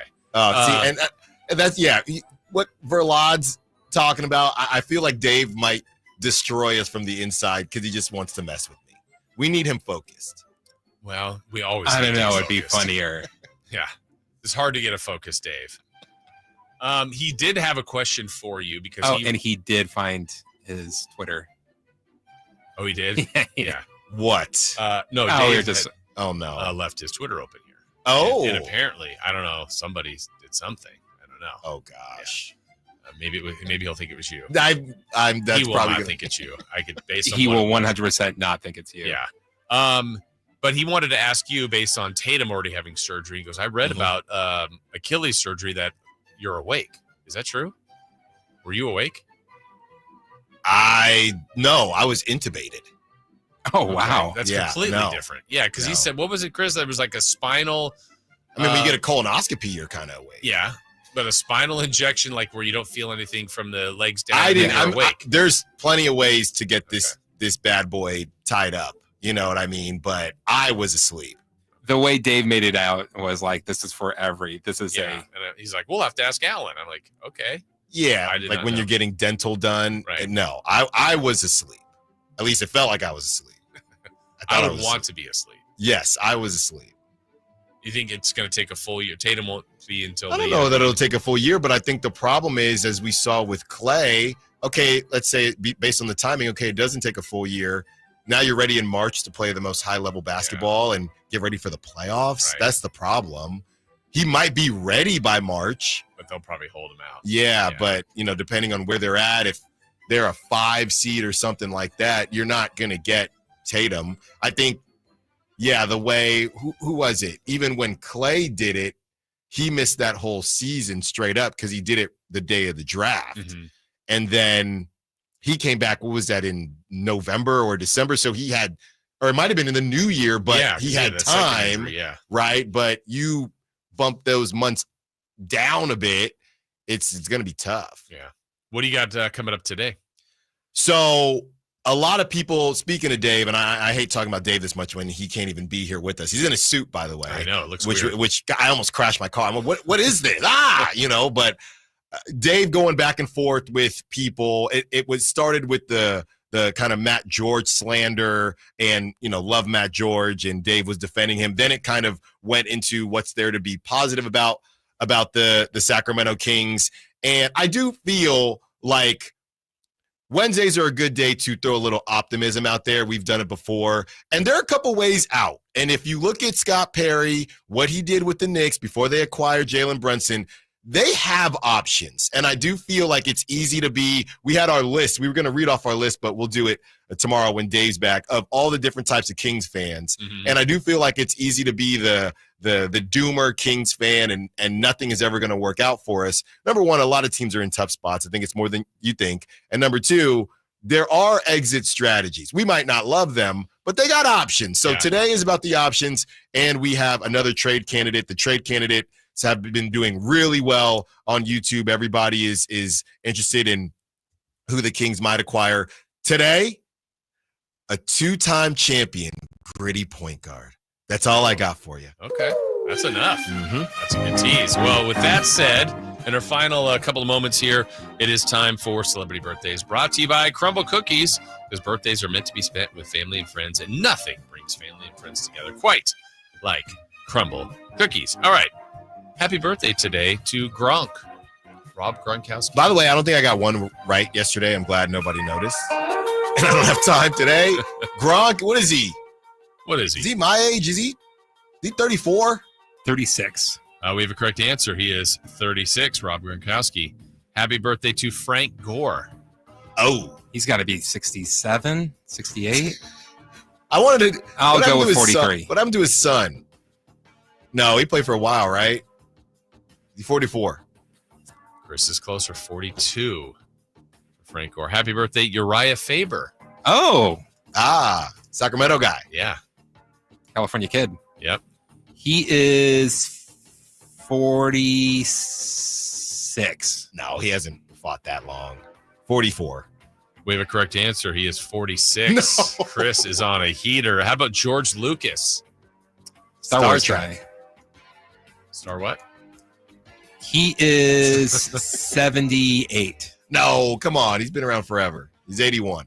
We have a correct answer, and it goes to Alan Stiles. 81. I'm back, baby. I think we end there. And we're gonna take that momentum into the putting national championship today. The title. They'll be talking to us. That's right.